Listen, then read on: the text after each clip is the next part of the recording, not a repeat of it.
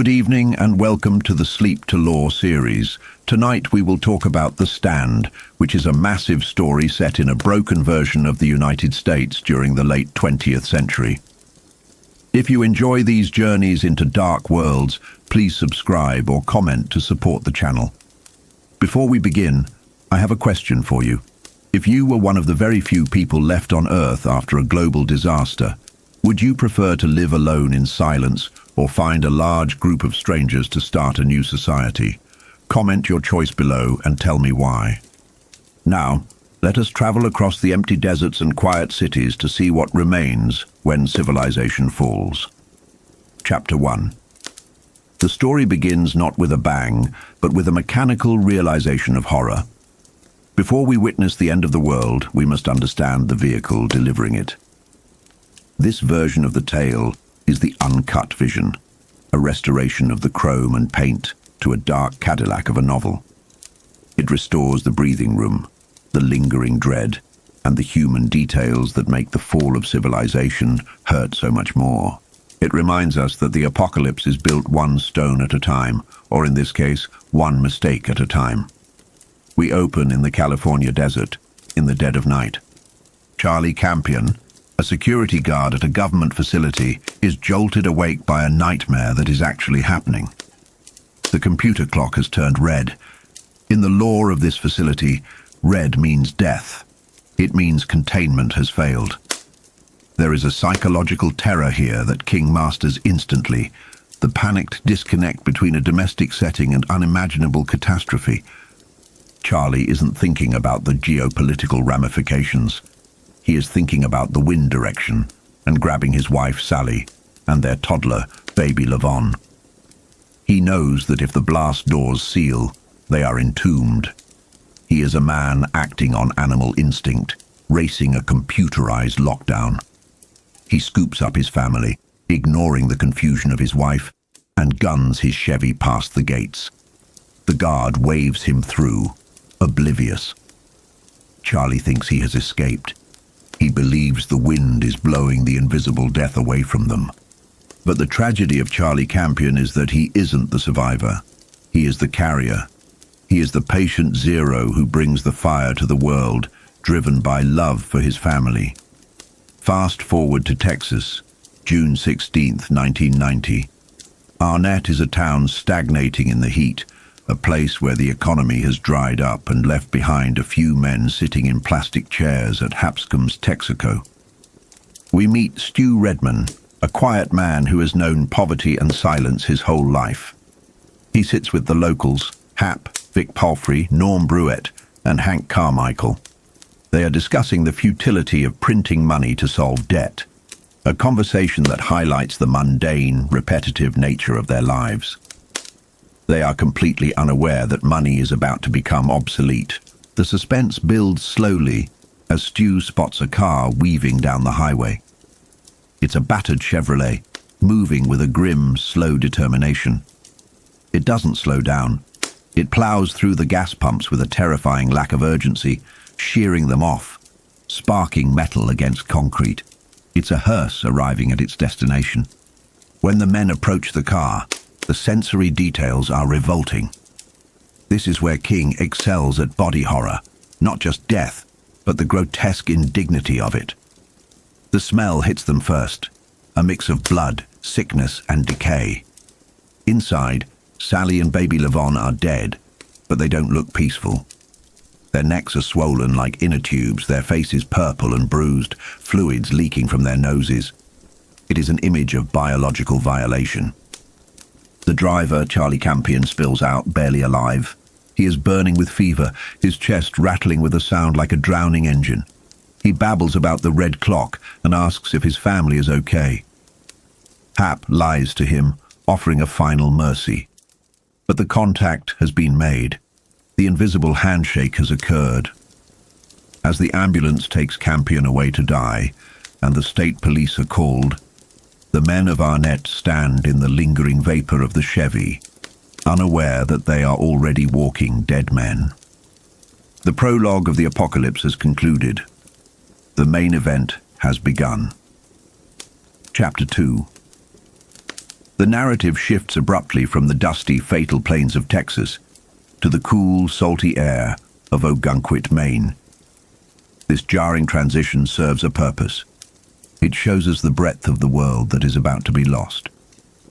While men in Texas are breathing in plague, a young woman named Franny Goldsmith is worrying about the trajectory of her life. Franny is pregnant.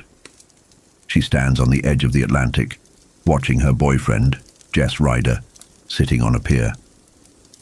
The scene is painted with the superficial beauty of a summer that will never really happen. Franny is dealing with the quintessential young adult drama, an unplanned pregnancy and a partner who is intellectually bright but emotionally hollow. Jess Ryder is described as a practicing poet, a young man more in love with the idea of himself than with reality. When Franny breaks the news to him, after a moment of slapstick comedy involving a bitten tongue that foreshadows the blood to come, the interaction turns cold. There is a profound sadness in this chapter. We are witnessing the disintegration of a relationship over a future that doesn't exist. Jess reacts with defensiveness and immaturity, treating the pregnancy as a problem to be debated rather than a life to be supported. He offers marriage, but it's a hollow gesture, and Franny, possessing a sharp intuition, rejects it. The tension escalates in the parking lot of a Dairy Queen. The argument is petty and painful. It culminates in Jess slapping Franny, a reflex of frustration from a boy trying to play a man. It's a small violence compared to what happened in Texas, but it signifies the breakdown of social contracts. Franny realizes she is alone. She drives away, spitting blood from her bitten tongue into the ocean. The salt air smells like tears. This chapter grounds us in the personal stakes. Franny fights for her unborn child's future, just as that future is being cancelled. Chapter 3. We return to Arnett the next morning, and the seed planted by Charlie Campion has begun to sprout. The horror here is domestic and quiet. Norm Brewitt wakes up in his rundown house, surrounded by poverty and the noise of his children. He feels terrible, a headache, a runny nose, a heaviness in his limbs. He interprets it as a summer cold or a hangover, the rational mind trying to categorize the irrational threat.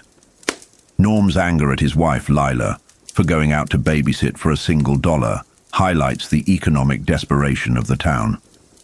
But the terrifying irony is revealed in the note she left.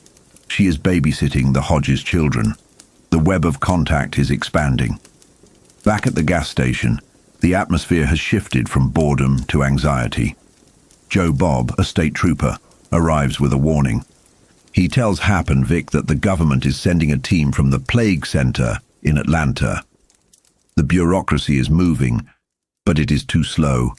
The doctors who examined Campion's body are terrified. There is a sense of closing doors here. Joe Bob warns them to keep quiet, suggesting a quarantine is coming, but as they talk, the symptoms are already manifesting. Hap is sneezing. Vic has a headache. They are bargaining with fate, telling themselves it's just a coincidence, just a bug. The perspective shifts to Lila Brewitt at the Hodges house. She is watching soap operas, trying to escape her drudgery while the baby, Cheryl, is sick. The description of the baby's illness is visceral, a whooping, ugly yell and thick yellow phlegm. Lila clears the baby's airway, an act of care that seals her own fate. She lights a cigarette and realizes she too is coughing. In these opening movements, we see the anatomy of a disaster. It doesn't look like an explosion. It looks like a neighbor helping a neighbor, a state trooper giving a friendly warning, and a mother wiping a child's face. The Captain Trips virus is now loose in the population, carried on the breath of kindness and the mundane interactions of daily life. The circle has opened, and there is no closing it now. Chapter 4. We find Starkey, a man who has spent 36 years following orders, sitting in the subterranean gloom of Project Blue. He is a soldier, a man of medals and presidential advisement, but now he is simply a terrified man staring at the collapse of everything he was sworn to protect. There is a psychological breakage happening here. Starkey is trying to maintain the rigid discipline of his rank while his mind screams. He watches the monitors. These screens are the only eyes left looking into the sterile hell of the labs below. The horror here is specific and bureaucratic. A piece of paper falls, revealing the coded doom, a containment breach of a strain with 99.4% communicability and excess mortality. It's a death sentence for the species, typed out in standard administrative font. Starkey activates the screens, and we see the juxtaposition of high-tech order and biological chaos. On one monitor, the desert above is calm, bathed in infrared. On another, a centrifuge in the physics lab spins endlessly. King uses this spinning machine as a masterstroke of irony.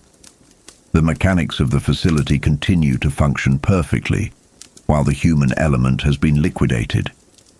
A Nobel Prize winner lies dead on the floor, but the lights and machines hum on, indifferent to his demise. It represents the ultimate failure of the failsafe.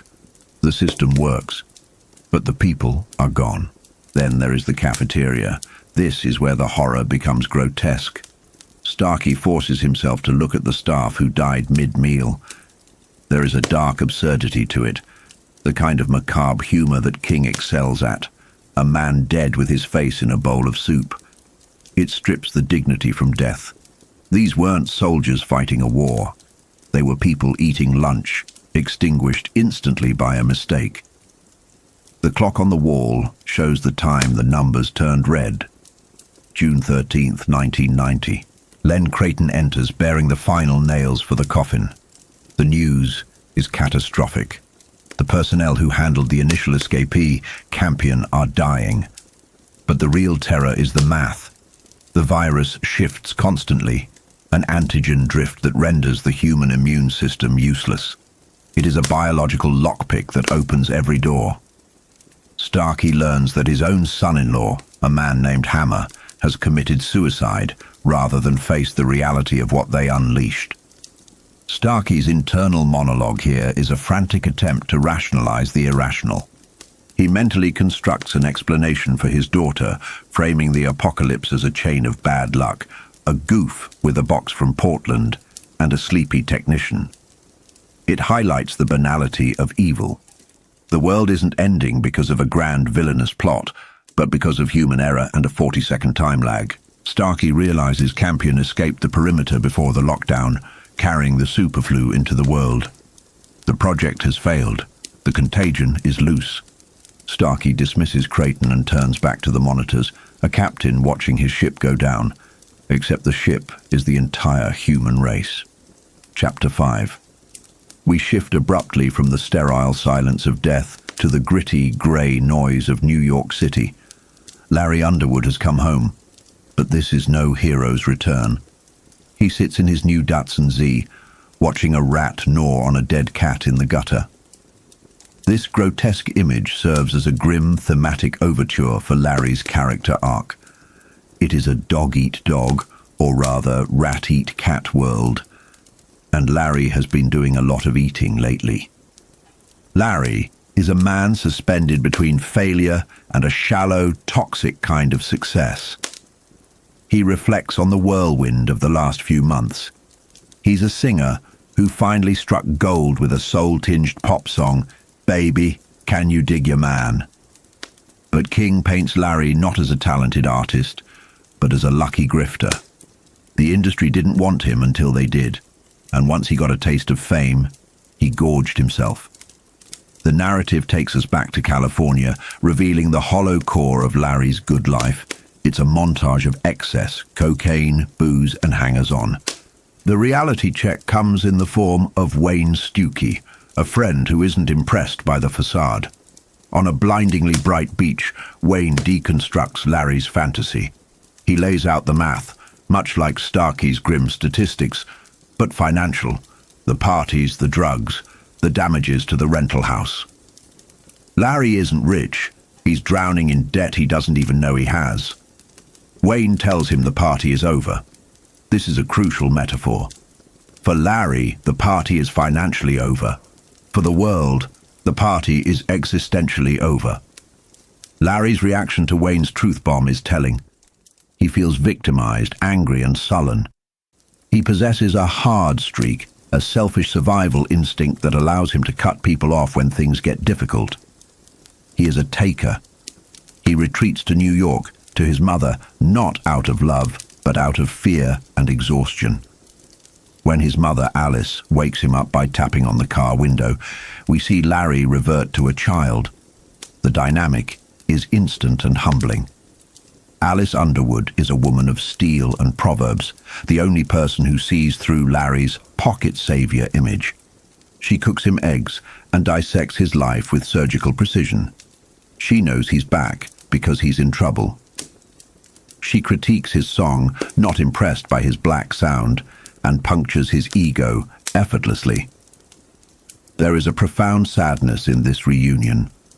Larry realizes that while he was out playing the big shot, his mother was just getting older, working hard, living a small life. He tries to impress her, but she knows him too well. She identifies that hard streak in him, noting that he uses it like a bludgeon to escape traps he set for himself. Larry breaks down and cries. It's a moment of regression. The pop star vanishes, leaving only a tired boy wanting his mommy. He sleeps for 18 hours, oblivious that the virus Campion carried is already racing across the highways he just traveled. He thinks his biggest problem is debt, but the Reaper is already at the door. Chapter 6. The narrative moves to Ogunquit, Maine, bringing a drastic shift in tone. If Starkey's chapter was technological horror and Larry's was urban decay, this is pastoral peace. We find Franny Goldsmith in a garden with her father, Peter. The lighting is golden, the atmosphere heavy with the sweet, timeless feeling of early summer. This is the calm before the storm, a glimpse of the beauty that is about to be lost. Franny and her father share a rare and beautiful bond, a conspiracy of warmth against the harsh, critical nature of her mother, Carla. Peter is a man of quiet wisdom, a machinist who distrusts the princes of the world. He represents the moral center of the story, grounded, practical, and deeply loving. Franny has a secret that is eating her alive. In the safety of the bean rows, she drops her bombshell. She is pregnant. Peter's reaction is a masterclass in parenting. He doesn't explode. He processes. He offers her a seat on the rock wall. He asks the necessary questions about the father, Jesse, and about their precautions, but he refuses to lay blame. He knows his wife will provide enough judgment for both of them. Franny admits she doesn't love Jesse. She describes him as weak, a man she can't respect because she once got the giggles at a serious poetry reading and he couldn't handle it. It sounds trivial, but it reveals Franny's deep intuitive need for authenticity, something Jesse lacks. She realizes she cannot marry a man she doesn't respect just to fix a mistake. Then the conversation turns to the hardest choice, abortion. Here, King delves into the deep scars of the Goldsmith family. Peter speaks of their lost son, Fred, who was killed by a drunk driver years ago. This tragedy froze Carla in time, turning her into a bitter, rigid woman, but it gave Peter a painful reverence for life. He confesses that he cannot view abortion through the lens of politics or women's rights, but only through the lens of his dead son. To him, life is too precious to discard, because he knows the agony of having it stolen. It's a heavy, philosophical dialogue that foreshadows the themes of the entire book, the struggle between life and death. In a world about to be washed in blood, Franny is carrying new life. She decides she wants to keep the baby. She wants to claim her own future, regardless of the difficulty. Peter supports her not because it's easy, but because they are family. As Carla's car pulls into the driveway, the idyllic bubble bursts.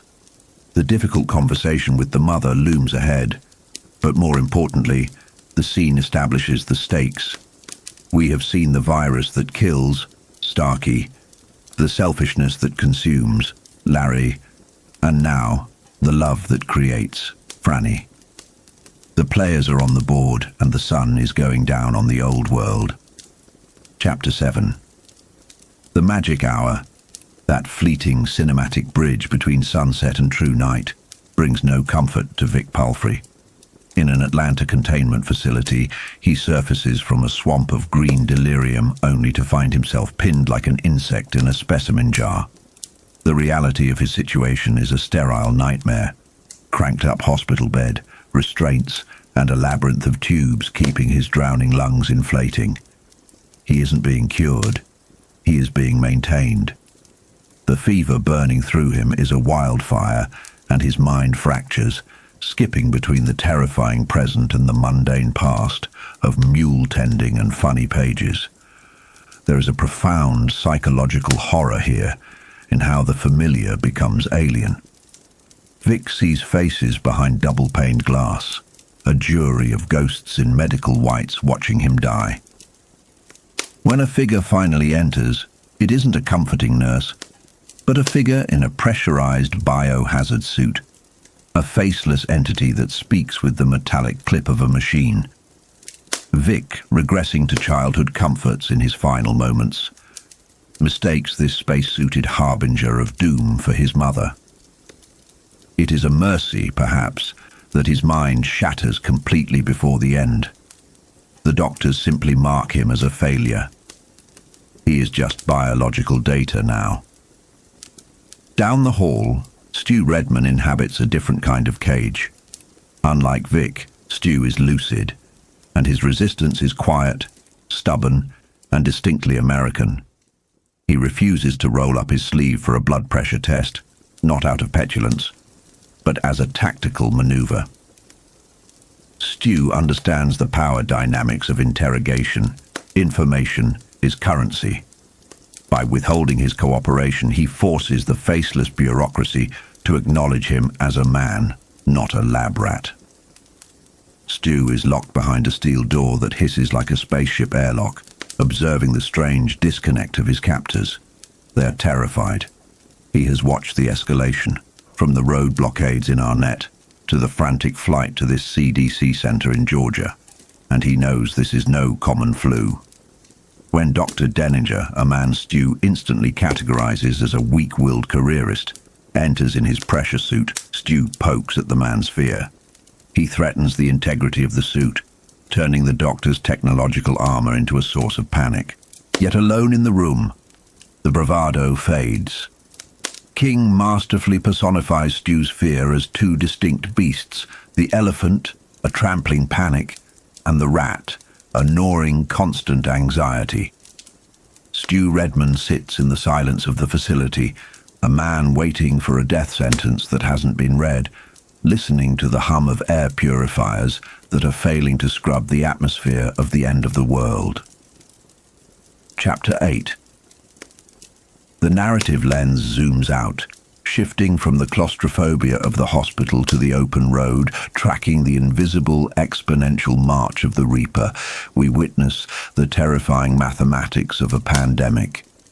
It begins with a speeder named Harry Trent, pulled over in East Texas.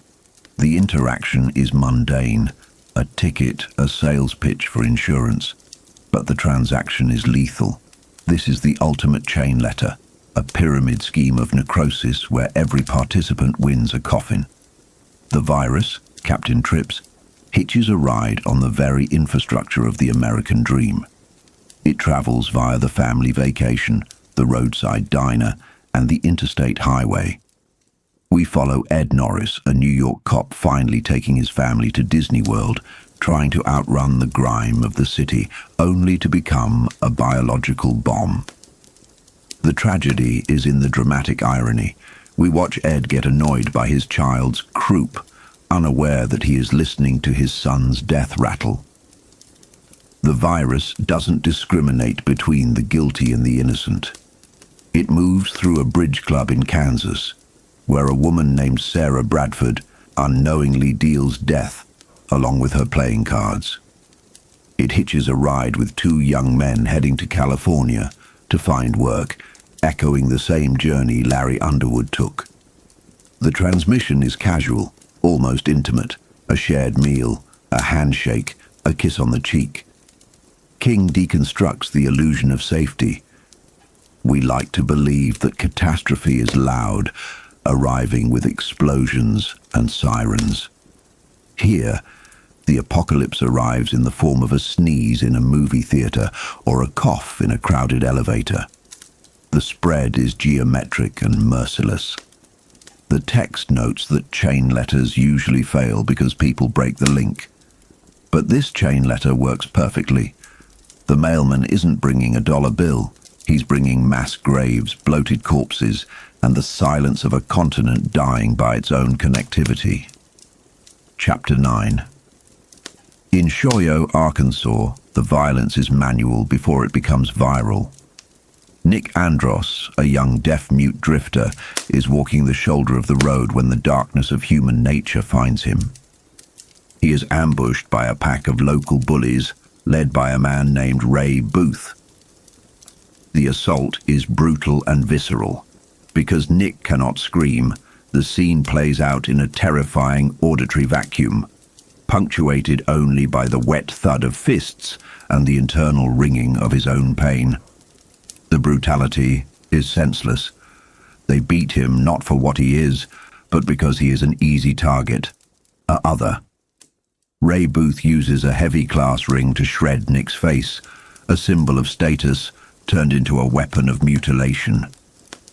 Nick is left broken on the asphalt, staring at a piece of quartz embedded in a tire that almost crushes his skull, a singular point of focus in a fading world. When Nick awakens, he is in a small-town jail cell. Enter Sheriff John Baker, a man cut from the cloth of old-world decency, yet tragic in his obsolescence.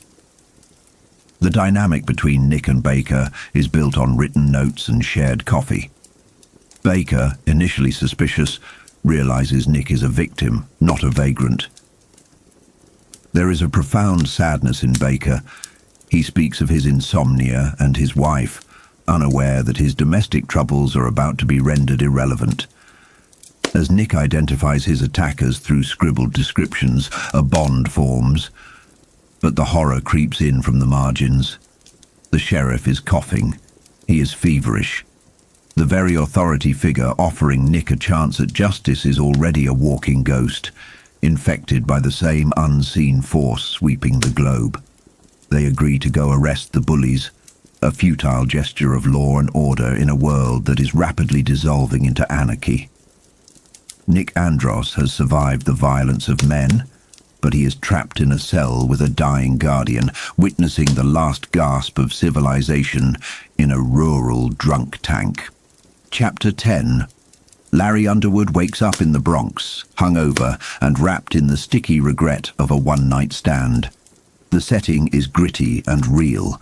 The smell of frying bacon, the clutter of a stranger's apartment, the vague memory of sexual excess that feels hollow in the morning light. Larry is a man who consumes people. He is with a woman named Maria, not because he cares for her, but because he needed comfort. Now he just wants to escape. The scene serves as a character study of Larry's narcissism. He discovers his mother has stocked his childhood home with his favorite foods, a silent testament to her love, yet he is occupied with extracting himself from Maria's apartment without drama. He fails. The confrontation is pathetic and violent. Maria, realizing she has been used by a man she idealized as a rock star, turns from seductress to fury. When she throws a spatula that cuts his forehead, the absurdity heightens the realism. Larry's reaction is cruel. He mocks her, refuses to validate her feelings, and retreats. Her screaming accusation, "You ain't no nice guy," chases him down the street like a curse. It is the central conflict of Larry's existence. He believes he is a good person who just happens to do bad things, but the evidence is mounting against him. As he flees the scene, dodging bottles thrown from the window, Larry laughs. It is a hysteric, borderline manic reaction. He is trying to dismiss the encounter as just another crazy chick, but deep down, the accusation sticks. He is a taker in a world that is about to demand everything. He hails a cab, bleeding from the head, carrying the guilt of a user, heading toward his mother's house while the city around him unknowingly incubates the end of days. He is a nice guy in his own mind, but a monster in practice. A dichotomy he will soon be forced to reconcile. Chapter 11. Larry Underwood stands in the sterile hallway of a Japanese camera company, a setting that emphasizes just how far he is from his own element. He is a man who thrives in the chaotic, nocturnal energy of the music scene. Yet here he is, towering over the employees, feeling like an imposter in his own life. He finds his mother, Alice, not in a place of comfort, but in a custodial closet, a stark reminder of the reality he has been trying to outrun. She is counting cleaning supplies, her back to him, a figure of weary resilience. The interaction that follows is a masterclass in the psychology of guilt. Larry, fresh off a night of debauchery that he can barely remember, wants to flee. His fight-or-flight response kicks in, urging him to jump in his Datsun and drive until the guilt in his gut vanishes. But he stays. The dialogue here is sharp, stripping away Larry's nice guy facade. Alice doesn't buy his act. She knows him better than he knows himself, identifying the core flaw in his character. Larry is a taker. It's a devastating insight. She points out that he isn't malicious, but he moves through life absorbing the resources and emotional labor of others because he simply doesn't know how to give back. Despite the harsh truths, there is a fragile reconciliation. They bond over the promise of a gin-rummy game and a lie about his financial stability. Larry plays the role of the successful son, and Alice allows herself to believe it, or at least to pretend. He leaves with a loan from her purse, proving her point about him being a taker even as he kisses her cheek. He heads to a movie theater, seeking the artificial escapism of the cinema. He watches a horror movie, unaware of the grim irony playing out in the real world. On screen, teenagers die in their dreams. In the row behind Larry, a man begins to cough. It is a dry, hacking sound that signals the curtain call for civilization. The horror is no longer on the screen. It is breathing down Larry's neck. Chapter 12.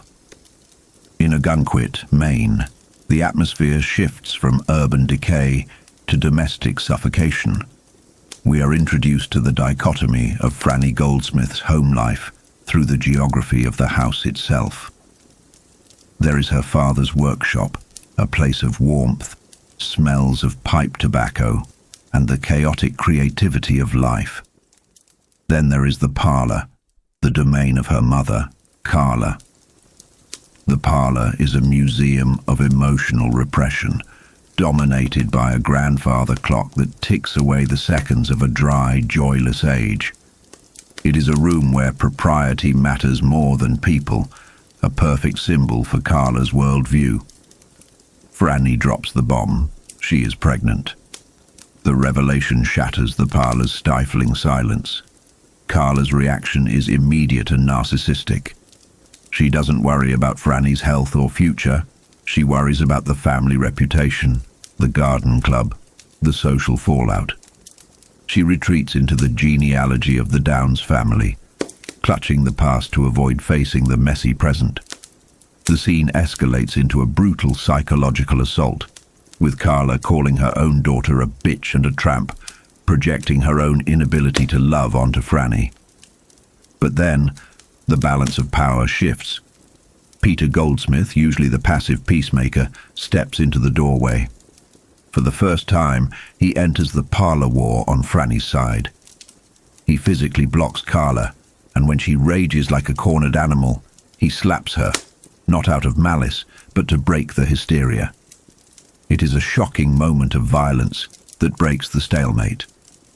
Peter delivers the ultimate verdict. Carla has been emotionally dead since their son Fred died years ago. She has used her grief as a shield to stop caring about the living.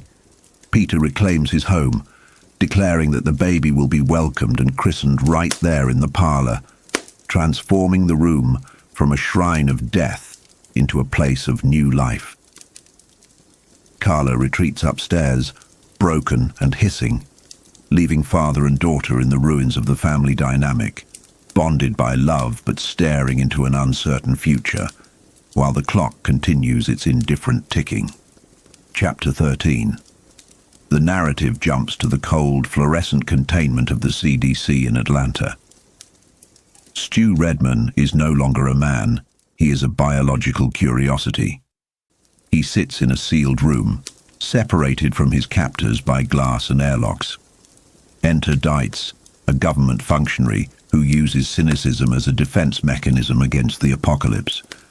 He isn't wearing a biosuit, just a nasal filter, a small detail that screams of the arrogance of bureaucracy.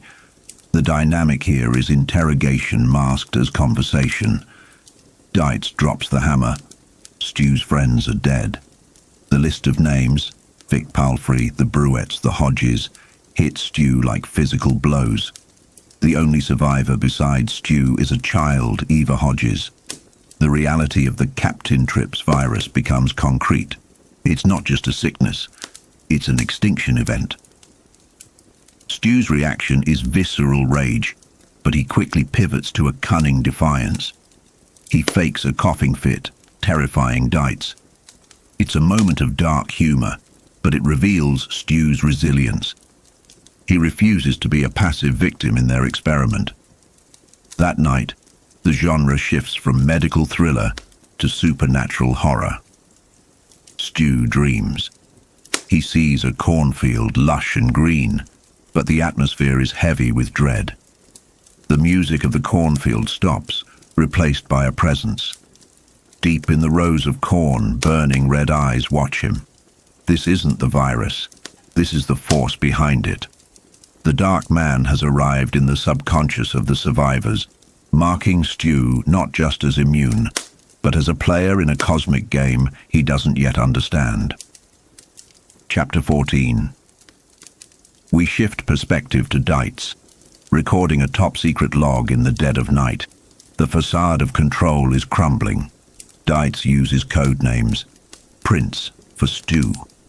Princess for the little girl Eva, trying to maintain professional distance, but the fear is bleeding through. The news is catastrophic. Ava, previously thought immune, has succumbed to the virus. The experimental vaccine didn't just fail, it killed a police officer, accelerating the disease and driving him to delirium before death. Dietz's monologue exposes the terrifying reality. Science is impotent here.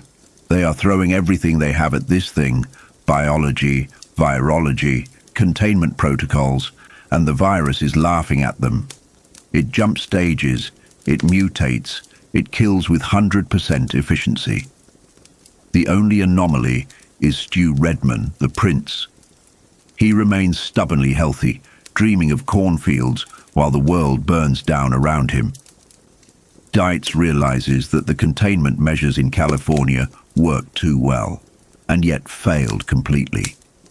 They are trapped in a facility with a monster they cannot see, cannot fight, and cannot understand. The terror here comes from the realization that the people in charge, the adults in the room, are just as helpless as everyone else. Chapter 15. The clock strikes midnight, marking the start of a new day and the end of the old world. The focus narrows to Patty Greer, a nurse at the facility. She is a portrait of banality, worrying about difficult patients and categorizing them as good sports or old poops. She represents the everyday human error that no protocol can account for. As she walks down the hallway to check on the patients, her nose tickles. It's such a small, insignificant sensation. She sneezes, once, 3 times. She dismisses it as hay fever, ignoring the bright red warning signs posted at her station. In her mind, the high-tech biosuits and the sealed environment make her invulnerable. It is the ultimate hubris. She doesn't report it. She proceeds to her rounds, infecting a doctor and another nurse along the way. There is no explosion, no siren, no dramatic music. Just a sneeze in a quiet corridor. The breach is complete. The fortress has fallen not to an army, but to a microscopic error. The virus has escaped the last line of defense, carried on the breath of a woman worrying about a cranky patient. The apocalypse has officially left the building. Chapter 16. On June 23rd, a white Continental is screaming north along US 180, a shining chrome missile tearing through the heat. Inside are two agents of chaos, Lloyd Henreid and Poke Freeman. They are running on high-octane fear, adrenaline, and a cocktail of narcotics that would kill a horse. They aren't just thieves. They are a rolling disaster area. They've left a trail of 6 bodies in their wake, a senseless breadcrumb trail of violence that stretches back to the owners of this very car. But it isn't the murder that has them sweating in the desert sun. It's the contraband. Their stolen ride is packed with enough cocaine, hash, and marijuana to put them away for lifetimes, alongside an arsenal of weaponry that includes a Schmeisser submachine gun. They are interstate fugitives, a label Lloyd wears with a pathetic sort of pride, imagining himself a gangster from a noir film rather than a desperate junkie in over his head. There is a profound, terrifying stupidity to their evil. Lloyd is the follower, the man who bought 8 milkshakes in Silver City, a man who grinned at a waitress until she felt the cold breath of the grave. They are careening through the forgotten back roads of the Southwest, drifting between states of chemical euphoria and paranoid terror. Poke, driving like a maniac, is the catalyst. He's volatile, shouting nonsense, weaving the massive car across the white lines, while Lloyd rolls joints the size of cigars. They are playing a game of chicken with the universe, convinced they are outsmarting the law, while in reality, they are completely cornered. They discuss their origin story, a meeting in a Nevada work farm called Brownsville. It was there Poke pitched the big score to Lloyd. The plan was simple, brutal, and flawed from the start. Rob a fence named Gorgeous George in Vegas, and they did it. They taped George up and beat him black and blue not out of necessity, but out of a performative cruelty. The horror of that scene lies in its casual nature. When Lloyd worried George might talk, Poke's solution was simple. Pokerize him. They suffocated the man with tape, watching him thrash and die with the detached amusement of children burning ants. It's a chilling insight into their psyche. Human life is an obstacle, nothing more. Now, running on fumes and bad vibes, they hit Arizona again. They decide to hit a small general store in a place called Burrock. It's a decision born of munchies and a vague need for cash, the kind of impulsive choice that ends lives. They roll in, armed to the teeth. Lloyd takes the Schmeisser. Poke takes his .357. They enter the store expecting submission, but violence is a pendulum, and it swings back. The robbery disintegrates into pandemonium instantly. Lloyd fires a warning shot, destroying the lights. Poke, high on power, shoots a female customer dead just for the thrill of it. But the universe has a dark sense of humor. A cowboy at the counter, cool as ice, draws a .45 and blows away the side of Poke's face. The scene descends into a slapstick nightmare of gore. Poke, half faceless and screaming, flails backward. Lloyd, terrified and firing blindly, destroys the store. Soda bottles, pickled eggs, and merchandise explode in a cacophony of destruction. He manages to kill the cowboy, but the damage is done.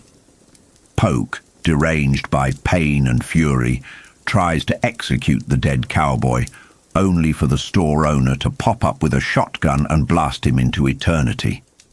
Lloyd Henraid, the gangster, the interstate fugitive, is left standing alone in the ruins of his own making. He runs, but he's forgotten the keys. He is apprehended not in a blaze of glory, but in a pathetic heap, knocked unconscious by a state trooper, while the store owner vomits on his own shoes.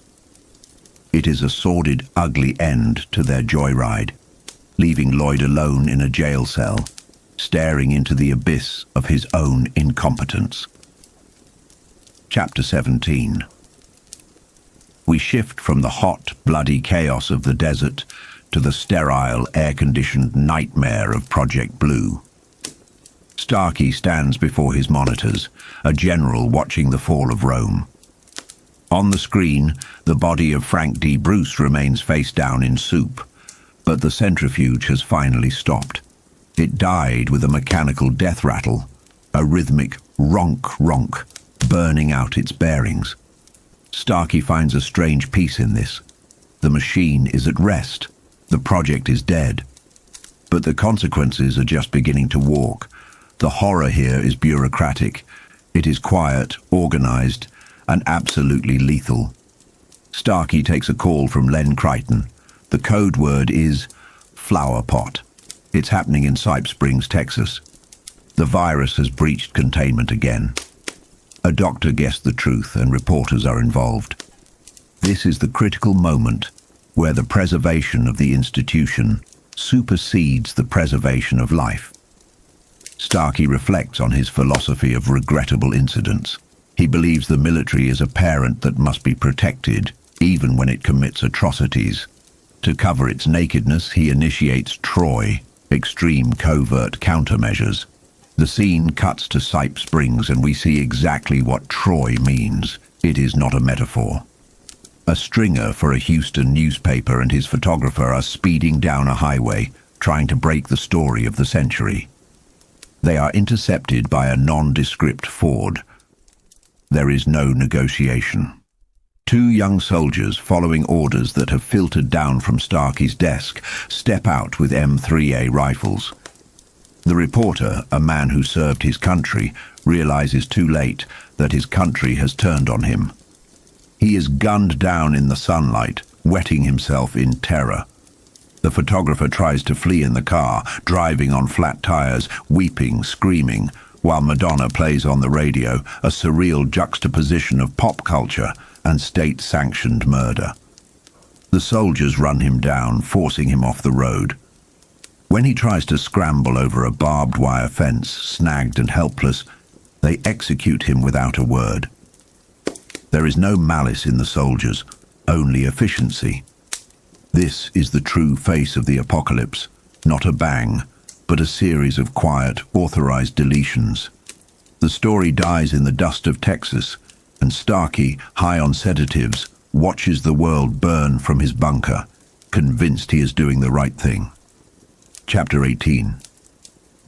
In Shoyo, Arkansas, the terror is quieter, creeping in like the humidity.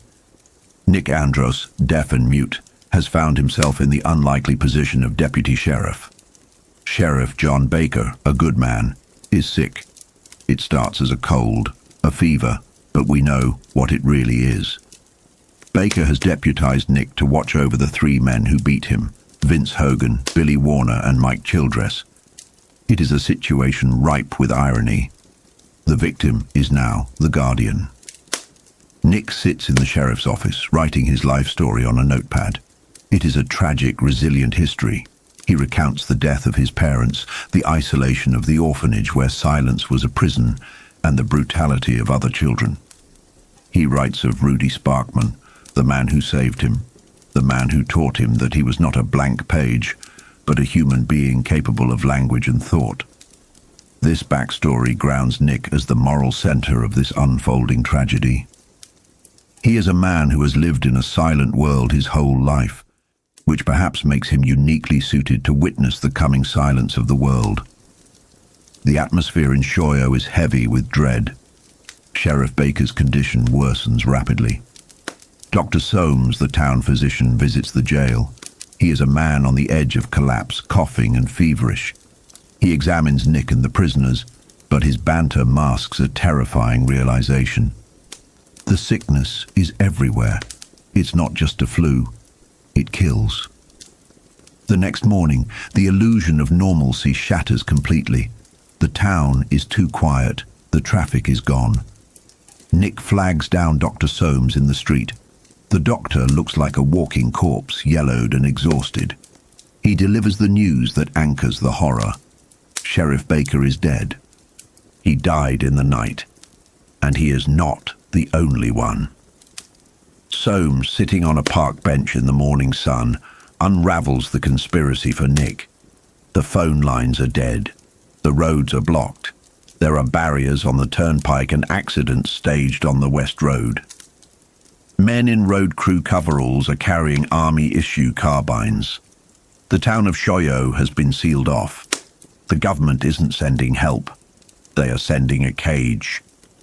Soames realizes the paranoia he once mocked was justified. Someone made a mistake, he tells Nick, and they're trying to cover it up. It is the echo of Starkey's Troy order, felt now by the victims. The doctor lists the symptoms: the chills, the glandular swelling, the inevitable respiratory failure. It is a death sentence, and they have all been served.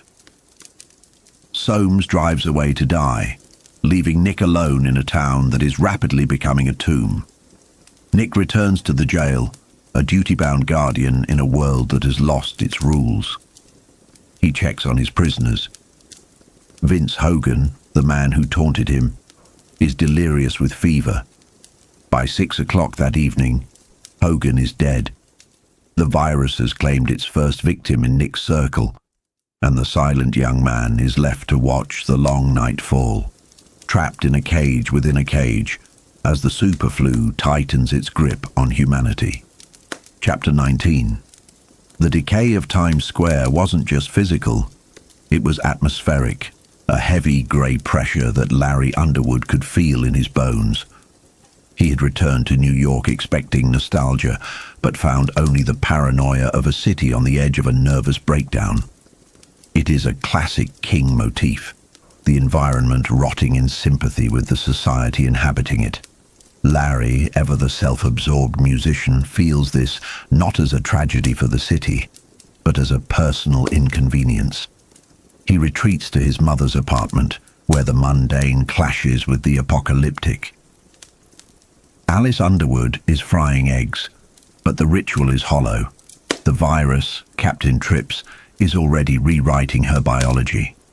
Larry's narcissism acts as a shield. Even when he calls California and learns from Arlene that he's suddenly wealthy, $13,000 richer, and that his rival Wayne Stuckey is hospitalized, the gravity of the situation doesn't fully land. He is playing pocket pool with his wallet while the world burns. But reality crashes in through the front door. When he returns to the apartment, the storm outside mirrors the fever storm inside his mother. The description here is visceral and horrifying. Alice is no longer his mother, but a biological reactor overheating. Her eye rolls like a hog in a slaughter pen, a dehumanizing detail that emphasizes the virus's power to strip away dignity. As Larry scrambles for help, encountering the mechanical indifference of a recorded hospital message, the true psychological horror sets in. It isn't just the fear of death, it is the intrusion of selfishness. As his mother lies dying, Larry's inner monologue is plagued by the despicable thought, how is this going to screw up my plans? This is the darkness of the human condition, the survival instinct warring with empathy, proving that the monster isn't just the flu, it's the ugly truth inside us all. Chapter 20. In Ogunquit, the storm is also raging, battered by the Atlantic winds, mirroring the turbulence within Franny Goldsmith. She sits in the Harbourside Hotel, pregnant and isolated, trying to compose a letter that refuses to be written. The isolation here is palpable. Franny is cut off from her past, rejecting the proposal of her baby's father, Jess, and estranged from her parents. When Jess calls, offering marriage, she shuts him down. It is a moment of profound maturity forced by trauma. She realizes that shared panic is not a foundation for a life. But the virus does not care about personal growth. It strikes at the pillars of her stability. Her father, Peter, calls, his voice cracking with a terror that Franny has never heard. Her mother, Carla, the woman who ran every committee, the town's iron matriarch, is delirious, her lungs filling with fluid. The swiftness of the collapse is terrifying. One moment she is a woman worrying about genealogy. The next, she is a statistic on a waiting list for an ambulance that is already full of the dying. As Franny waits on the porch for her father, the guilt begins to gnaw at her. This is the theme of the pie. She tells herself she must eat her pie, a metaphor for swallowing the bitter, jagged reality of her choices and the chaotic universe. There is no escape, no soft landing. The rainbow over the water offers a cruel, mystic contrast to the biological holocaust unfolding in her hometown. She must consume her guilt, bite by bite, or be consumed by it. Chapter 21. Stu Redman has been moved from a medical curiosity to a political prisoner.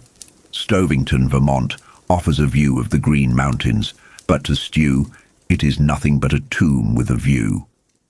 The shift in power dynamics is absolute. The doctors are gone, replaced by soldiers.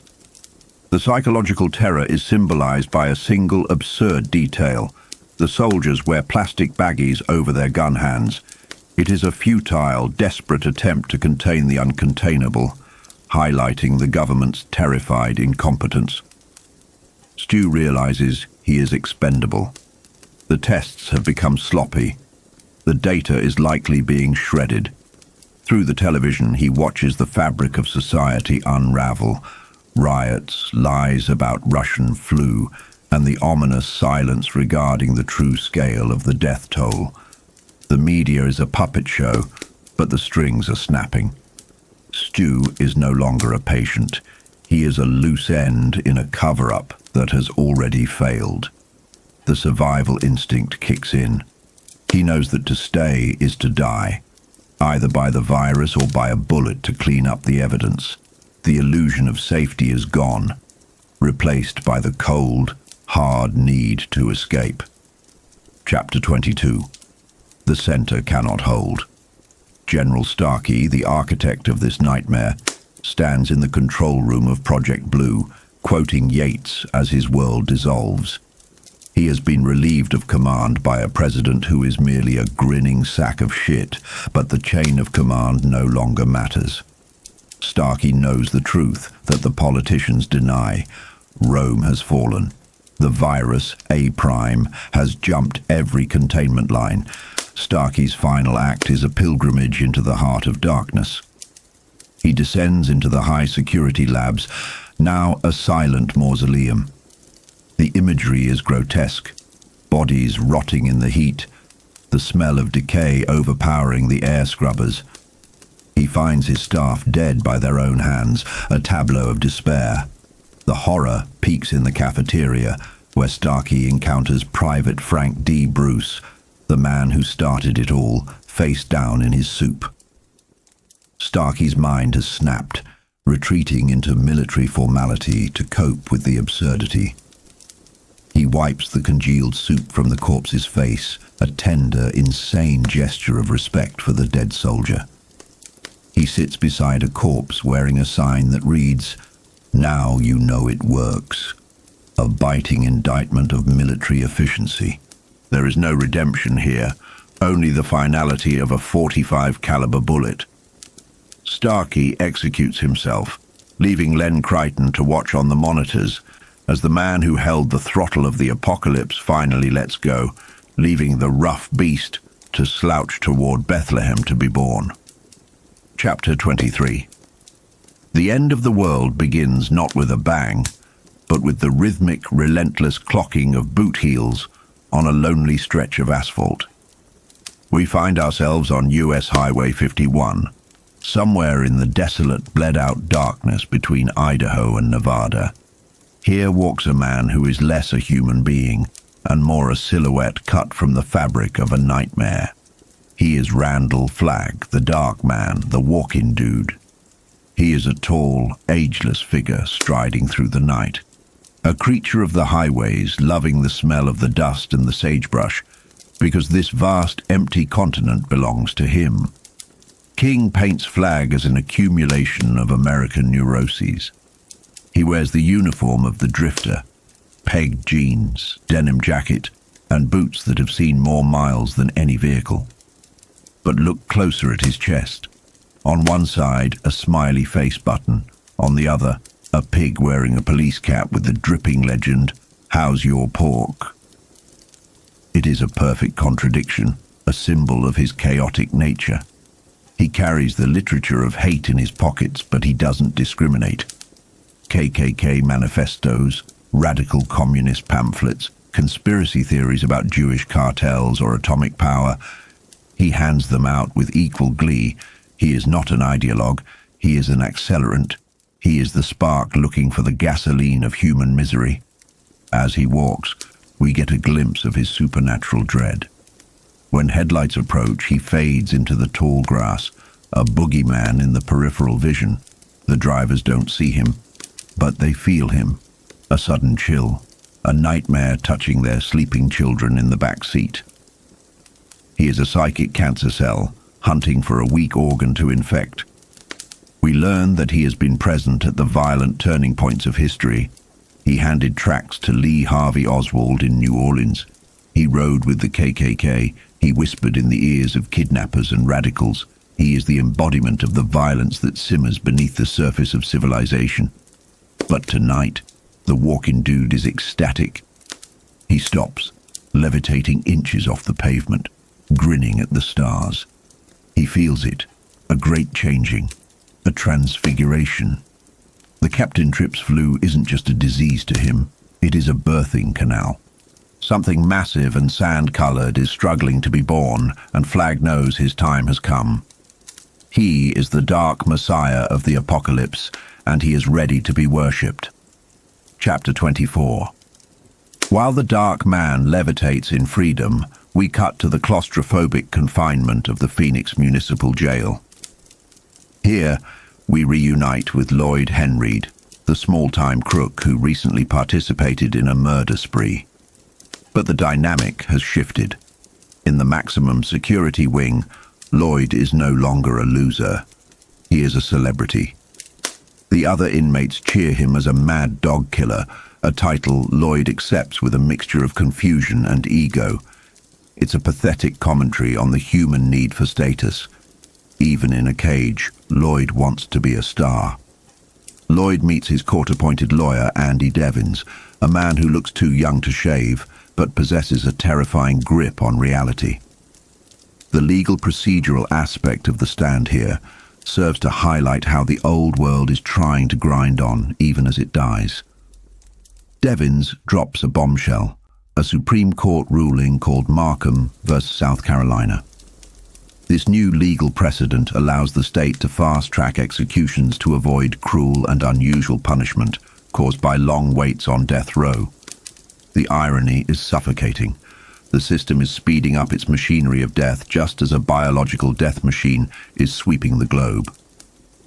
Lloyd, expecting years of appeals, is told he will be tried, convicted, and executed within weeks. He is terrified, haunted by the memory of his dead partner Poke, and now facing the electric chair. Devins tries to coach him, explaining that their only hope is a jury too squeamish to execute a man so quickly. The chapter ends on a note of brutal nihilism. In the exercise yard, Lloyd is riding high on his jailhouse fame until a bald inmate named Mathers, with the tacit approval of the guards, kicks Lloyd violently in the groin. As Lloyd writhes in agony, vomiting and weeping in the dust, Mathers offers a cold apology. It's a tough old world. It is a microcosm of the coming anarchy, the strong preying on the weak, with no authority to stop it. Lloyd is alone, in pain, and utterly trapped. Chapter 25. We leave the sun-baked cruelty of Phoenix for the humid, silent tragedy of Shoyo, Arkansas. The horror here is not manic like Flagg's, nor bureaucratic like Lloyd's. It is intimate and sorrowful. Nick Andros, our deaf-mute protagonist, is witnessing the death of a town. Nick is holed up in the house of the late Sheriff Baker, caring for the sheriff's widow, Jane. The sensory isolation of Nick's character adds a layer of profound helplessness to the narrative. He cannot hear Jane's ragged breathing. He can only see the sweat on her skin and the terror in her delirium. The town outside is a graveyard. Dogs roam the streets, starving and foaming at the mouth. The silence of the text amplifies the desolation. Nick knocks on doors seeking help, but finds only sickness, fear, or corpses. The situation at the jail, where Nick is still dutifully guarding the prisoners, deteriorates into nightmare. Vince Hogan, the loudmouth, is dead, his body bloated and black-necked, a victim of the superflu. The remaining two prisoners, Mike Childress and Billy Warner, are trapped in a cage with the corpse, losing their minds. In a moment of moral exhaustion, Nick decides to release Mike. It is an act of mercy, but also of resignation. Mike flees the jail, stealing a look of horror at the empty town, before running into the unknown, likely to die alone. It is the dissolution of law and order. Nick realizes that keeping men in a cage when the world is ending is a pointless cruelty. As the superflu tightens its grip, the media gaslights the public.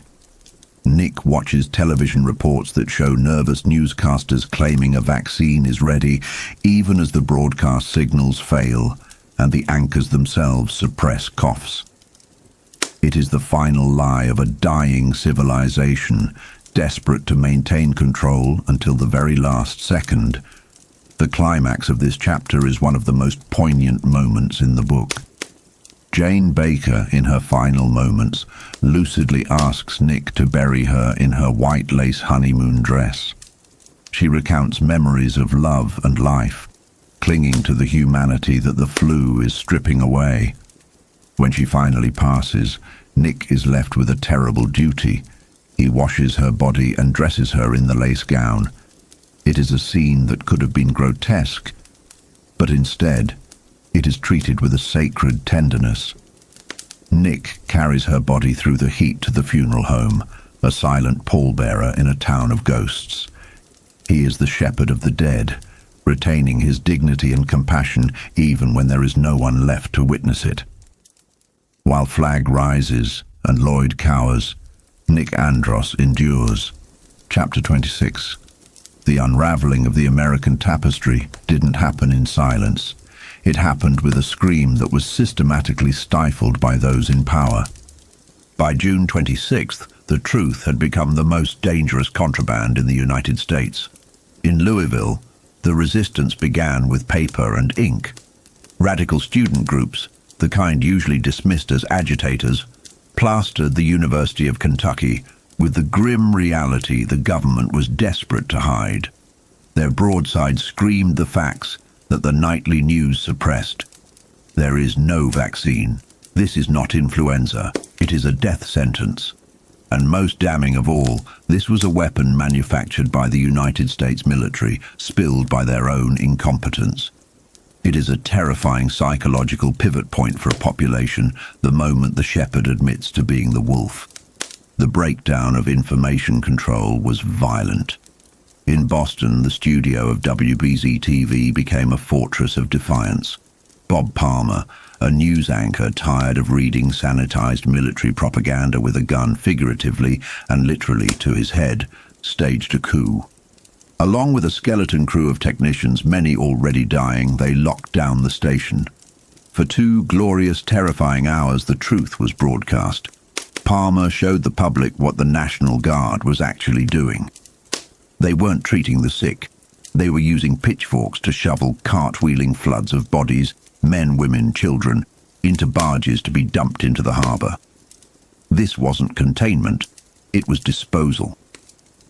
The broadcast only ended when the military blew the transmitter and the journalists were executed for treason.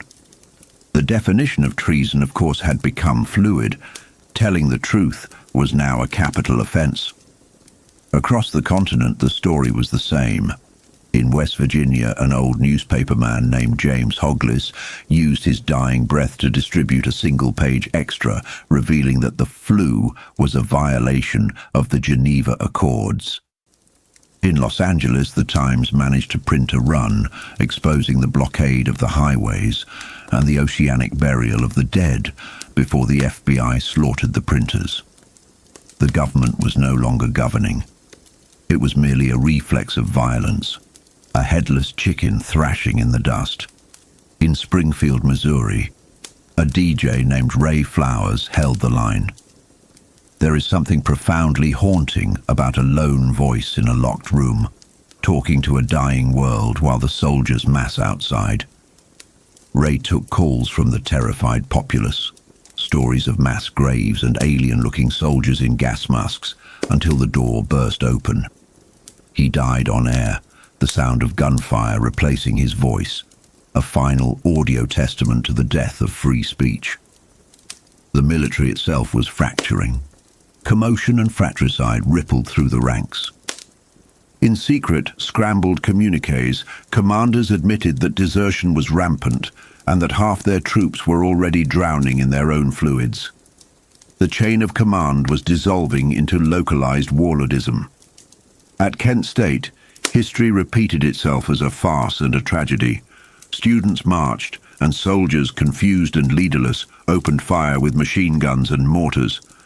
In San Francisco, a sergeant declared himself president of a new republic, only to be gunned down by a major still clinging to the old order. It was a cacophony of madness.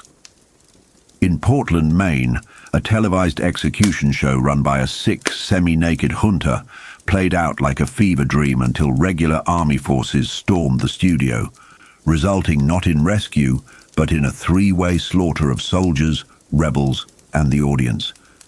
And through it all, the official lie persisted. The president, broadcasting from a bunker disguised as the Oval Office, wheezed and coughed through a speech denying everything. He claimed it was just the flu, claimed the vaccine was coming, claimed the rumors of biological warfare were falsehoods. But the virus cares nothing for politics. As he spoke, spasms of sickness racked his body, betraying every word. The image of the leader, sweating and hacking while promising safety, is the ultimate symbol of the society's necrosis. As the chapter closes, the chaos settles into a terrifying silence. In Des Moines, a car cruises the empty, body-strewn streets, its loudspeaker blaring, "Keep on the sunny side." It is the soundtrack of the apocalypse, saccharine optimism playing to a graveyard. And in Atlanta, a spray-painted message on a church summarizes the collective despair. "Dear Jesus, I will see you soon. P.S. I hope you will still have some vacancies." Chapter 27.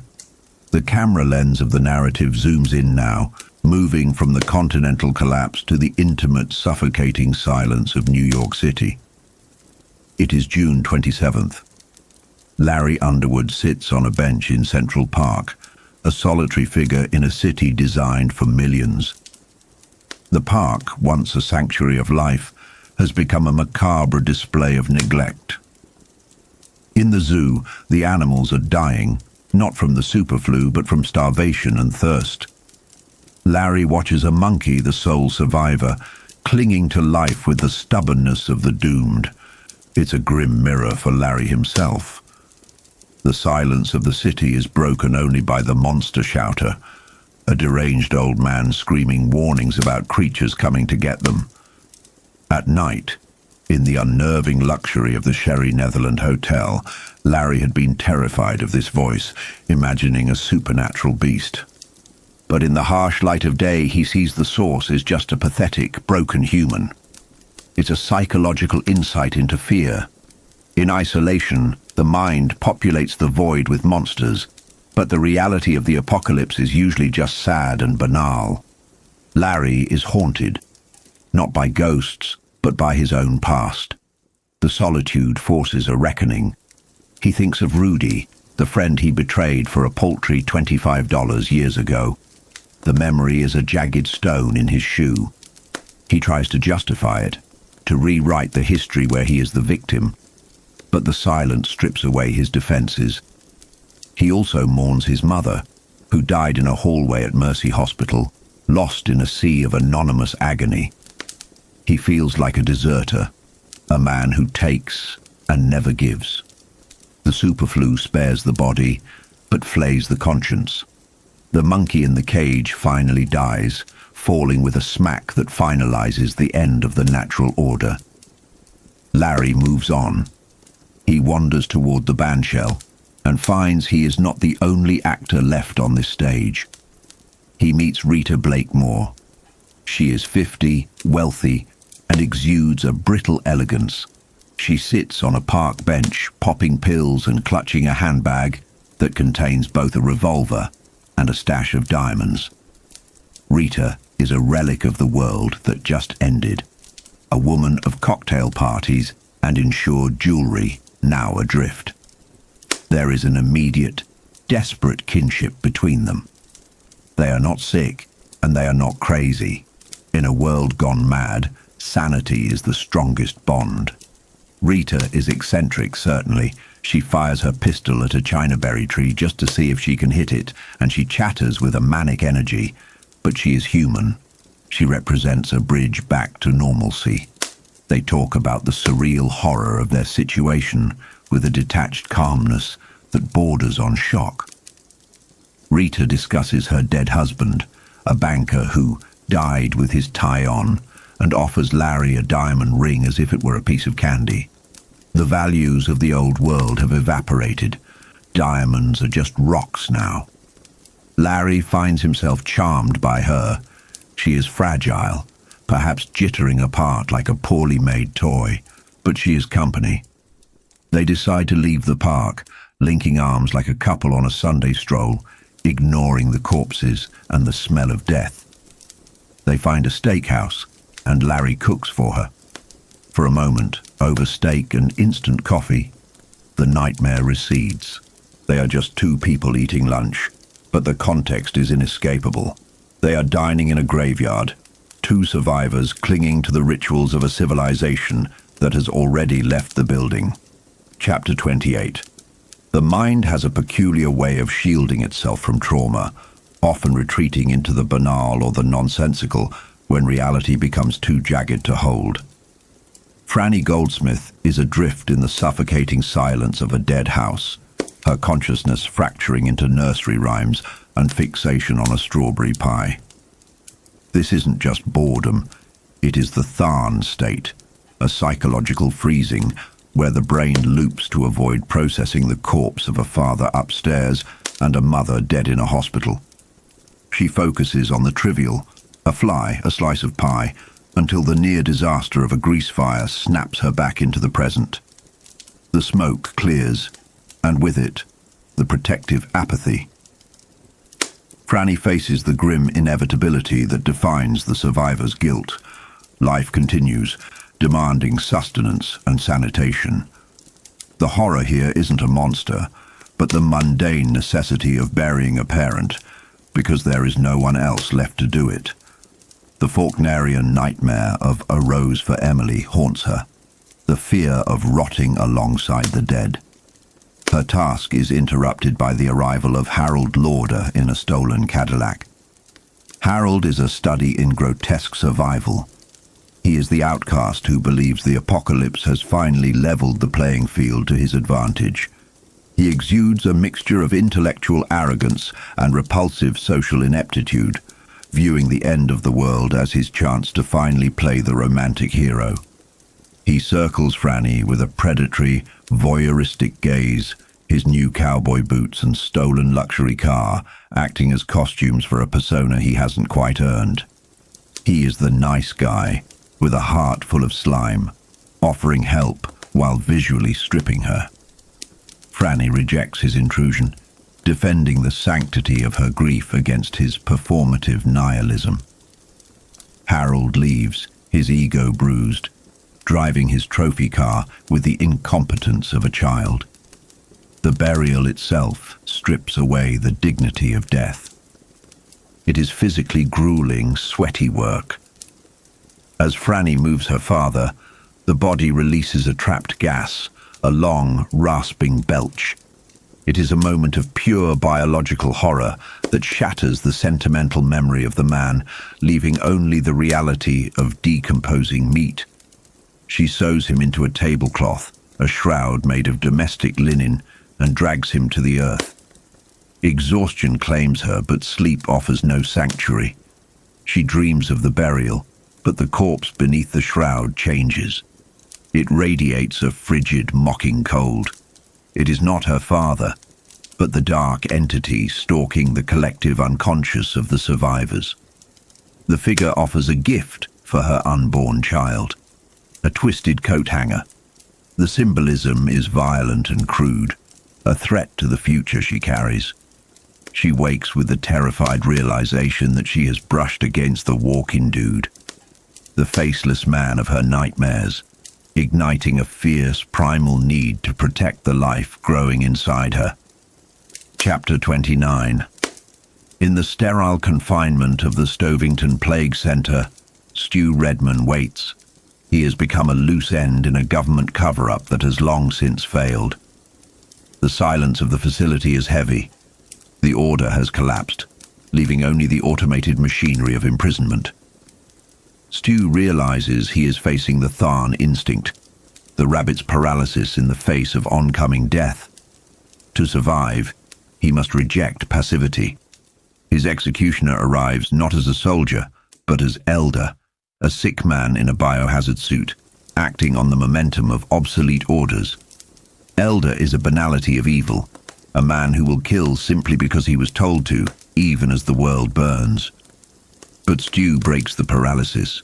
The confrontation is desperate and clumsy, a brawl of survival. Stu uses a chair, shattering the assassin's faceplate and his skull. It is a brutal reclaiming of agency. Stu's escape is a descent into a concrete hell. The facility, once a bastion of science, has become a tomb. He navigates corridors littered with the dead and the dying. He encounters Vic, a staff member drowning in his own fluids, begging for a mercy kill that Stu cannot bring himself to grant. The horror here is the absolute loneliness of the dying. The institutional structure remains, but the humanity has been hollowed out. Paranoia sets in as Stu navigates the labyrinth. He is hunted by the echoes of his own footsteps and the hallucinations of a fraying mind. He imagines the dark man, the faceless entity pursuing him. In a stairwell, the boundary between reality and madness blurs completely as a hand grabs his ankle from the dark, a voice whispering insanity about eating chicken in the dark. Whether this is a dying delirious staffer or a manifestation of the supernatural evil rising in the West is irrelevant. The terror provides the adrenaline needed to breach the surface. Stu bursts out into the night air. The contrast is jarring. The horrors of the chemically lit corridors give way to the indifference of a beautiful summer night. The wind in the pines and the dew on the grass mark his return to the world of the living. He weeps, not just for his freedom, but for the simple, miraculous fact of his continued existence. Chapter 30. Arnett, Texas, stands as a monument to sudden silence. The dust blows through a town that has become a sepia-toned photograph of yesterday. Technology persists without masters. Televisions broadcast static to living rooms filled with corpses. The domestic machinery of life, a child's red wagon, wind chimes, an open car window, remains frozen in time. It is a ghost town, not by abandonment, but by instant extinction. The only movement is the wind, and the small animals reclaiming the space, indifferent to the tragedy of the species that built it. Chapter 31. Kit Bradenton is burning alive in the fever of the superflu, trapped in a delirious montage of his past. The guilt of the 1960s, the protests, the drug-fueled hazes. He is a relic of a counterculture that burned out long before the world did. His fever dream is shattered by a bucket of ice water, shocking him into a torture session orchestrated by a man calling himself Richard Fry. But this is not Richard Fry. This is the dark man, Randall Flagg, the entity haunting the dreams of the survivors. Flagg appears here as a force of manic, destructive joy. He is the jester in the graveyard, tormenting the dying man not just for information, but for the sheer pleasure of dominance. He straddles Bradenton, pinning him with the casual weight of a monster who knows he cannot be stopped. Flagg demands a legacy of the old world, a car, a Buick, waiting to carry him across the wasteland. Bradenton, reduced to a trembling animal, gives up the information to end the pain. Flagg's mercy is death, delivered with a smile. Outside, the wind howls through the wreckage of consumerism. Flagg moves through the night with supernatural ease, objects vanishing at his snap, animals fleeing his scent. He is the dark messiah of this new age, vibrant and energized by the chaos. He finds the Buick, his chariot for the end times. As he drives south, the headlights catch the glowing eyes of predators in the grass. Flagg laughs, a sound that harmonizes with the destruction. The world has been cleared for him. The carnival of the apocalypse is open for business, and he is heading out to claim his kingdom. Chapter 32. The descent into madness isn't a slide, it's a jagged, echoing drop. In the Phoenix Correctional Facility, the concept of time has evaporated, replaced by the suffocating acoustics of steel and concrete. Lloyd Henraid is trapped in a sensory nightmare. The corridor acts as a relentless amplifier for the screams of a fellow prisoner bellowing for his mother, a monotonous, foghorn cycle of grief that pushes Lloyd toward a complete psychological fracture. King paints a portrait of hell here, not of fire, but of isolation and noise. Lloyd is starving. He is a man reduced to his basest atavistic survival instincts. His fingers are raw hamburger meat, shredded from the agonizing labor of unscrewing a metal leg from his bunk. This metal bar is his only hope, a primitive tool for a primitive new world. But as he works, his mind is assaulted by memory, specifically the repression of guilt. He remembers a pet rabbit he once owned, a creature he loved but simply forgot to feed. The horror of finding that rabbit dead and cannibalized by its own hunger haunts him. It is a profound psychological insight into Lloyd's character. He is not malicious, but he is lethally negligent. He is a man who lets things die because he cannot hold on to the responsibility of keeping them alive. Now, locked in a cell with the corpse of his neighbor Trask, Lloyd realizes he has become the rabbit in the cage. When he finally frees the metal bar, the victory is hollow. The prison is a tomb. The silence that follows the screamer's cessation is worse than the noise because it signals death. Lloyd's survival mechanism kicks in when he spots a rat feeding on Trask's corpse. In a moment of grotesque necessity, Lloyd crushes the rodent, but he doesn't eat it, not yet. He hides it under his mattress, just in case. It is the ultimate degradation, hoarding vermin against the encroaching spectre of starvation. Chapter 33. While Lloyd rots in the heat, Nick Andros faces the cold finality of the old world in Arkansas.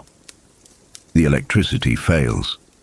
This is a pivotal moment in the apocalypse, the cessation of the hum of civilization. For Nick, who is deaf and mute, the loss of light is a double amputation of his senses. He is plunged into a void where the only thing that remains is the vibration of terror. The darkness brings predators.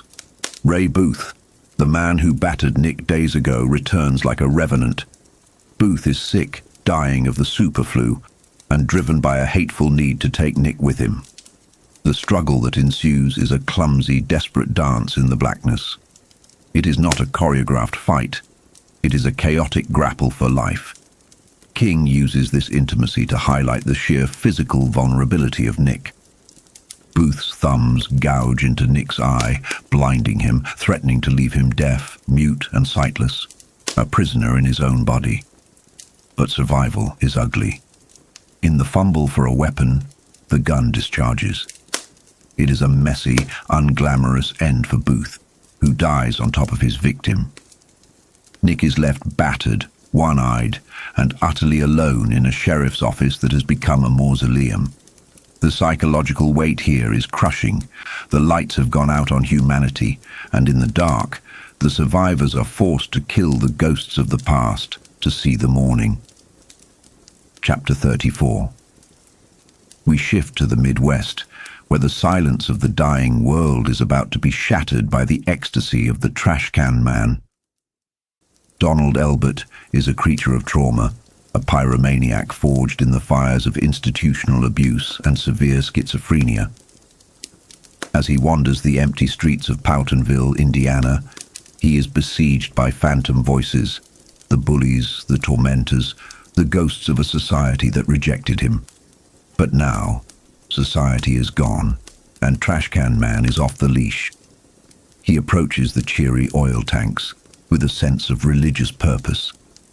King often conflates madness with destiny, and for Trash, fire is the cleansing agent. He is an idiot savant of destruction. As he climbs the tanks, sabotaging the valves and lighting the fuse, he isn't just committing arson. He is performing a ritual. He remembers the shock treatments and the cages, fueling his desire to burn the world that burned him. The explosion, when it comes, is described not merely as sound, but as a physical hand, a supernatural force pushing him forward. This is a crucial thematic beat. Trash is being guided. He is the active agent of chaos, clearing the board for the Dark Man. As the oil tanks erupt, sending pillars of flame into the sky, Trash Can Man runs through the inferno, laughing. He envisions the fire spreading from town to town, a domino effect of incineration. He has found his axle of destiny. While Lloyd waits to die and Nick fights to see, Trash Can Man embraces the apocalypse with open arms, ready to set the rest of the country ablaze. Chapter 35. The air in the apartment high above Manhattan is thick, not just with the humidity of a stifling June, but with the cloying sweet stench of decomposition. It enters even the high towers, a reminder that the city below is becoming a necropolis. We find Larry Underwood and Rita Blakemore trapped in this suspended reality. Rita is unraveling. She stands on the balcony, a ghost in a diaphanous gown, staring out at a city that has died around her. Larry, eating a fried egg sandwich, watches her with a mixture of pity and mounting irritation. There is a profound psychological dissonance here. Rita, a wealthy woman of the upper crust, is trying to maintain the veneer of her old life, the polite conversation, the dependency on a man to lead, but the cracks are showing. She looks aged, the stress accelerating the clock on her face. When she spills coffee on Larry, her reaction isn't just apology, it's hysteria. She is terrified of her own incompetence in this new, brutal world. Larry, haunted by his own self-image as a taker and no nice guy, comforts her. But his internal monologue is resentful. He sees her fragility as a burden, a heavy weight he has to carry just as he's learning to walk himself. They prepare to leave. The city is losing power, the air conditioning is gone, and the darkness is claiming the boroughs. Larry knows they must move. He packs with a grim practicality. Food, maps, and a 30-30 rifle. Rita packs clothes, clinging to the idea of a vacation. The contrast is stark. Larry is equipping for survival. Rita is packing for a trip. When she quotes Tolkien, "The way leads ever on," it's a desperate attempt to frame their exodus as a high fantasy adventure rather than a death march. It is a defense mechanism, a way to dissociate from the horror of the bodies rotting behind closed doors. They step out into the canyons of New York. The streets are a surreal landscape of the dead. It isn't just corpses, it's the absurdity of the apocalypse. A man hangs from a lamppost. A cat nurses kittens on a trash can. A looter tries to buy Rita for $1 million. Money has become abstract paper, yet the habits of the old world persist like phantom limbs. As they trek toward the Lincoln Tunnel, the physical toll mounts. Larry, lost in his own fantasies of a coastal Maine sanctuary, fails to notice Rita's agony.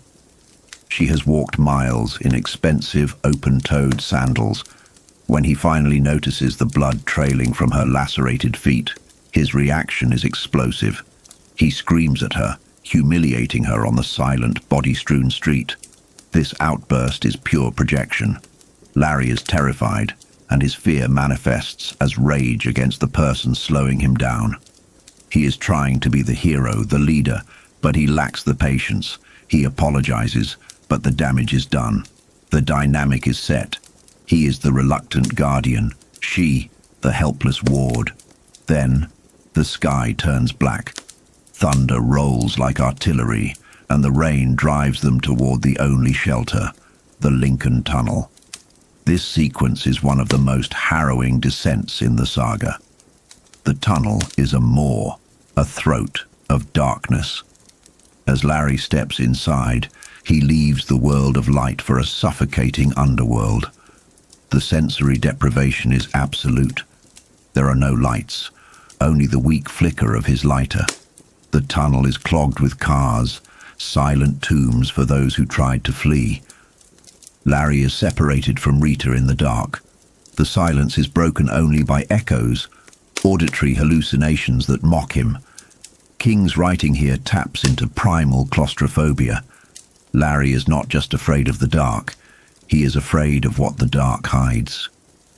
He stumbles over bodies on the catwalk, soldiers, families, the elderly, gunned down in a panic to seal the city. The realization hits him. The military slaughtered these people to contain the virus. Panic sets in. It is a physiological cascade, heart racing, mind fracturing. He hears footsteps. His imagination conjures monsters.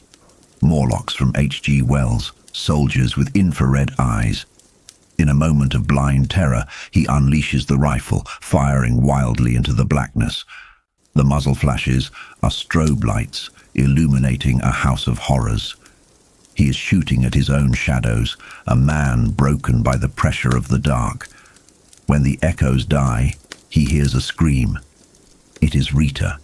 He hasn't shot her, but he has nearly killed her with fear. They collide in the dark, clinging to each other. In this moment, the resentment vanishes, replaced by the desperate need for human contact. They are two children in a haunted house. They scramble over the barricades of the dead, over the soldiers who died following orders, and finally, they see the grey light of the Jersey side. They emerge into the rain, battered and traumatized. The toll booths are empty.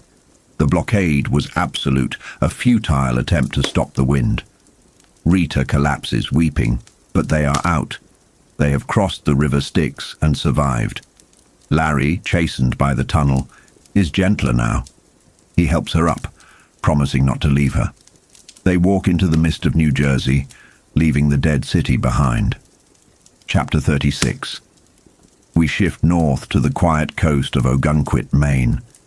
The horror here is not the chaotic violence of New York, but a slow, silent fading away. Franny Goldsmith watches the ripples in a duck pond. She has just buried Gus Dinsmore, the last living person in town besides herself and Harold Lauder. The isolation is total. There are no screaming mobs, just the silence of a world that has stopped. Franny is pregnant, carrying life in a world of death. She navigates this cognitive dissonance with a surprising calmness, a stark contrast to Rita's hysteria. Franny accepts the structure of the new world because she has no choice. She must survive for the child. She goes to find Harold Lauder. Harold is a tragic, complex figure, an overweight, intellectual outcast who was bullied by his peers and misunderstood by his family. She finds him in a scene that balances on the razor's edge of tragedy and farce. He is mowing the lawn in a bikini, sweat pouring off his pale, sunburned skin, running behind the mower as if chasing a phantom. Harold is crying. When Franny confronts him, the facade of the superior intellectual crumbles. He admits he is mowing the grass to outrun his grief. He confesses that he didn't feel sad immediately when his family died, and that guilt has been eating him alive. He felt nothing because he was never truly loved by them. His father thought he was weak. His sister ignored him. Now, the grief hits him not as love lost, but as a void where love should have been. Franny, displaying a maternal grace, comforts him. She drinks his warm, sugarless Kool-Aid and validates his feelings. This is a crucial moment for Harold. For the first time, a popular, beautiful girl is treating him with genuine kindness, not mockery. It feeds his soul, but it also plants the seeds of a dangerous obsession. He asks with pathetic vulnerability, "Will you be my friend?" They formulate a plan. Harold, desperate to be useful, to be the hero he reads about in his books, suggests they head to the Stovington Plague Center in Vermont. He clings to the hope that authority still exists, that science has an answer. It is a quest for structure in chaos. Harold's need to perform heroism takes a physical form. He climbs to the cupola of a high barn to paint a sign for other survivors, directing them to Stovington. It is a dangerous, unnecessary act, but Harold needs to do it. He needs to prove his bravery to Franny. He paints their names on the roof, Harold Emery Lauder and Francis Goldsmith. He links them together in 50-foot letters, a public declaration of their partnership. Franny watches him with a mix of nausea, morning sickness amplified by heat, and admiration. She sees his effort. When he comes down sunburned and proud, she cares for him. She oils his burns. They eat dinner together. The chapter ends on a note of haunting melancholy. Harold brings over a portable record player and batteries. They sit in the dark summer night, listening to pop records from a world that has ceased to exist. They are the last two teenagers on Earth, mourning the death of innocence. The music plays into the silence of Maine, a requiem for high school dances, for unrequited crushes, for a life that is gone forever. In the darkness, the bond between them solidifies, one based on survival, pity, and a desperate need for connection, a bond that will dictate the tragic path ahead. Chapter 37. The silence of a post-apocalyptic world is rarely absolute. It is merely waiting to be filled. For Stu Redman, walking the lonely stretch of New Hampshire highway, the silence is broken not by the roar of civilization, but by the frantic, joyous barking of a dog.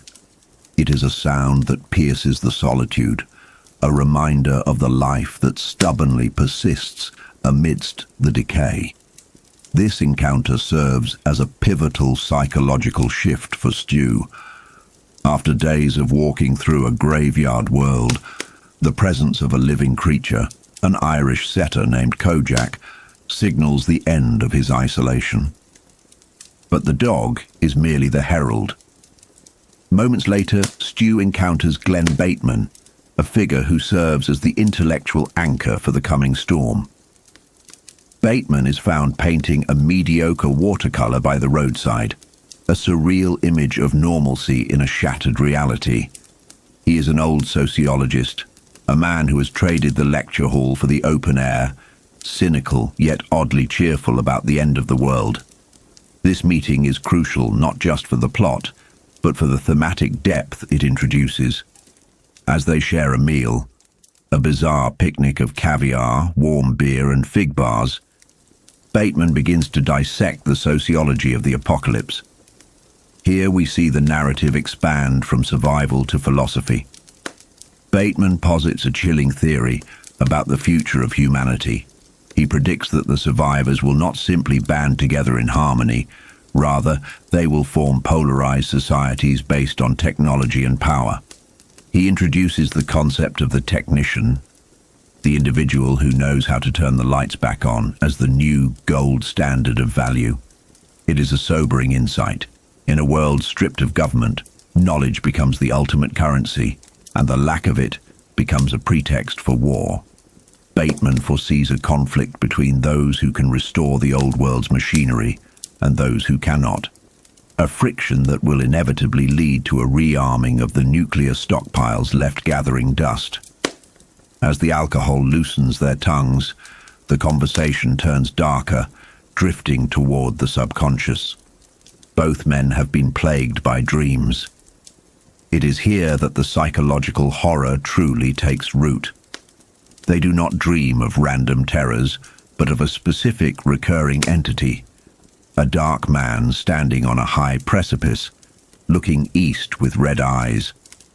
Bateman describes the feeling of being hunted, a sensation that Stu knows all too well from his own nightmares of Stovington. This shared psychic trauma binds them together more tightly than their shared immunity. It suggests that their survival is not accidental, but curated. They are being herded, pulled by invisible strings toward a confrontation they cannot yet understand. The chapter closes with Stu falling asleep in Bateman's home, only to be plunged back into the nightmare of Stovington, running through corridors of death, until he meets the faceless dark man, a figure of pure malevolence who whispers of owning all of heaven and earth. Chapter 38. If the previous events established the survival of the chosen, this section serves as a grim meditation on natural selection's cruelty. The superflu was the first scythe, but it was not the last. We now enter the period of the second epidemic, a narrative interlude that underscores the fragility of human life even without a virus to extinguish it. This is a sequence of cosmic irony, where immunity to Captain Trips is rendered useless by the mundane hazards of a world without safety nets. We witness a series of tragedies that serve as a dark commentary on human dependency. There is the heartbreak of Sam Tauber, a young boy left alone, who survives the plague only to fall into an old well, dying of exposure and fear. It is a stark reminder that children are the most vulnerable victims of this new silence.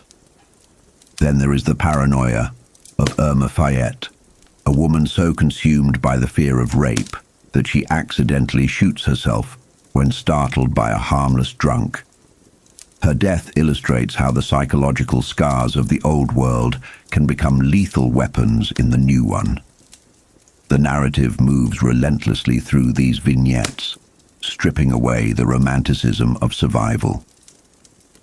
We see George McDougall, a man running from his grief quite literally, jogging until his heart explodes, a victim of the stress that the human mind can no longer process.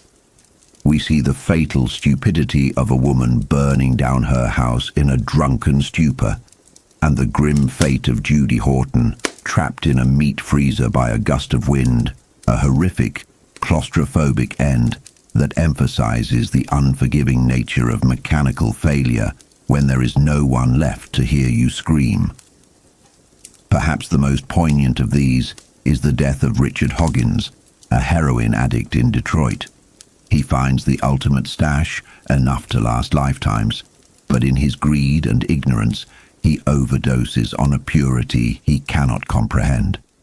It is a microcosm of the human condition, destroyed by the very thing he sought to possess. These deaths, accidental, foolish, tragic, cull the population by another significant margin. The text refrains from mourning them deeply, adopting a cold, detached mantra: no great loss. This repeated phrase is not just callousness. It is the voice of the new world, indifferent to individual suffering, focused only on the hard mathematics of survival. Chapter 39. From the indifferent cruelty of the second epidemic, we descend into the calculated malice of the Phoenix City jail. Here lies Lloyd Henreid, a petty criminal who has found himself in the deepest circle of hell. The atmosphere is thick with the stench of death and the madness of isolation. Lloyd is starving. The physical description of his wasting body, skin stretched over bone, hair falling out in clumps, is matched only by the deterioration of his mind. Lloyd is trapped in a cell next to his dead cellmate, Trask. The narrative lingers on the grotesque temptation of cannibalism, a psychological threshold that Lloyd is terrified to cross, but finds himself inching toward. He is a man stripped of all civilization, reduced to a biological imperative to eat. His terror is compounded by the silence, broken only by his own humming and the grinding of his moral compass as he contemplates the unthinkable. Into this vacuum of despair steps Randall Flagg. His arrival is heralded not by light, but by a mocking, cheerful voice echoing through the dead prison. Flagg appears as a casual drifter in denim and dusty boots, but the text makes it clear that this is a disguise for something ancient and demonic. The interaction between Lloyd and Flagg is a Faustian bargain in its purest form. Flagg torments the starving man with descriptions of food: roast beef, corn, chocolate milk, using sensory overload to break whatever will Lloyd has left. The symbolism here is potent. Flagg manipulates a black stone with a red floor, transforming it into a silver key and back again. This sleight of hand represents the duality of his nature. He is the trap and the release, the eye that watches and the key that frees. He offers Lloyd a choice that is not really a choice: pledge eternal loyalty or die in the cage. Lloyd, broken by fear and hunger, looks into the dark space where Flagg's face should be and sees a terrible, seductive power. When Lloyd accepts the bargain, it is a spiritual surrender. He is not just agreeing to be Flagg's right-hand man. He is accepting a new theology where the weak are crushed and the vengeful are exalted. Flagg speaks to the resentment in Lloyd's heart, framing their alliance as a crusade against the high and mighty who left him to die. It is a masterful manipulation, turning a petty crook's grievance into a holy war. As the cell door opens, magically, as the electronics are dead, Lloyd Henreid steps out not as a free man, but as the first disciple of the Dark Man. The chapter ends with the solidification of evil's hierarchy, as Lloyd looks upon his savior with something that terrifyingly resembles love. The board is set. The antagonist has claimed his first piece. Chapter 40. The fever dreams of Nick Andros were not merely nightmares, they were a battlefield for his soul. Lying half naked and sweating in the stifling heat of the sheriff's office in Shoyo, Nick hovered between life and death. His injuries, the eye gouged by Ray Booth and the festering bullet graze on his leg, had pushed him to the edge of septicemia. In this delirium, the silence that usually defined his deaf-mute existence was shattered. He could hear, and what he heard was a seduction. He stood upon a high relief map precipice, a desert landscape stretching out below under the cold, mad clarity of stars. Beside him stood a figure cut from the fabric of reality, a negative space in the shape of a man. This was the dark presence that had stalked his subconscious, whispering promises of cities, treasure, and power. All Nick had to do was kneel. It is a classic temptation, the devil on the mountain, offering the world to the desperate. Nick, gifted with speech in this dreamscape, found the strength to utter a single defying word. No. The rejection sent him tumbling through the void, not into hell, but into the scent of summer earth and growing things. The dream shifted seamlessly, weaving the psychological duality of the struggle. He landed in a cornfield, the green blades whispering in a wind he could hear. Music drifted through the stalks, a hymn, old and weathered like dark leather. He followed it to a shack in Nebraska, west of Omaha, where a 108-year-old woman named Mother Abigail sat on a porch held up by jacklifters. She was the light to the dark man's shadow, the anchor of goodness in a dissolving world. She told him to come to her. When Nick awoke, the fever had broken. The dream had been a directive. He was no longer just a survivor. He was a pilgrim. He tended to his healing leg, scavenged supplies, heavy on the Campbell's soup, and found a bicycle. As he pedaled out of the dead town of Shoyo, heading northwest toward Nebraska, he was a man reborn, watching a meteor shower scratch the sky, grateful simply to be alive. Chapter 41. Larry Underwood woke up to the ironic perfection of a July 4th morning in Vermont. The air was crisp, the birds were singing, and for a fleeting moment, he felt like a patriot ready to celebrate independence. But the horror of this new world lies in the stark contrast between the beauty of nature and the ugliness of human reality. He wanted to wake Rita for a morning celebration of the carnal sort, his narcissism blinding him to the stillness in the tent. When he crawled inside, the smell hit him, the sweet sour stench of vomit. Rita was gone, choked on her own sickness after swallowing a pharmacy's worth of pills. Here, the narrative plunges into the dark waters of Larry's psyche. He stared at the woman he had traveled with, the woman he was supposed to protect, and felt an overwhelming, shameful wave of relief. The burden was gone. As he sat outside at 12 Mile Point, looking over the stunning vista, he confronted the ugly truth he had always suspected. He was not a nice guy. He was a taker, a survivor who felt more revulsion at the corpse than grief for the person. Cowardice won out. He could not bring himself to bury her. He fished his clothes out of the tent with a stick, terrified of the contamination of death, and fled on his motorcycle. But guilt is a passenger that adds weight to any vehicle. Distracted by his own thoughts and the landscape, he crashed his Harley, a brutal reminder of his own fragility. He was unhurt, but the psychological armor was cracked. That night, alone in Brattleboro, the silence of the empty world pressed down on him. Paranoia, the stepchild of isolation, crept in. He woke in the pitch black, convinced he heard footsteps, dusty boot heels clicking on the pavement, fading into the distance. It was a manifestation of the encroaching dread, the dark man's presence perhaps, or simply the terror of a social animal realizing it is utterly, terrifyingly alone. Chapter 42. While Larry wrestled with his demons, Stu Redman sat on a rock in New Hampshire, a solitary figure waiting for the world to present its next variable.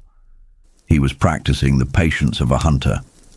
When the silence was broken, it wasn't by footsteps in the dark, but by the roar of Honda motorcycles. Enter Harold Lauder and Franny Goldsmith. The sociological experiment of the post-plague world began in earnest here. Harold, a teenage outcast with a venomous insecurity, and Franny, a pregnant girl hoping for structure, were an unstable compound. When Stu revealed that he had come from Stovington and that the plague center was dead, that there was no government, no cure, no order waiting for them, hope collapsed. Harold's reaction was immediate hostility. He saw Stu not as a survivor, but as a rival alpha, a threat to his tenuous claim on Franny. The tension spiked, Harold's hand hovering near his gun, his jealousy palpable. He was a boy playing at being a man, dangerous because he was terrified. Stu, however, possessed a quiet wisdom that Harold lacked. He de-escalated the situation not with force, but with a whisper. Pulling the vibrating, angry boy aside, Stu dismantled the triangle before it could turn violent. He assured Harold he had no intention of stealing Franny, validating Harold's position while simultaneously neutralizing him. It was a masterclass in diplomacy. An uneasy truce was formed. They were no longer solitary wanderers. They were a group. As they set off together toward the west, Stu watched Franny, noting the determination in her face, and realized that despite his promises to Harold, the laws of attraction would not be so easily suspended. The tribe was forming, and with it, the inevitable complexities of the human heart. Chapter 43. The silence of May, Oklahoma, was not merely an absence of sound. It was a physical weight, pressing down on the sun-baked asphalt where the dead lay rotting. For Nick Andros, a man defined by his deafness in a hearing world, the visual landscape of death was becoming routine. But the human mind is fragile, and when a corpse in the middle of Main Street suddenly sat up, the shock was enough to send Nick crashing to the pavement. This is where we witness the collision of two isolated souls in a dying world. The corpse isn't dead. He's drunk. This is Tom Cullen. And as Nick scrambles back, terrified, we get our first glimpse into the tragic, gentle simplicity of Tom. He's a man-child, blonde and broad-shouldered, a 40-year-old trapped in a perpetual innocent adolescence. When Nick reveals his inability to speak or hear through hand signs, Tom doesn't recoil with the frustration typical of the old world. Instead, he simply tries to guess the charade. Toothache, earache. It is a profound moment of connection. In a society stripped of its noise and complexity, Tom Cullen's cognitive delays are no longer a barrier to humanity. They are a shield against the horror. While Nick worries about infection and survival, Tom is delighted simply to have a companion. We see the workings of Tom's mind as they explore the desolate town. King describes Tom's thought process not as a broken machine, but as a dark room where a loose plug occasionally finds a socket, illuminating the world in sudden, brilliant bursts of deductive reasoning. Tom knows the people are gone. In his mind, they haven't died and rotted. They have simply gone to Kansas City. It is a heartbreaking euphemism, a psychological defense mechanism that allows Tom to function. To him, death is just a relocation, a journey everyone took without him. The narrative shifts to a scene of poignant normalcy amidst the ruin. Nick sleeps in the park and wakes to find Tom playing with a Fisher-Price service station and a fleet of toy cars. This isn't just a man playing with toys. It is an act of creation. In the silence, Tom is building a functioning world, giving voices to the little plastic people, maintaining order when the real world has dissolved into chaos. Nick realizes he cannot leave this man. The loneliness of the empty American plains is too vast, and Tom's innocence is a tether to sanity. But the atmosphere turns sharp and violent as they leave town. The weather shifts, dropping the barometric pressure and triggering a primal fear in both men. A tornado forms, a black sucking funnel of absolute destruction. Here, the story pivots from survival drama to supernatural horror. They take shelter in a storm cellar, huddled in the dark with long-dead corpses.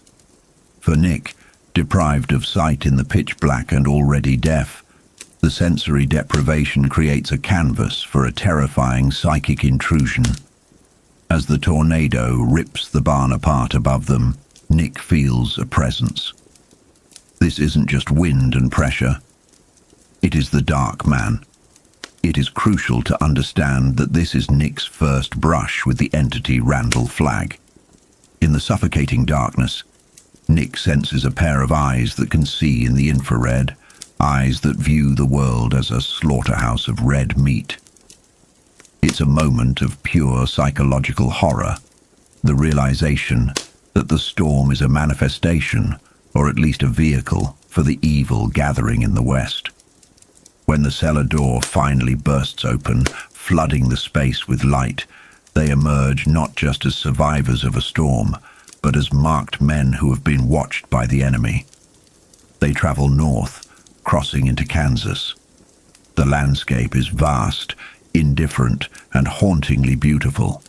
They encounter a herd of buffalo reclaiming the highway, a symbol that nature is indifferent to human extinction. Tom's anxiety spikes at the county line. To him, leaving his home county is stepping into the world, a concept too big for his mind to map. It highlights the bravery required for Tom to keep pedaling. He is terrified, yet he follows Nick because the bond of friendship is stronger than his fear of the unknown. Then the narrative curdles. In the town of Pratt, Kansas, they enter a drugstore and meet Julie Laurie. If Tom Cullen represents the innocence of the human spirit, Julie Laurie represents its rot. She appears first as a startled teenager, then quickly morphs into a hypersexualized, unstable force.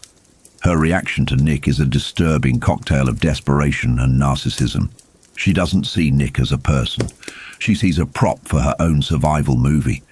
She throws herself at him, oscillating between grief for her dead parents and a bizarre, aggressive seduction. The psychological contrast here is stark.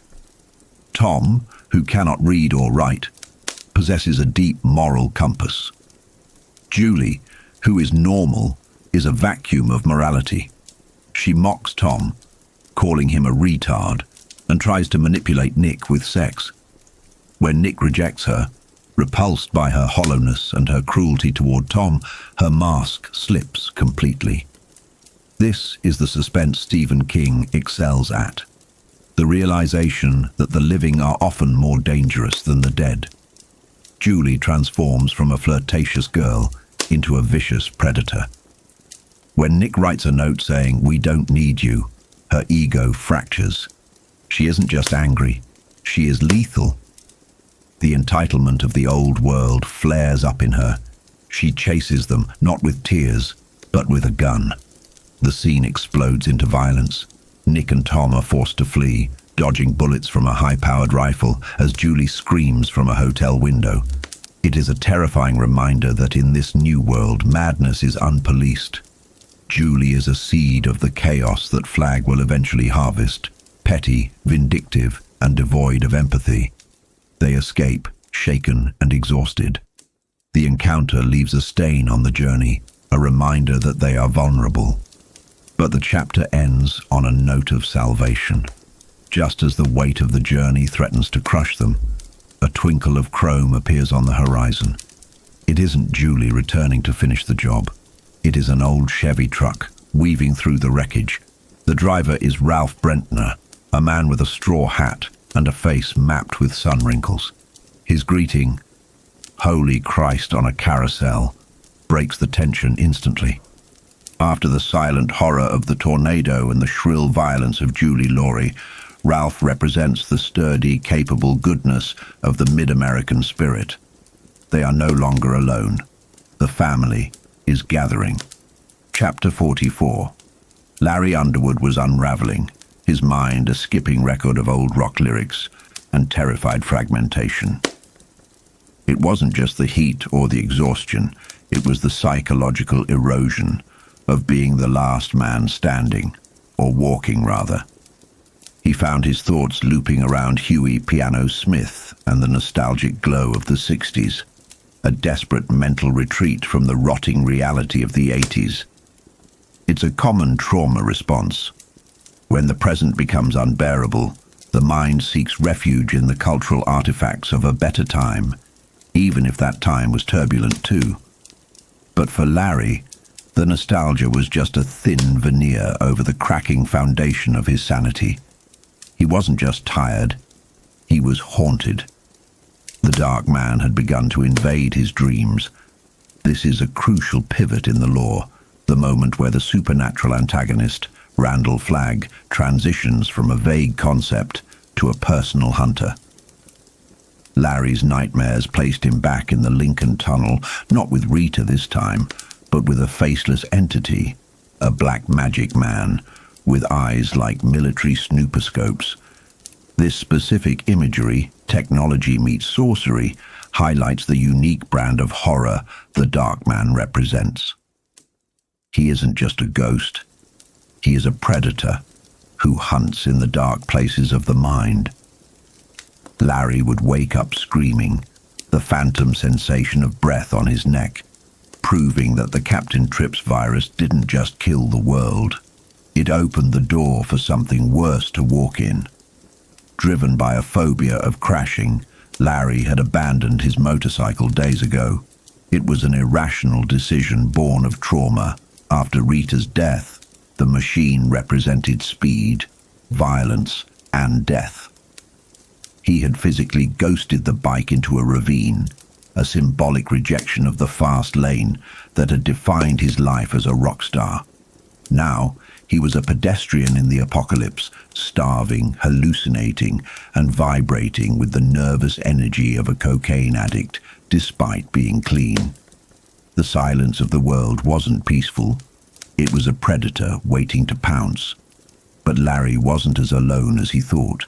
As he collapsed into a sun-drunk sleep beneath a shade tree at a farmhouse, he was being hunted.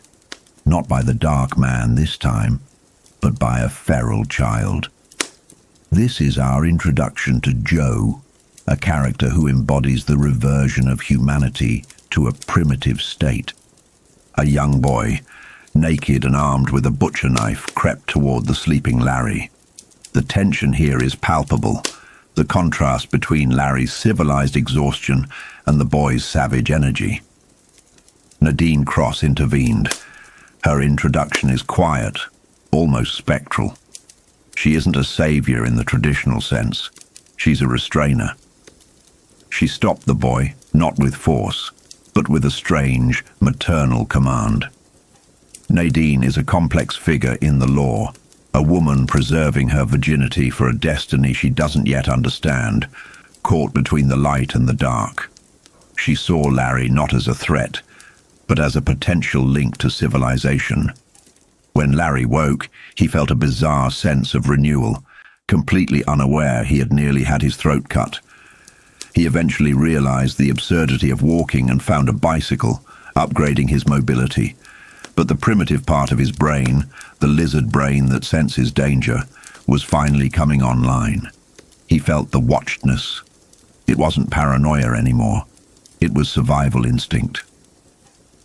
As Larry pushed north into Maine, aiming for the ocean, the narrative shifts to the pursuers. Nadine and Joe were shadowing him. We learn that Nadine rescued Joe, a boy from Epsom who had been bitten by a rat and descended into a wordless, animalistic state. This relationship is fascinating and tragic. Nadine is the keeper of a wild animal, refusing to abandon him out of a moral obligation that will eventually cost her everything. Joe, in turn, viewed Larry with jealous, possessive rage. To the feral boy, Larry was an interloper threatening his bond with his mother. Larry finally reached the Atlantic Ocean at Wells, Maine. The description of the sea here is significant. It's a blue animal, violent and crashing. It represents the end of the line, the geographic limit of his flight. He sat on the cliffs, feeling a spiritual cleansing, a moment of peace before the violence. Then, the scream. Joe broke from cover, charging Larry with the butcher knife. The scene explodes into motion. Larry, shaking off his lethargy, reacted not with panic, but with the cold efficiency of a survivor. He kicked the child. It's a jarring moment, stripping away the last of Larry's nice guy persona. In this new world, you kick the kid with the knife. or you die." Nadine scrambled to intervene, begging Larry not to hurt him. The standoff that followed, Larry pinning the boy's wrist, Joe spitting and snarling like a trapped badger, solidifies the new social contract.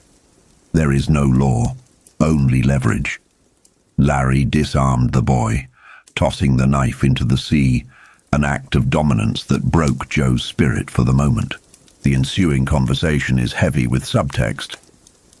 Larry, realizing he has come out the other side of his former self, much like the anecdote he recalls of Jory Baker, the junkie guitarist who burned out his soul to survive, accepted his new reality. He wasn't the soft musician anymore. He confronted Nadine about the danger. He correctly identified Joe as a ticking time bomb, a jealous psychopath in the making. Nadine's refusal to leave Joe is the tragic anchor of her character arc. She equated abandonment with murder, a noble sentiment that is dangerous in the wasteland. She accepted responsibility for the boy, a promise she couldn't possibly keep. Larry, despite his better judgment and the brutal logic of survival, agreed to let them join him. He was desperate for connection, terrified of the solitude that let the dark man into his head.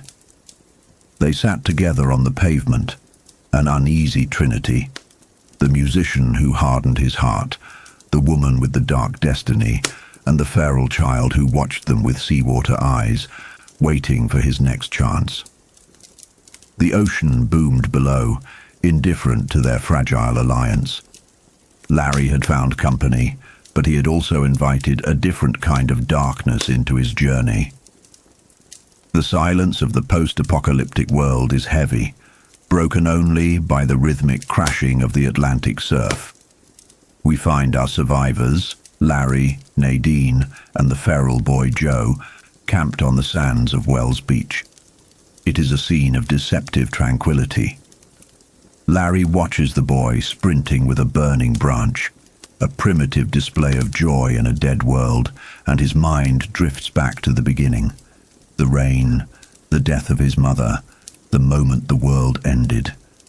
The psychological weight of the Captain Trips flu is always there, a phantom limb of civilization that aches when the weather turns cold. In this stillness, Larry rediscovers a ghost from his past life: music. He finds a guitar case, loot from a wealthy home, containing a stunning Gibson 12-string. This isn't just an instrument. In King's narrative, it's a totem of the old world.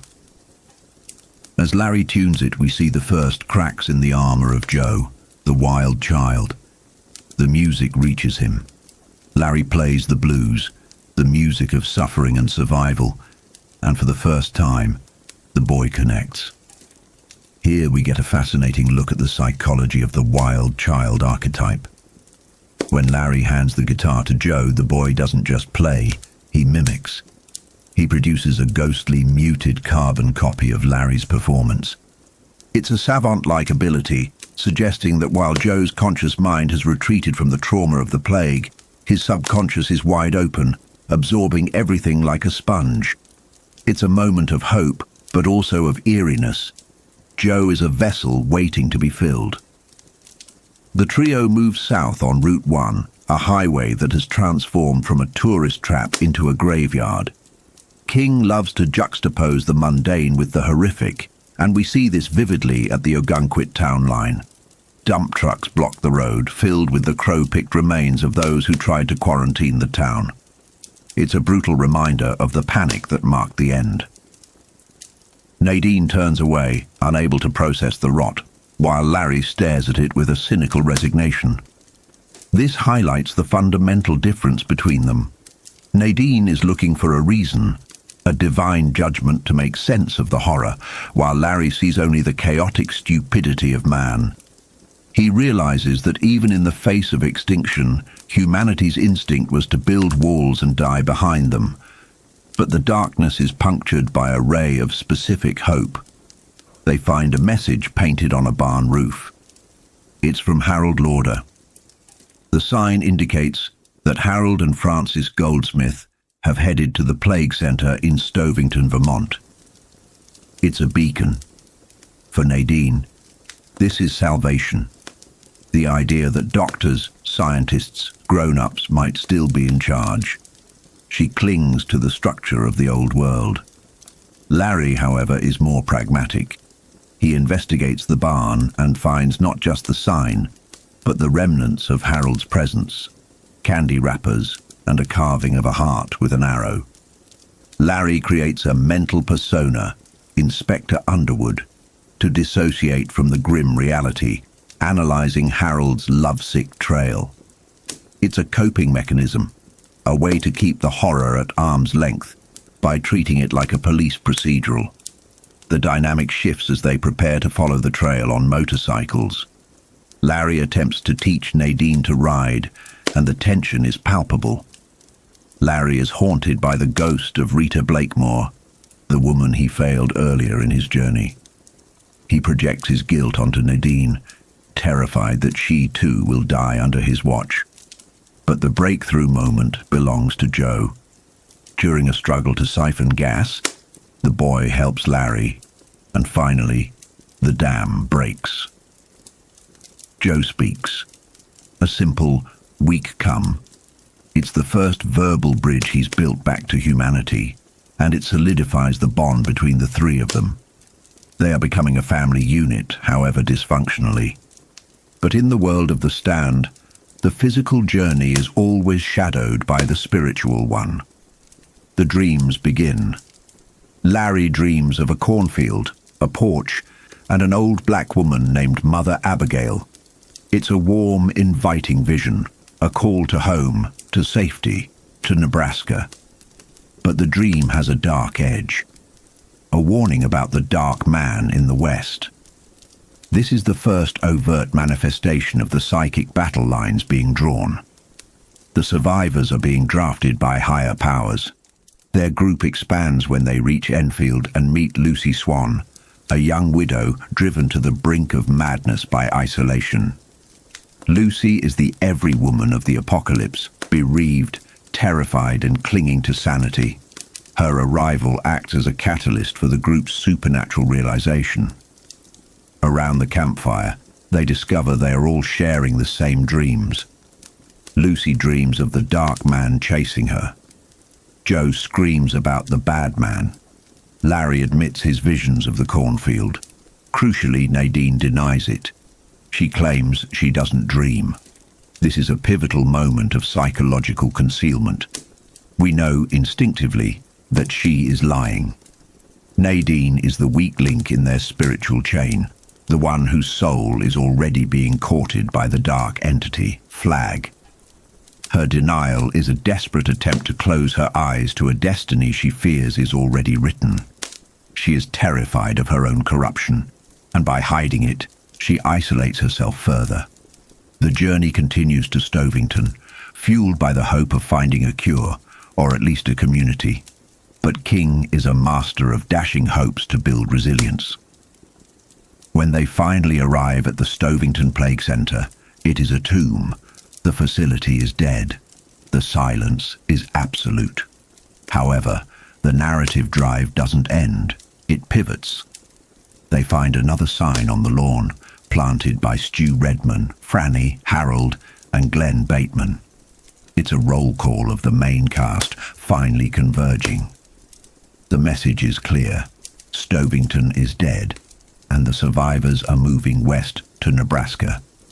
They are following the dreams. Larry tries to joke, masking his despair with his inspector persona, but the reality is too heavy for Nadine. The sanctuary she prayed for, the scientific, rational solution, is gone. There is no going back to the way things were. There is only the cornfield, the dreams, and the West. Overwhelmed by the collapse of her last hope for a normal future, Nadine faints. The chapter closes on this note of fragility. The physical road has ended, and the spiritual pilgrimage into the heart of the American nightmare has officially begun. Chapter 45. The Nebraska heat of July sits heavy on the porch of Mother Abigail Fremantle, a sweltering blanket over a world that has gone largely silent. It is the summer of 1990, and for this 108-year-old woman, the silence is both a comfort and a curse. She sits in her rocker, a frail vessel of history in a world stripped of its future, dipping toast into coffee because her gums can no longer handle the crunch. There is a profound psychological resilience here. Despite the apocalypse that has wiped out her descendants and nearly everyone else, she maintains her routine. She anchors herself in the small, tactile pleasures of the sun and the rhythm of the rocking chair, refusing to judge God for the harsh cup he has forced humanity to drink. To Abigail, God is the great I Am, a force beyond questioning, a reality as undeniable as the heat on her skin. But the tranquility of the cornfields is deceptive. While Abigail rests in the daylight of the Lord, the nights belong to something else. She is haunted not by the ghosts of the plague victims, but by a living shadow, the man with no face. In the psychology of horror, nothing is more terrifying than the corruption of the familiar. And for Abigail, this dark entity stalks the cornrows of her home, a cold pocket of air in the summer heat. He is the gore crow on the telephone wire. He is the tick of the death watch beetle. While others may fear this dark man vaguely, Abigail possesses a terrifying clarity of vision.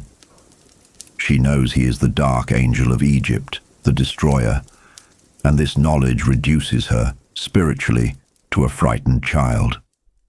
Her mind drifts back, seeking refuge in the past, specifically to 1902, her golden year. Memory for the elderly often becomes more vivid than the present, a way to combat the fading of the self. She recalls the pride of her father, the first black man to join the local grange, and her own moment of triumph singing on the stage in a white dress. But in the landscape of her dreams, this sanctity of memory is violated. The dream begins with the sweetness of her triumph, but curdles into a nightmare. In this vision, the audience turns hostile, but the true horror stands at the back of the hall. It is the dark man, Randall Flagg. Here, the narrative symbolism is striking. Flagg appears not as a monster, but as a man in denim and dusty boots. Yet his essence is bestial. He has the teeth of a weasel and fists dripping with blood. He corrupts her proudest memory, turning the applause into racial violence and murder, shattering her guitar and her history. He whispers a message of doom, that her blood is in his fists and that her faith cannot save her. This is a psychological assault, intended to break her spirit before they ever meet in the flesh. He is establishing dominance over her mental landscape, invading the sanctuary of her mind. Waking from this terror, Abigail knows she has work to do. The still, small voice of God, a stark contrast to the thunderous terror of Flagg, compels her to prepare for guests. She knows, with the psychic intuition that has become her burden, that survivors are coming. Despite her frailty, despite the agonizing arthritis that turns every movement into a negotiation with pain, she sets out on a 4-mile walk to a neighbor's farm. She needs chickens. It is an absurd, almost quixotic mission for a centenarian in a dead world, yet it speaks to her defining trait: indomitable service. She will not greet the weary travelers empty-handed. The journey is a testament to the endurance of the human spirit. She walks through a landscape reclaiming itself, where domestic animals have died but wild things thrive. A Darwinian selection that feels almost cruel. She navigates the physical agony of her own body, fueled only by fig bars and prayer. When she reaches the Richardson farm, she finds only death, the neighbor's body ravaged by scavengers, and life, the chickens that have miraculously survived. She performs the grim, necessary work of slaughtering the birds, driven by the ancient laws of hospitality. But the return journey brings a confrontation that blurs the line between natural danger and supernatural malice. As night falls, Abigail, dragging her sack of chickens, is ambushed. But these are not ordinary predators. Weasels appear from the corn, dozens of them, their eyes glowing with red malevolence. This moment is layered with deep psychological trauma for Abigail. As a child, she had been bitten by a weasel, a shock of pain and blood that left a permanent scar on her psyche. Now the dark man weaponizes her specific phobia against her. These creatures are his spies, his familiars. They team around her, a writhing carpet of fur and teeth, hungry not just for the chickens, but for her fear. It is a manifestation of Flagg's power. He can turn nature itself against her. Fear threatens to stop her heart, but Abigail finds the steel in her soul. She realizes that succumbing to terror is a failure of faith. She stands her ground, not with a weapon, but with the authority of the divine. She commands them to leave, claiming the food for her guests and protection for herself under the banner of God. It is a battle of wills, the chaotic, animalistic malice of Flagg versus the ordered, rigid faith of Abigail. The weasels scatter, dissolving like smoke, proving they were indeed spiritual projections as much as physical threats. But the victory comes with a chilling cost. In the silence that follows, Abigail feels a psychic shift. Far to the west, beyond the Rockies, a great eye opens. The dark man has felt her resistance. He is no longer just haunting her dreams. He is actively looking for her. The connection is made.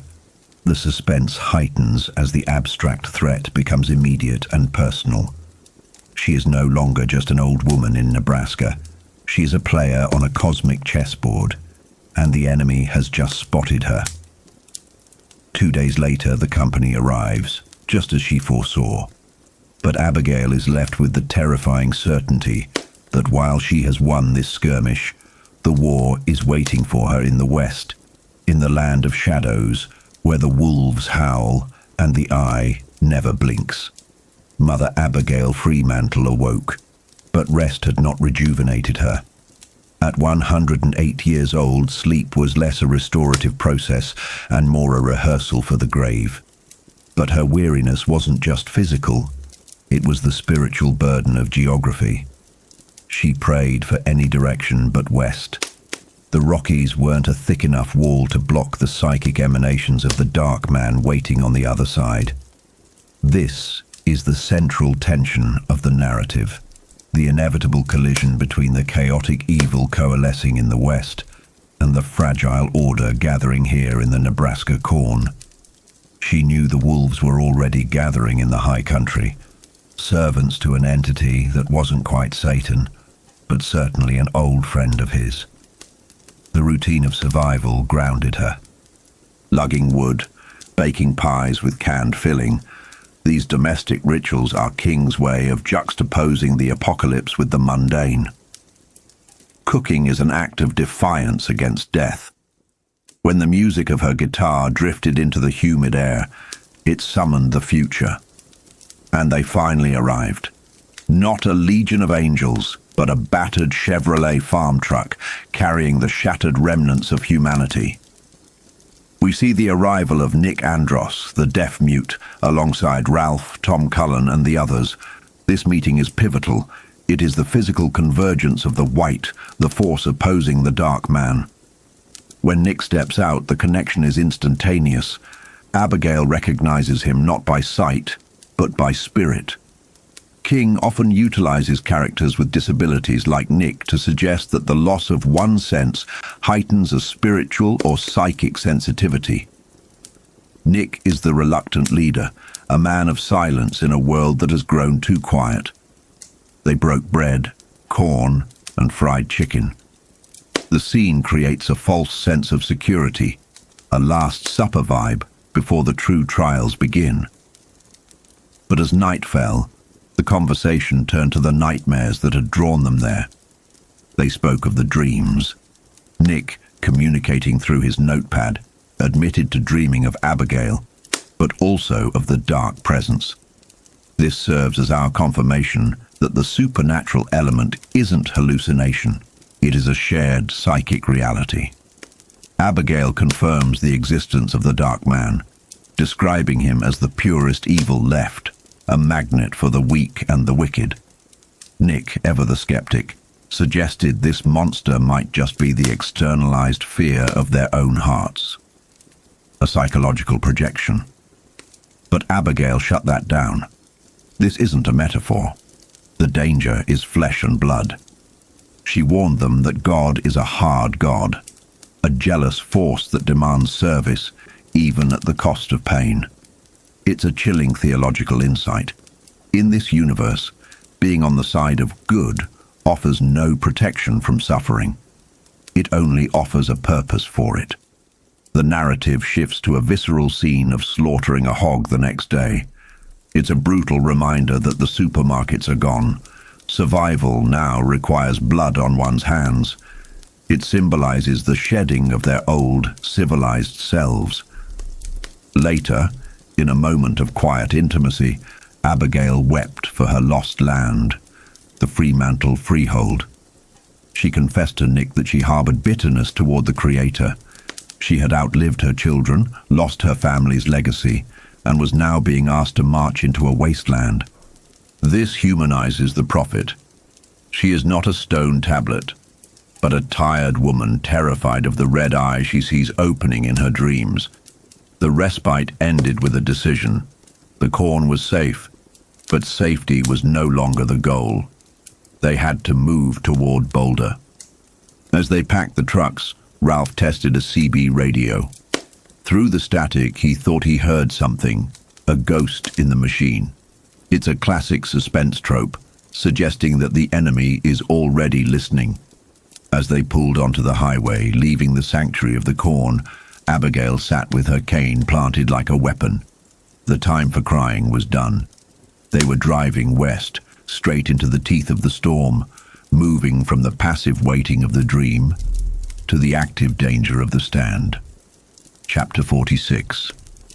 We open in the suffocating heat of late July at a place called the Kunkel Fairgrounds in Ohio. The setting is immediately ironic. A place meant for summer joy now serving as a desolate campsite for our survivors. We see their motorcycles lined up in the moonlight, gleaming like machines belonging to the Hells Angels. But King creates a sharp contrast here. These aren't hardened bikers. They are a motley crew of intellectuals and regular people playing dress-up in a post-apocalyptic world. They are sleeping or trying to, but the specter of the Dark Man invades their minds. The psychological toll of these nightmares has forced the group into a dangerous coping mechanism. Veronal. This is a barbiturate, a sedative. It was Stu Redmond's idea, vetted by Harold Lauder and Glenn Bateman. It's a desperate measure to suppress the broadcasts from Flagg. But here's the tension. Franny Goldsmith is pregnant.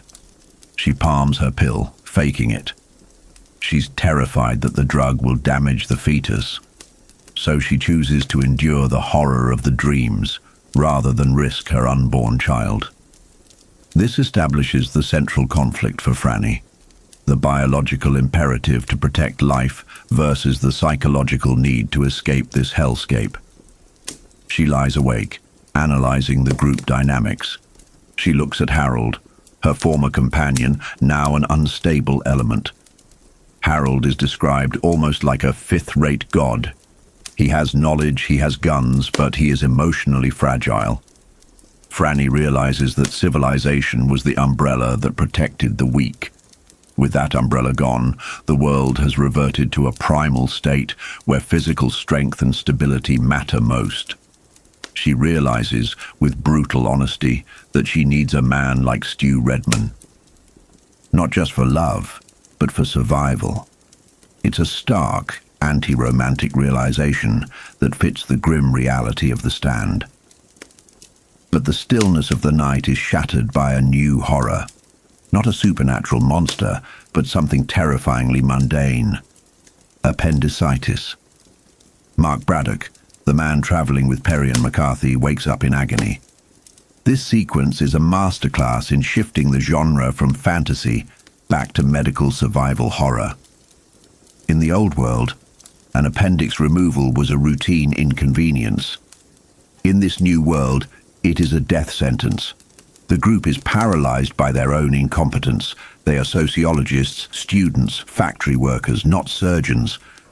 Harold, in a moment of nervous defensive arrogance, suggests aspirin. It's a pathetic offering that highlights how useless book smarts can be when the rubber meets the road.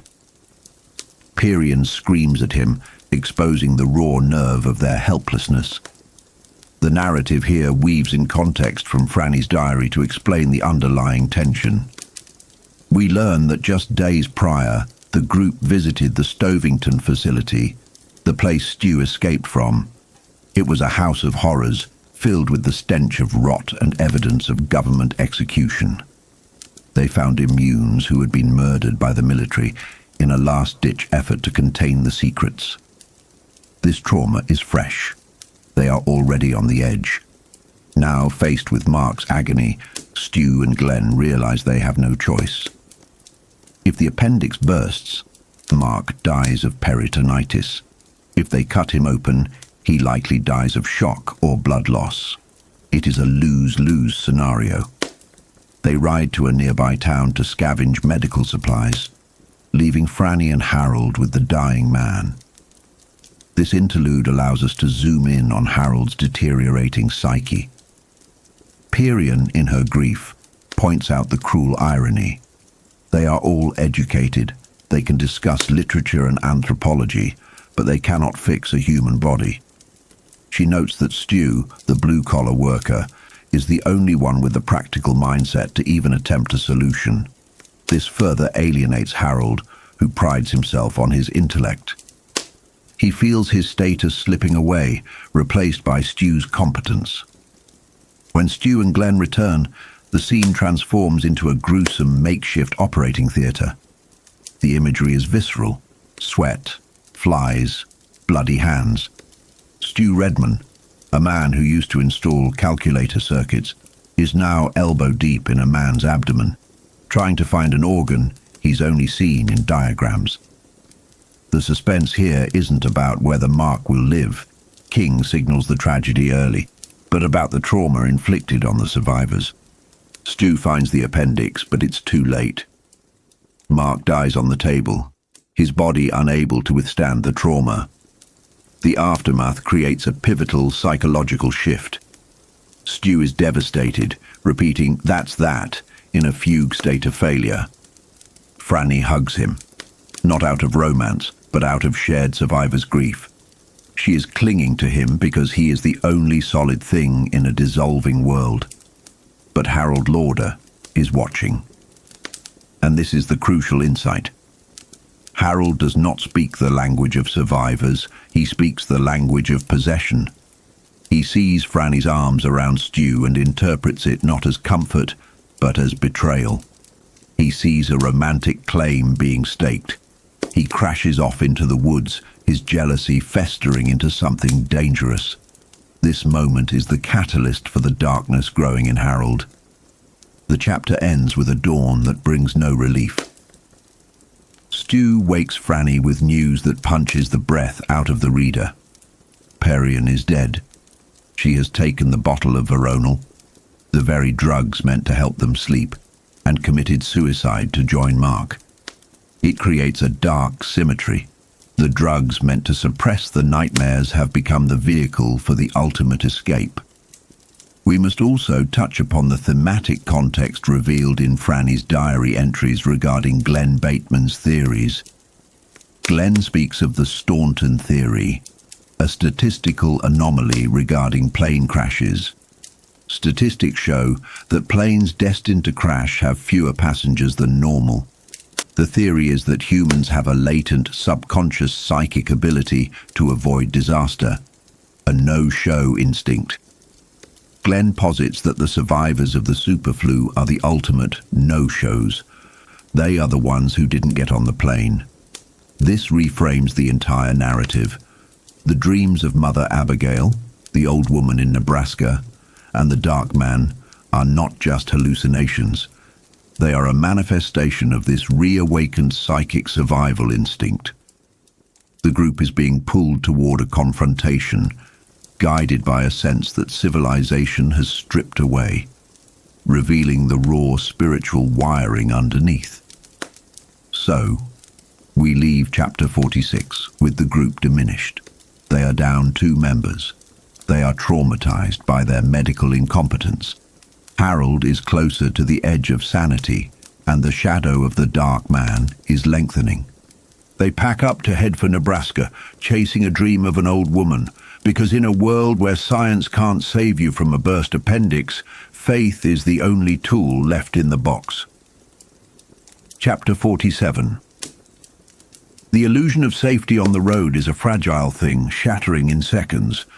It is July 30th, the roads are slick with rain, and the travelling party, Stu, Fran, Glenn and Harold, rounds a curve to find a classic trap. A pink house trailer lies overturned, blocking the asphalt. It looks like an accident, but the setup is too perfect. There are station wagons, a wrecker, and too many people standing around. The math is instantly wrong in Franny's head. 4 armed men and a harem of terrified women.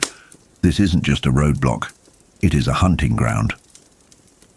The violence explodes with a terrifying swiftness that Stephen King masters so well. The transition from boredom to butchery in a heartbeat. A sandy-bearded man, the leader, demands they dismount.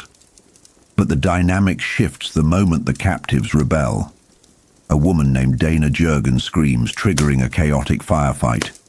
It's a mess of noise and blood. Stu takes a hit but returns fire. The women, pushed beyond the brink of sanity by their captors, turn feral.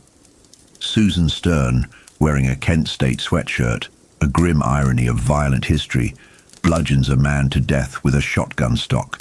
It is primal, ugly, and necessary. Harold Lauder, amidst the chaos, finally gets his wish to be the hero. He fires his pistol, acting out the movie scenes playing in his head, eventually bringing down one of the attackers, who dances in pain before dying. Harold is manic, screaming in triumph, desperate for validation. But the psychological reality is pathetic. Beneath his bluster, he has soiled himself in terror. He is a boy playing war, dangerous and unstable. The smoke clears, leaving the group with the survivors of what was grotesquely called the zoo. We learn the harrowing backstory of these women. They were captives of 4 men, former soldiers turned warlords, who used the apocalypse to indulge in absolute depravity. They kept the women compliant with a pharmacy's worth of sedatives, turning them into a drugged portable harem. It is a stark look at the darkness King posits lies just beneath the surface of civilized men. Remove the law, and some become monsters immediately.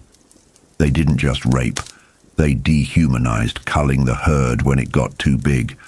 The survivors, Dana, Susan, Patty, and others, join Stu's group, bringing the horror of the new world into sharp focus. But the external threat of the zoo is resolved, only to be replaced by the internal rot growing within the original quartet. We pivot to the quiet, festering tension of the campsite. Stu and Franny finally bridge the gap between them. In the privacy of the evening, Stu reveals that his dreams have darkened. The Dark Man, Flagg, is no longer just a presence, he is active. Stu sees visions of crucifixions along the highway in the desert, Flagg's method of dealing with those who won't bow. They also discuss Mother Abigail, the beacon of light in Nebraska. The lines are being drawn. The cross in the cornfield versus the crucifixions on the highway. During this intimacy, secrets break into the open. Fran admits she stopped taking her sedatives because she is pregnant. Stu, rather than rejecting her or the burden of another man's child, embraces her. They make love. cementing a bond that is both beautiful and dangerous. Dangerous because they are being watched. Harold Lauder is lurking in the bushes, the voyeur. He witnesses their union and his heart curdles. The rejection he feels isn't just romantic, it is total. He sees Stu as the high school quarterback who gets everything effortlessly, while he, the intellectual, gets nothing. The entitlement of the incel creates a toxic brew in his mind. Later that night, the violation goes deeper. While the camp sleeps, Harold creeps to Fran's pack. He steals her diary. King uses this moment to strip away the last of Harold's innocence. He reads her entry detailing his failed, awkward attempt to kiss her and her subsequent rejection. He reads her confession of love for Stu. It confirms his worst paranoid narratives. They are laughing at him. He is the outsider. For a brief second, a sane voice in Harold's head begs him to stop, to put the book back and accept his place in the community. But the darkness is sweeter. He chooses the hate. He crawls back to his sleeping bag, but he is not alone in the dark. He dreams of a landscape of tumbled rocks and no stars. In that void, a red eye opens. It is vulpine, ancient and terrifying. It is the eye of Randall Flagg. It doesn't look at him with scorn, but with welcome. The eye beckons him west. Harold Lauder wakes up, but the boy he was is gone. He starts his own journal that night. The transformation is complete. The traitor is born. Chapter 48. The desert sun is a hammer, and the man walking beneath it is the anvil. We find ourselves on the scorching asphalt of the interstate, witnessing the final agonizing pilgrimage of the trash can man. He is no longer Donald Merwin Elbert, that name burned away in the fires of Gary, Indiana. Now he is a vessel of madness and devotion, stumbling toward Cibola, the 7-in-1, the city promised by the dark figure in his dreams. King paints a portrait of absolute physical devastation here. Trashcan Man is a walking ruin. His body is a map of his trauma. A wrist fused into a permanent claw. An arm that is a swath of hairless pink burn tissue, and feet wrapped in rags and twine. He looks like a shutter hanging off a haunted house, yet psychically he is vibrating with purpose. This is the paradox of the Trashcan Man. His body is disintegrating, but his mind has calcified around a single fanatical goal. He is a pilgrim of the apocalypse. When he finally spots the city shimmering in the distance, it isn't just a relief, it's a religious ecstasy. He screams, a savage sound of triumph, and begins a grotesque shuffling dance on the boiling highway. He chants his mantra, Chibola, bumpty bumpty bump. It's a rhythmic descent into madness, a nursery rhyme for the end of the world. But as the heat overwhelms him, and he collapses in the shade of an overturned pickup, a terrifying doubt spikes through his delirium. What if it's a mirage? This is the ultimate fear of the fanatic, that the God they serve is nothing more than a trick of the light. But when he forces himself to look again, the city remains. It is real. The dark man, the hard case, he who is, waits for him. We need to understand what drives Trash. It isn't just fear, it's the promise of utility. In his dreams, the dark man didn't offer him salvation. He offered him a job. I will set you high in my artillery. For a man who has always been a discarded outcast, literal trash, the promise of being a high-ranking weapon, a fire starter for a new order, is more intoxicating than water. He dreams of great burnings, of cities going up like bombs.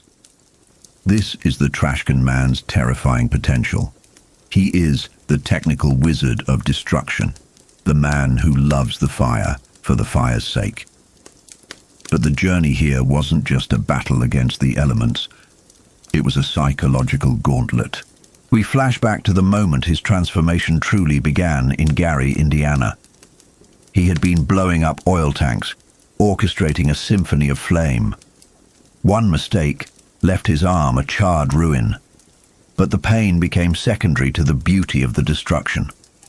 As he lay in a park, watching the horizon dance with the fires he set, he felt fulfilled. This is where he first encountered the dark man in his dreams.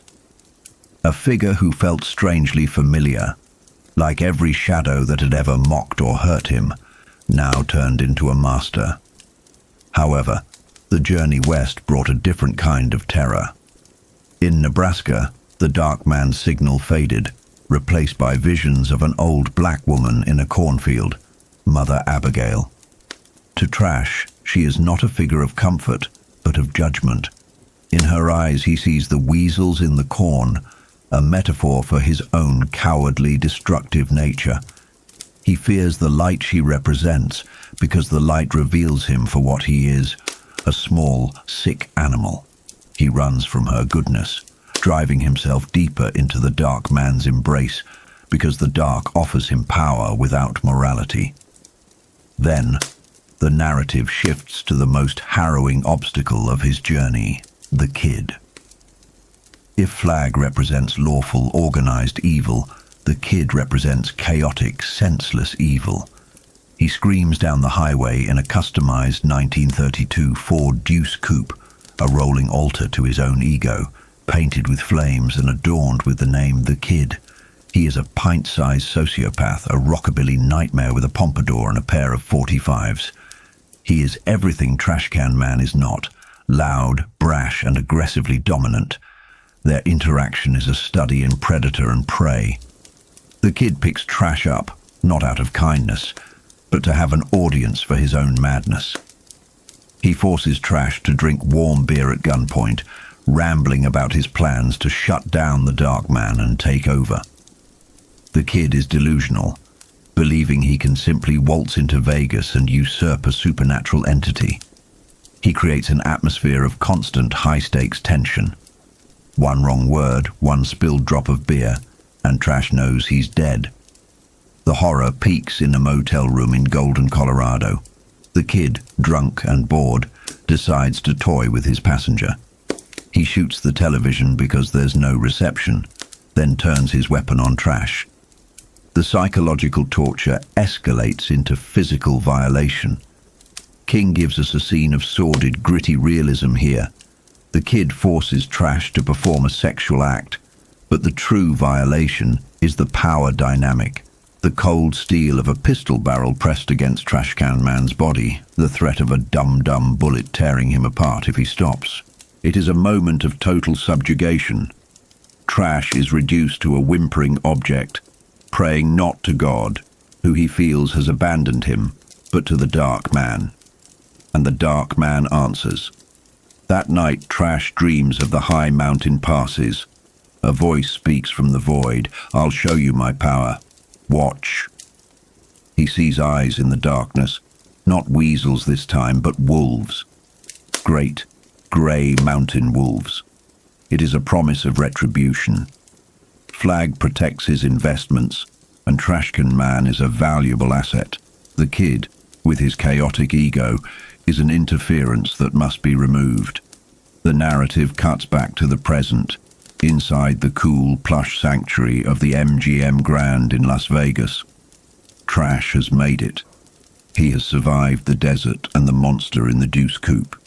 He is drinking Kool-Aid and eating soup provided by Lloyd Henraid. Lloyd is the perfect counterpoint to the kid. He is calm, organized, and wears the black stone with the red floor. The sigil of Flagg's inner circle. Lloyd treats Trash with a strange mix of pity and respect, acknowledging that Trash is special to Flagg. For the first time in his life, Trash Can Man is treated like a human being.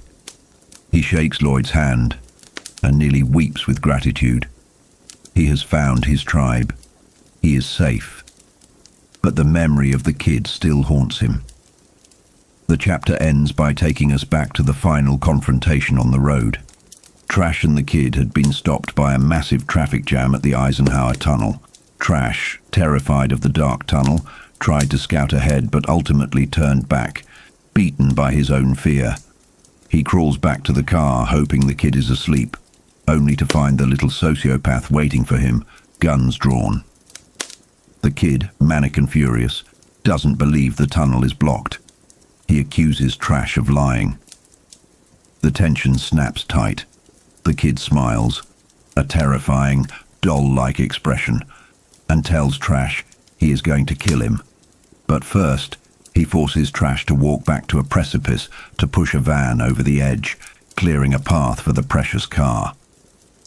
We leave them there, walking along the high mountain road. Trashcan Man is stumbling on rubber legs, marching toward his execution, with the manic, deadly kid strutting behind him. But we, the audience, remember the dream. We remember the wolves. The dark man has promised a sign, and up here in the thin mountain air, the debt is about to be paid. The suspense is suffocating because we know something the kid doesn't. He is not the hunter anymore. He is the meat. Dusk was bleeding out of the sky when the Trashcan Man found himself trapped on the edge of a cliff, tormented by the manic greaser energy of the kid. With a corpse-filled microbus acting as their grim stage, the kid mocked Trash, unaware that the desert was listening. There is a specific kind of madness in King's Apocalypse, one where human cruelty summons something far older and darker. Just as the kid prepared to execute Trash for his hesitation, the silence of the turnpike was shattered. Not by man, but by the guttural growl of wolves. These weren't ordinary beasts. Their eyes burned with a red, supernatural intelligence. They were the hounds of the dark man. The hunter became the prey as the pack descended, trapping the kid in a sweltering metal coffin of a car, leaving him to a slow, heat-choked death. Trashcan Man didn't run. He recognized the eyes. They belonged to his master. In the logic of religious mania, there are no accidents, only divine interventions.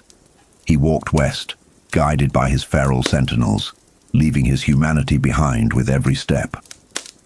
By August, the desert sun had baked him into a delirium, delivering him to Las Vegas. Here, Lloyd Henraid scrubbed the grime of the wasteland off him, dressing him in clean clothes that felt like a costume. In the cafeteria, Trash experienced a terrifying alien sensation: acceptance. He broke bread with men like Ace High and Hector Drogan. They laughed with him, not at him. For a fleeting moment, the man named Donald Merwin Elbert thought he had found a home. But in Flagg's kingdom, comfort is merely the prelude to a blood oath. The illusion of safety shattered days later. The citizens of Cibola were gathered before a massive wooden cross. Hector Drogan, the man Trash had shared eggs with just 48 hours prior, was dragged screaming toward it, condemned for drug use. Lloyd handed Trash a black stone pendant, a symbol of complicity. This is the psychological pivot point of the soul. To survive, Trash had to kill the last remnant of his conscience. When Heck begged for help, screaming that they knew each other, Trash stared into the abyss of the black stone and lied. He claimed the man was a stranger. As the hammer fell and the nails drove home, Trashcan Man didn't feel fear. He felt the cold reassurance of the stone against his chest. He had traded his soul for belonging. That night, the elevator took him to the penthouse. The air grew frigid, an unnatural cold that signaled the presence of the walk-in dude. The room was dim, lit only by the gaze of red eyes that mirrored the wolves on the highway. Randall Flagg didn't demand submission. He seduced with it. He offered a purpose to the pyromaniac's heart. When Flagg's hot hand grasped Trash's cold one, the pact was sealed. There was no more Donald Merwin Elbert, only the Trashcan Man, ready to burn the world down for the monster who loved him. Chapter 49. The narrative shifts to the silence of the camp near the Rockies, where the weight of the apocalypse presses down on the survivors. Lucy Swan wakes just before midnight. the silence broken only by the heat lightning flashing over the mountains. She finds Judge Farris on watch, reading the Bible by starlight. Here, King uses the judge to frame the psychological state of their reluctant leader, Larry Underwood. Farris quotes the Book of Job, comparing Larry's restless anxiety to Job's suffering. It's a profound insight into the burden of leadership. The judge notes that good men, the ones who don't seek power, are often crushed by it when things go wrong, like the recent death of a companion, Mrs. Volman. Lucy leaves the judge to find Larry sitting alone by the road. There's a haunting moment where they watch a satellite streak across the sky. A remnant of high technology orbiting a graveyard world, a ghost in the machine that will circle for centuries. But the conversation quickly turns to the spectre haunting their group, Nadine Cross. Lucy offers a sharp psychological assessment of Nadine. She compares Nadine's erratic, terrified behavior to a woman she once knew who was psychologically shattered by a violently jealous husband. Lucy implies that Nadine acts like a woman who is being watched by a possessive lover who isn't physically there. This is a crucial bit of foreshadowing. Nadine's husband isn't a normal man, and his jealousy is metaphysical. Then the scene turns brutally honest. Lucy confronts Larry about their relationship. She knows she is the consolation prize, the warm body he holds, while his heart chases the icy, distant Nadine. In a pre-plague world, this would be a breakup. Here, it's just survival. Larry admits it, and they agree to love each other as much as they can. It's a desperate, hollow kind of intimacy born of necessity. But the real horror lies with Nadine, who is awake and listening. We finally get a deep dive into her psyche, and it is terrifying. Nadine reveals she has always felt like an outsider, a halfling saved for a specific dark destiny. She views her virginity not as a virtue, but as a vessel kept unbroken for a dark bridegroom. She realizes that while the others dream of the benevolent Mother Abigail, she never has. She only dreams of the dark man. The text confirms that she knows his name, Randall Flagg. She knows he is gathering power in Las Vegas, crucifying his enemies and waiting. King paints a picture of a woman torn apart. She is terrified of Flagg, yet sexually and spiritually drawn to his cold kiss. She realizes that sleeping with Larry might break the spell, but she can't bring herself to do it. She is the unwitting traitor in their midst. A woman whose soul is being magnetized by the darkness in the West, waiting for a union that promises both ecstasy and annihilation. Chapter 50. The sun dragged itself up over the eastern horizon, casting a bruised, rosy light across the Rockies.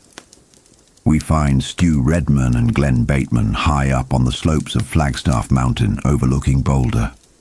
It's a moment of quiet awe before the crushing weight of reality sets back in.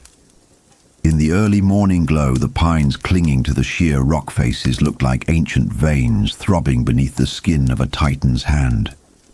This is the duality of the post-apocalyptic world, the breathtaking majesty of nature reclaiming the earth, juxtaposed against the hungover, terrifying uncertainty of the few men left to witness it. Glenn Bateman, the sociologist, is suffering the consequences of a night spent drinking wine, something he hadn't done since his college days.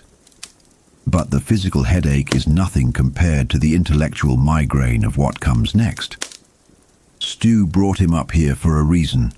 He didn't just want a drinking buddy, he wanted a forecast. He wanted to tap into that sociological brain to understand the trajectory of their survival. This scene is pivotal because it shifts the narrative from survival to civilization. Glenn predicts the numbers. Based on the arrival rates, they're looking at perhaps 8,000 people by the time the snow flies. It's a terrifying arithmetic.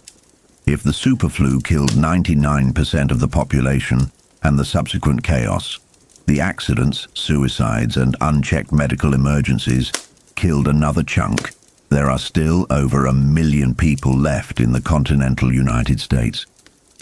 And here, Glenn drops a psychological bombshell that defines the conflict of the entire saga.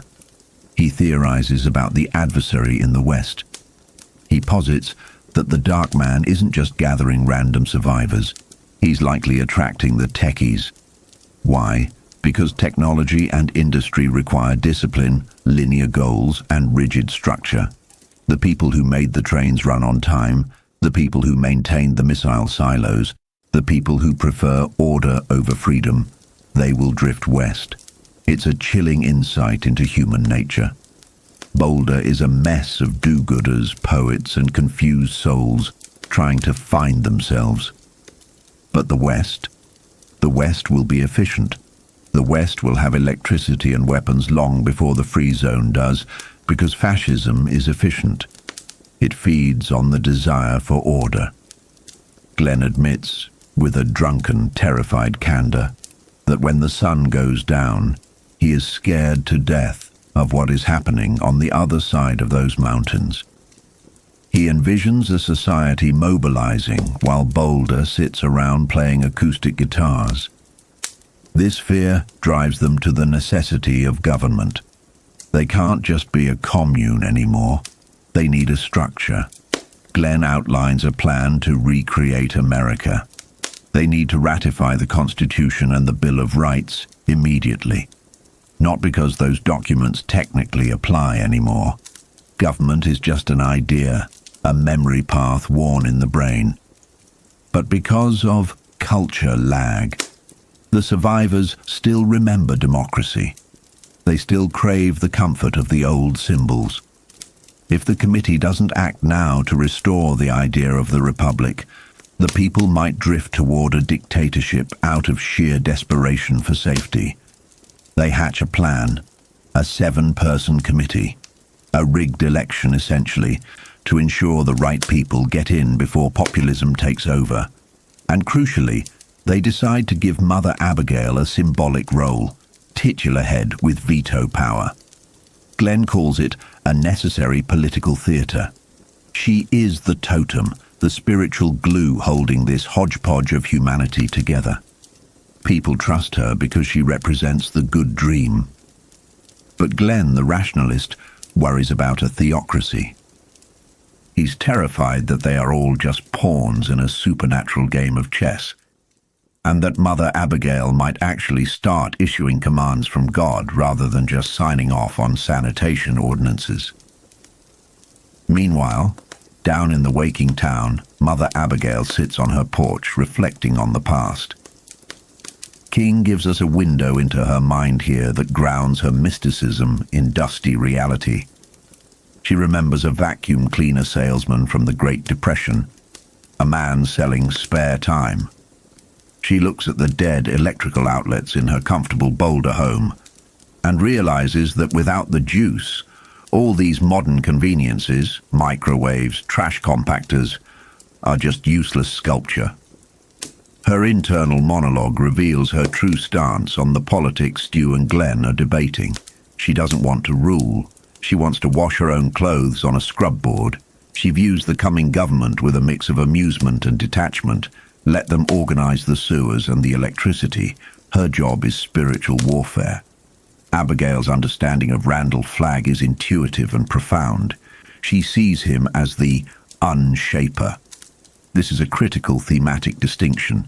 God creates, humans create. But the Dark Man cannot create anything new. He can only unmake what exists. He is the anti-creation. She suspects that his followers are dazzled by his pyrotechnics, unaware that he is leading them into a void. But despite her faith, she harbors a deep, gnawing fear. Will he win? She knows God plays the long game. Generations of slavery for the Israelites, the crucifixion of his own son. God's timing is not human timing, and that leaves plenty of room for Flagg to do terrible damage in the interim. The narrative tension spikes when Ralph Brentner brings a new group of arrivals to meet her. Among them are Larry Underwood, Nadine Cross, and the feral boy Joe, now calling himself Leo. This meeting is not a simple greeting, it is a psychic skirmish. When Larry meets her, he is awed, humble, but when Nadine steps up, the temperature in the universe drops. Mother Abigail feels the coldness radiating from this beautiful woman with the white streaked hair. She senses the entity lurking inside Nadine. For a split second, Abigail sees through Nadine's face into a void of haggard, hopeless eyes, the eyes of the enemy. Nadine, in turn, is terrified that the old clairvoyant woman will see the stain on her soul and denounce her. In a moment of desperate defense, Nadine pushes the boy, Leo, between them like a human shield. It's a spiritual deflection. The boy, caught in the crossfire of these two powerful auras, suddenly breaks his silence, shouting his true name, Leo, and embracing Abigail. The moment is a victory for the light, but a costly one. Nadine retreats, cold and stony, dragging the boy away. Mother Abigail is left shaken, feeling old and frail. The encounter drains her. She realizes she lost the focus, that she let a crucial revelation slip through her fingers because of her own fatigue and the shock of the confrontation. She questions her own utility. Is she just a greeter at the gates, a carnival attraction? The doubt creeps in, the mother of sin, which she identifies as pride. She fears her own pride in being the chosen one is blinding her to the specific dangers walking through her front gate. We then shift to Nick Andros, the mute pragmatist, working in his study. Nick is the architect of this new society. He's making lists, organizing the chaos. He recognizes the fragility of their situation. Thousands of corpses still rotting in closed rooms, the coming winter, the lack of medical care. But the most revealing moment comes as Nick reviews the list of the proposed ad hoc committee. He takes his pen and strikes a name from the list, Harold Lauder. This is a massive character beat. Nick, usually the most diplomatic and forgiving of the group, unilaterally decides to cut Harold out of the power structure. Why? It's not just the history between Harold and Stu, it's the grin. Nick doesn't trust the smile that never reaches Harold's eyes. He senses the instability, the watertight compartment between Harold's pleasant demeanor and his seething interior. Nick decides to replace him with Ralph Brentner, a simple man, but an honest one. Nick's internal monologue here is heavy. He feels the weight of what they are doing.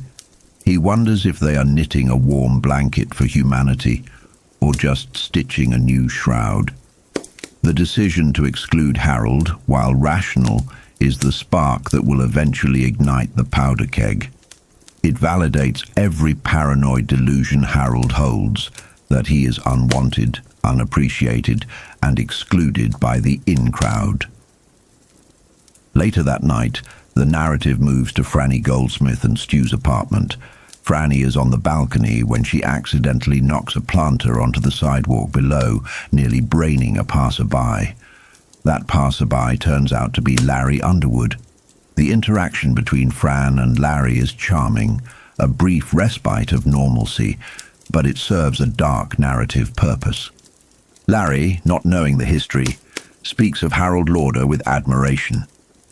He tells Fran about how Harold led them, how Harold saved them by siphoning gas and finding water. To Larry, Harold is a competent, resourceful leader, a hero. This shocks Franny. She has only ever seen Harold as the leech, the immature boy who imposed himself on her. Hearing Larry's perspective forces her to realize that Harold has changed. He has become capable. But Fran knows something Larry doesn't. The capability makes him more dangerous, not less. Larry mentions carrying a bottle of vintage wine and payday candy bars as a gift for Harold, a gesture of respect. It's tragic irony. We know those gifts will mean nothing to Harold compared to the slight of being left off the committee. As the scene ends, Franny returns to bed, troubled by her complex feelings about Harold. But then, she feels it, the quickening. The baby kicks. In the midst of death, political maneuvering, and rising evil, life asserts itself. It's a moment of pure, unadulterated hope that anchors the stakes. This is what they are fighting for, not just survival, but the future. But the chapter ends by plunging us into the absolute depths of the present darkness. We find Harold Lauder alone in the backyard of his new house. He's looking at the stars, but not with wonder. He sees them as holes in a black velvet shroud, haters' stars. Harold is keeping a journal. He hides it under a hearthstone. In it, he pours out the poison that has been festering in his soul. He asks himself the question, why do I hate? He tries to answer it, but the answer is elusive. He realizes that he is rejecting the clean slate that Boulder offers. He could start over here. He could be a new man in a new world. But his vanity, his wounded pride, and his nurtured grievances won't let him. He thinks of the West. He senses the call of the dark man. To Harold, the West is a dark carnival, a place where his chaotic, destructive urges will be celebrated, not suppressed. He fantasizes about betraying the free zone, about becoming a prince in Flagg's kingdom. He writes his manifesto in the ledger. He declares that pride and hate are not sins, but virtues. To give them up is to surrender to the world. To keep them is to demand the world change for you. It is the ultimate statement of narcissistic sociopathy. The chapter closes with a chilling image. Harold Lauder, alone in the dark, holding a lamp up to a mirror. He isn't crying. He isn't raging. He is practicing his smile. This is the horror of the stand. It's not just the supernatural monster over the mountains. It's the monster next door. The boy who was bullied, the boy who felt entitled to love he didn't earn, who is now curdled into something unrecognizable. Harold Lauder is weaponizing his own humanity, polishing a mask of friendship to hide the dagger beneath.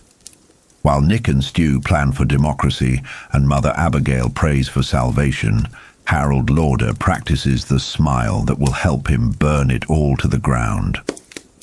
Chapter 51. The transformation of the Free Zone from a loose collection of refugees into a functioning society begins with a sheet of paper. Ralph Brentner's posters announcing the August 18th meeting are plastered all over Boulder, and the psychological shift is immediate. It's no longer just about survival. It's about governance. Mother Abigail, the spiritual anchor of this new world, ends her day exhausted but satisfied. She gives her blessing to the ad hoc committee, a crucial endorsement because, in this theological chess match, her word is law. Nick Andros feels it too. The mimeographed posters have turned drifting survivors into potential voters. It's the first solid ground they've felt in months. But while the town builds toward democracy, the shadows are lengthening in the suburbs. Larry Underwood and the feral boy, Leo, make their way to Harold Lauder's house. This is a journey into the heart of the Free Zone's internal rot. The streets are slowly being cleared, a wrecking bee to erase the evidence of the plague. But Larry is focused on the enigma of Harold. When they arrive, they find Harold constructing a brick wall around a flower bed. The imagery is potent. Harold is literally and metaphorically walling himself in. The meeting is tense. Larry expects the pompous, insecure boy he tracked across the country, but he is greeted by a sudden, jarring transformation. Harold turns with a trowel raised like a weapon, his face a mask of grim hatred, only to instantly swap it for a beatific, dimpled grin. It is a terrifying display of dissociation. Harold plays the role of the gracious host, pumping Larry's hand like a seasoned politician. It's a performance, slick and hollow. Larry hands over a vintage Bordeaux and a stash of payday candy bars, a gift that will later serve as a grim piece of forensic evidence. Leo, possessing that raw psychic sensitivity common among the children of the plague, refuses to step onto the property. He sees what Larry can only sense: the corruption inside Harold. Later, Leo describes it with chilling precision, suggesting there are white worms in Harold's brain, eating his mind behind that frozen smile. It's a moment of pure body horror that suggests Harold isn't just jealous. He is being hollowed out by the dark man's influence. Inside the house, the atmosphere is suffocating. The blinds are drawn tight, a habit of the dead, not the living.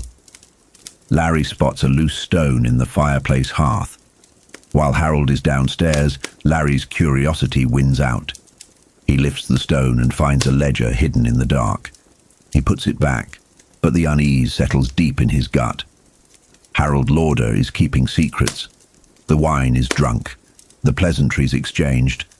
But as Larry leaves, he feels the weight of Harold's gaze on his back. He realizes that civilization might be returning, but the monkey house smell of corruption, the stench of the dead and the decaying human soul, is still there if you inhale deep enough. Meanwhile, domesticity tries to assert itself. Stu Redman finds Franny Goldsmith washing clothes the old-fashioned way, stomping on them in a tub. It's a scene of intimacy and humor, a reminder of what they are fighting to protect. But the political reality crashes in. They need a seventh member for the committee.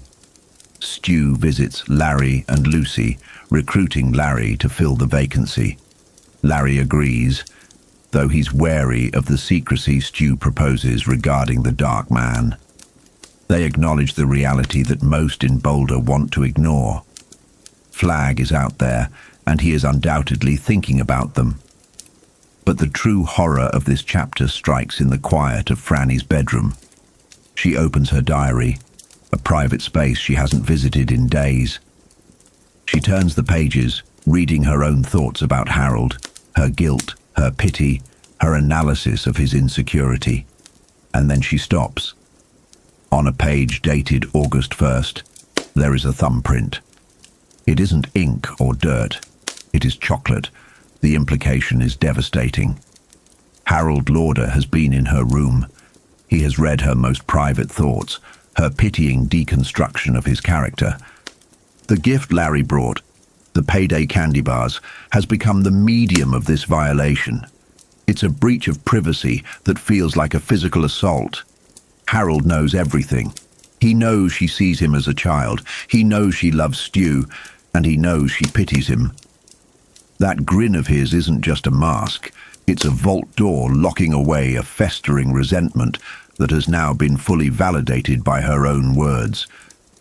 The narrative then shifts to the first official meeting of the ad hoc committee, recorded in the minutes. This is where the survivors are forced to become politicians, and the loss of innocence is palpable. They discuss the necessity of a burial committee, agreeing to frame it as a decent thing to do, rather than a health mandate to avoid panic. They agree to keep Mother Abigail informed, but to keep the theology out of the boardroom. Then the darkness descends on the table. They must deal with Randall Flagg. Nick Andros proposes sending spies, scouts, west to the Dark Man's territory. It is a decision that requires them to trade human lives for intelligence. The debate is heavy with moral compromise. They agree that no committee members can go. They are too inexpendable, a cold logic that sits poorly with Susan Stern. The nominations for these suicide missions are heartbreaking. Larry nominates Judge Farris, arguing that his age makes him an unlikely suspect for a spy. Susan nominates Dana Jurgens for her toughness. But the room explodes when Nick nominates Tom Cullen. Tom, the gentle, intellectually disabled man who loves Moon and Mother Abigail. The idea of sending a man with the mind of a child into the heart of darkness seems monstrous. Franny is horrified, serving as the moral conscience of the group. But Nick's logic is terrifyingly sound. Flagg will not suspect a disabled man. Furthermore, Tom can be hypnotized. He can be programmed with a cover story he will never break because he lacks the complex cunning to be broken. He is the perfect vessel. The vote is a painful, fractured moment for the group. Franny votes nay initially, refusing to treat a human being like a U-2 spy plane. But ultimately, the need for a united front prevails. They are not just friends anymore. They are a government making life and death decisions. Franny changes her vote to aye, weeping as she does so. They have crossed a line. They are fighting monsters, and in doing so they have had to harden their own hearts. The chapter closes in the dark. Stu and Franny are in bed, the weight of their decisions heavy in the room. Stu offers love and reassurance, but Franny lies awake. She is haunted not just by the fate of Tom Cullen, but by the chocolate smudge in her diary. She decides not to tell Stu yet, carrying the burden alone. The suspense hangs in the silence, the knowledge that while they plan for the enemy in the west, a very different enemy is already inside the gates, smiling, eating chocolate, and biding his time. Every dog has his day. Chapter 52. The early morning hours are the hardest for the soul. In the silence of her Boulder home, Mother Abigail lay awake, wrestling with a spiritual dryness that felt like dust in her throat. She tried to pray, but the connection was severed. She felt she was speaking into a dead telephone line, a terrifying sensation for a woman whose entire existence was defined by her conduit to the Almighty.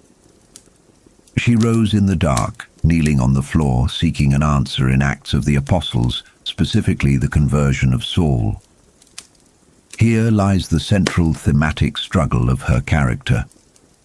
The desperate need for clarity in a world gone dark. She begged God to reveal her sin.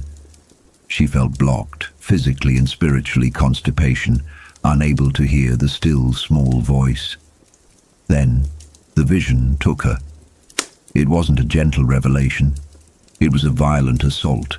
Stephen King often uses animalistic imagery to convey primal danger, and here Abigail sees a woman protecting a sack of chickens from weasels. The weasels were frantic, smelling blood.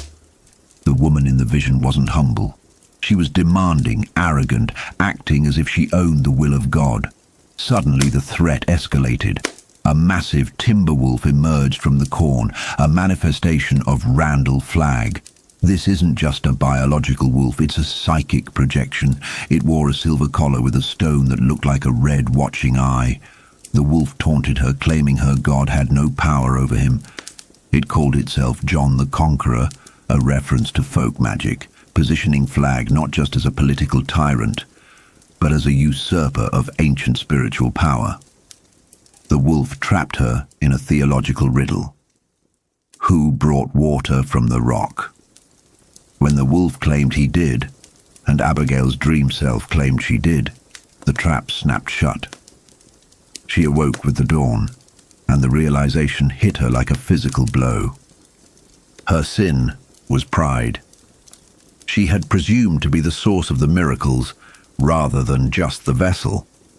She had forgotten that it was God who brought water from the rock, not Moses, and certainly not Abigail Fremantle. To atone, she had to strip away her ego. Quite literally, she stripped off her nightgown, standing naked and ancient in the morning light, a symbolic rebirth. She dressed and walked out of her house, heading west into the wilderness. It was a classic night sea journey, a departure into the unknown to recover spiritual equilibrium. Later that morning, the committee found her gone. Glenn Bateman discovered the note she left behind, a confession of her pride and a promise to return if God willed it. The reaction of the Free Zone leadership highlights the fragility of their society. They aren't just losing a friend, they are losing their pope. Nick Andros, ever the pragmatist, argued against a panic-inducing search, realizing that Abigail was following a compulsion that logic couldn't touch. But for Stu Redman, the human element outweighed the theology. He just saw a frail old woman wandering into the mountains to die. By noon, the news had spread, but instead of panic, a strange resignation settled over Boulder. Glenn noted the sociological phenomenon. The people treated Abigail like a proxy for God. As long as the symbol existed, their faith held. Without her, they were waiting to see if the magic would hold. Meanwhile, Franny Goldsmith was dealing with her own anxieties. Learning of Abigail's disappearance, she felt the weight of leadership crushing down on her. Seeking Stu, she found a note saying he was with Ralph and Harold. The inclusion of Harold Lauder sent a spike of fear through her. She biked to Harold's house, finding it locked and dark, a reflection of Harold's own psyche. She broke in through a basement window. What she found down there was heartbreakingly human. Harold's basement was a shrine to a stolen childhood. Slot cars, model trains, posters. It serves as a psychological profile of the bomber-to-be.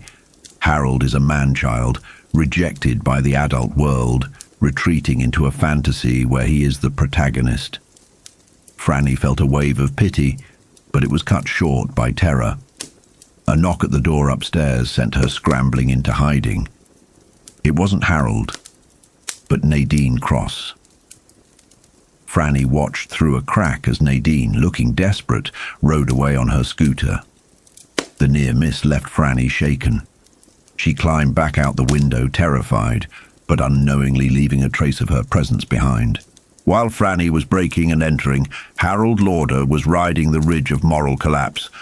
He, Stu, and Ralph had gone into the foothills to search for Abigail, a search Harold had suggested, but Harold had an ulterior motive. He was armed with his .38, and the solitude of the mountains offered a perfect opportunity to murder Stu Redman. As Harold rode his motorcycle toward Netherland, he felt a magnetic pull from the west. King describes this sensation with chilling physical precision, the feeling of a steel slug being dragged by a magnet. It wasn't just madness, it was a signal. Harold felt the dark man reaching out, offering a surrender of the will that felt like religious ecstasy. He realized that to kill Stu now might be premature. The author of this dark plot, Flagg, had a use for him. Harold decided to bide his time. When Harold reunited with Stu and Ralph at Chautauqua Park, he was pale and shaking, the residue of his brush with the dark force. Stu, mistaking Harold's trauma for concern, felt a pang of sympathy and invited him to dinner. It's a tragic irony. Just as Stu begins to genuinely accept Harold, Harold has fully committed to betraying them. Harold returned to his dark, locked house to commune with his true confidant, his ledger. Writing in it gave him a perverse catharsis, but his peace was shattered when he went to the basement and found the pile of dust Franny had knocked over.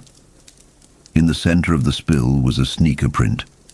Paranoia, the constant companion of the guilty, exploded in Harold's mind. Someone had been there. Did they find the ledger? Did they know his plans? He slept that night with his gun and his book under his pillow, haunted by the pattern of the sneaker sole, twisting in a fever of suspicion. The search for Mother Abigail continued the next day, expanding to 50 people, but it was fruitless. That evening, the mood in the committee house was somber. Glenn Bateman, usually the voice of reason, began to deconstruct the very concept of reality. He argued that the superflu had killed the age of rationalism. They were now living in a world of dark magic and white magic. The laws of physics had been suspended in favor of the laws of myth.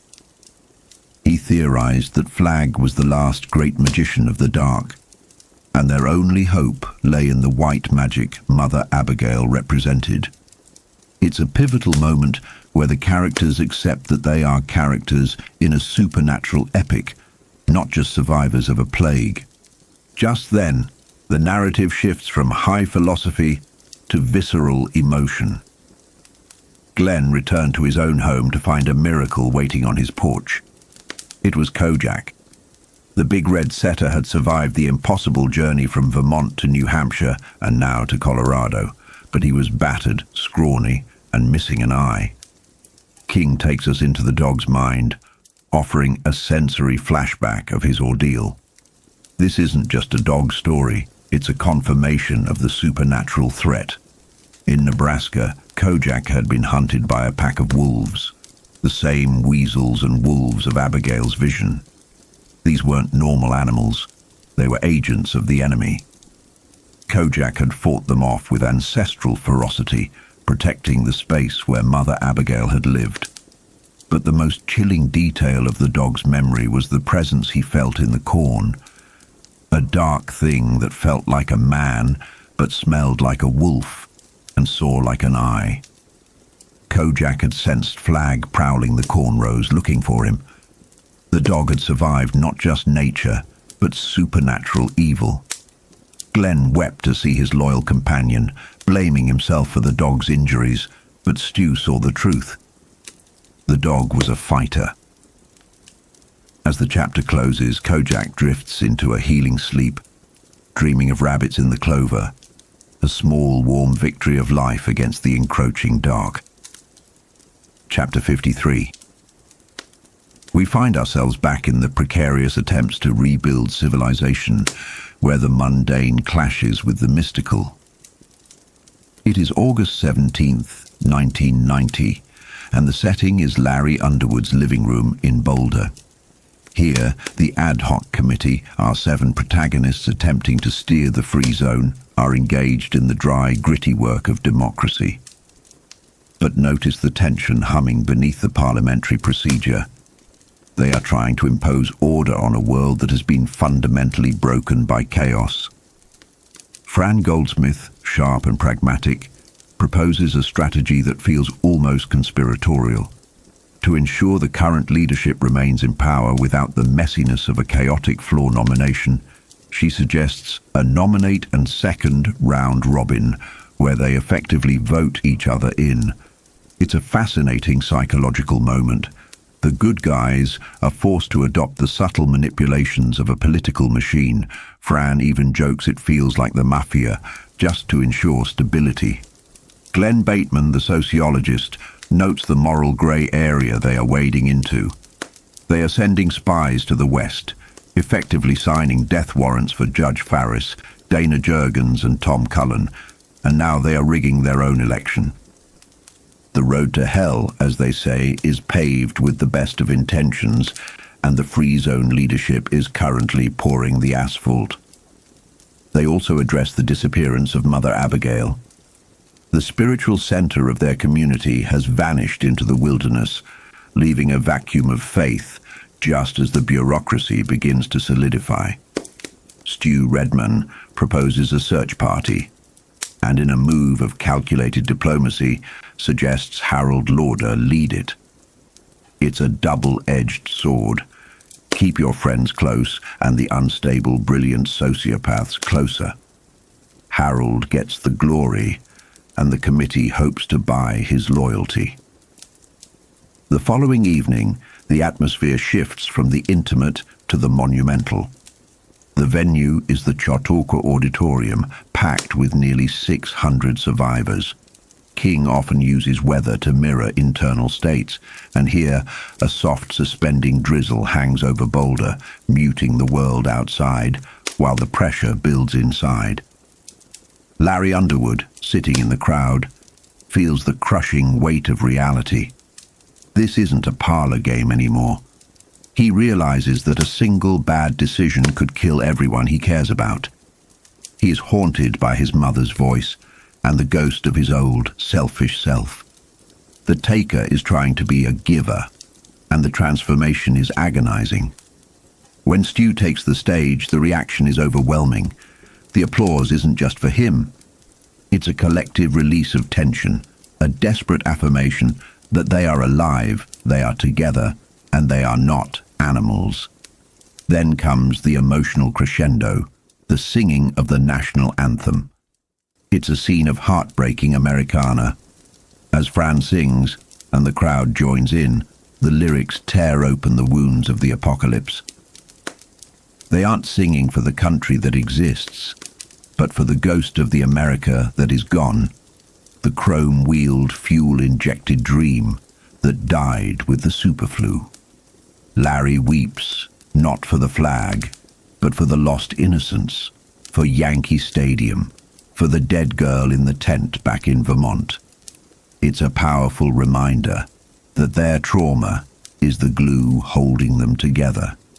The business of the meeting proceeds, ratified by a populace desperate for structure. The Constitution and Bill of Rights are adopted, ironic perhaps in a world where the only law is survival. But then, the curveball. Harold Lauder stands up. Stu and the committee brace for a challenge, fearing Harold's intellect and resentment. Instead, Harold pulls a masterstroke of political theatre. He moves to accept the entire ad hoc committee as the permanent government by acclamation. It is a stroke of genius. By doing this, Harold short-circuits the democratic process the committee was so worried about, but he also makes their power a gift from him. He claims the moment. The crowd roars approval, voting "aye" to the rooftops, unaware of the subtle power dynamic shifting in the room. Harold sits back, smiling that cryptic smile, the cat who not only ate the canary but designed the cage. Later, walking home in the damp night, Stu and Fran decompress. There is a sense of melancholy victory. They discuss the strangeness of Harold, how he seems to be a puzzle box that resets every time you think you've solved it. But the conversation takes a turn into the truly eerie, touching on the overarching supernatural threat. Stu recounts a story he has never told anyone, a memory from 1982 at his gas station in Arnett. He describes a man pulling up in the dead of night, a man driving a big Pontiac, playing Hank Williams, with dead eyes that looked like they had stared into the void for eternity. Stu is convinced, with a chilling certainty, that the man was Jim Morrison, the lead singer of The Doors, years after his supposed death. But it wasn't just a celebrity sighting, it was an encounter with the walking dude. The figure spoke of driving to New Orleans, of the night, of things ancient and dark. It's a moment where the lore deepens, suggesting that Flagg, or the entity that is Flagg, has been drifting through the American subconscious for decades, wearing the faces of dead icons, a shapeshifter feeding on the dark side of the American road. While Stu and Fran find comfort in each other, a far darker confrontation awaits Larry Underwood. He arrives home with Lucy to find Nadine Cross waiting on his porch. This is the pivotal moment for Nadine, the tragedy of missed connections. She appears ethereal, her hair streaked with white, vibrating with a frantic, terrified energy. She demands to speak to Larry alone, and Lucy, heartbroken but resigned to her role as the second choice, retreats inside. Nadine is desperate. She knows, with a psychic certainty, that her time is running out. The dark man is coming for her. She begs Larry to take her, to make love to her right there and then. It isn't about romance. It's an exorcism. She believes that if she can bind herself to Larry physically, she can break the pact she made with the darkness. She is offering her virginity as a shield against the devil. But Larry, trying to be the moral man, misreads the situation entirely. He sees only the old Nadine, the erratic, frigid woman who rejected him before. He sees her offer as a manipulation, unaware that she is pleading for her soul. He rejects her. He tells her it's too late. The rejection shatters Nadine. She laughs, a shrill, terrifying sound, and walks away into the darkness. Larry watches her go, and for a moment he hears the phantom sound of boot heels on the pavement, the auditory signature of Randall Flagg. He has unknowingly cast her out, straight into the arms of the enemy. Larry returns to Lucy, choosing the safe, warm love of the everyday, unaware that his morality has just doomed Nadine. The narrative then follows Nadine, and we descend into true psychological horror. She has been scorned, and her mind fractures.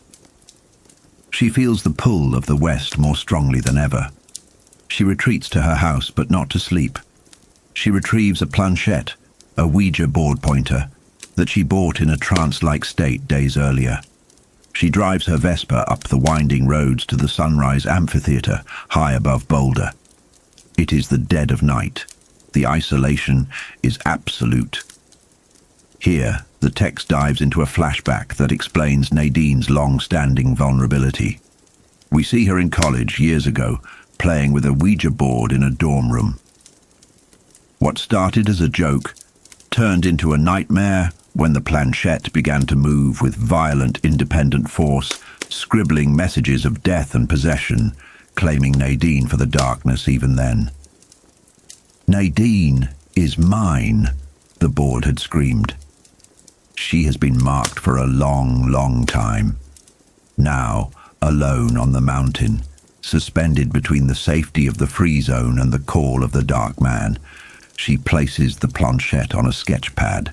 She is done fighting. She has been rejected by the light, so she will embrace the dark. The atmosphere is thick with dread. The wind feels like a breath on her neck. She is inviting the Antichrist into her mind. She whispers, "Tell me," and the planchette begins to move. It is no longer a game. The connection is made. The chapter ends not with a bang, but with the scratching of a pencil against paper, signing a treaty with hell. Chapter 54. We begin on August 19th, 1990, not with the immediate action of the apocalypse, but with the terrifying mundanity of bureaucracy. We are looking at the minutes of the Permanent Free Zone Committee, a document that signals the end of the chaotic survival phase and the beginning of civilization, with all the uncomfortable compromises that entails. The meeting takes place at Stu and Fran's apartment. It starts with a deceptive lightness. Congratulations are exchanged and jokes are made about Glenn Bateman's tendency to lecture. But the air in the room is heavy. They are sending lambs into the wolf's den. The committee finalizes the plans for the three spies, Judge Farris, Dana Jurgens, and Tom Cullen, to head west. Note the psychological weight here. The committee members who nominated these spies are the ones forced to ask them to go. It's a test of leadership, forcing them to own the potential death of their friends. They agree on a staggered departure schedule to protect the operatives, acknowledging the grim reality that torture is a likelihood if they are caught. Glenn Bateman, ever the sociologist, shifts the meeting to numbers. He reveals a startling truth. The free zone is growing faster than they thought.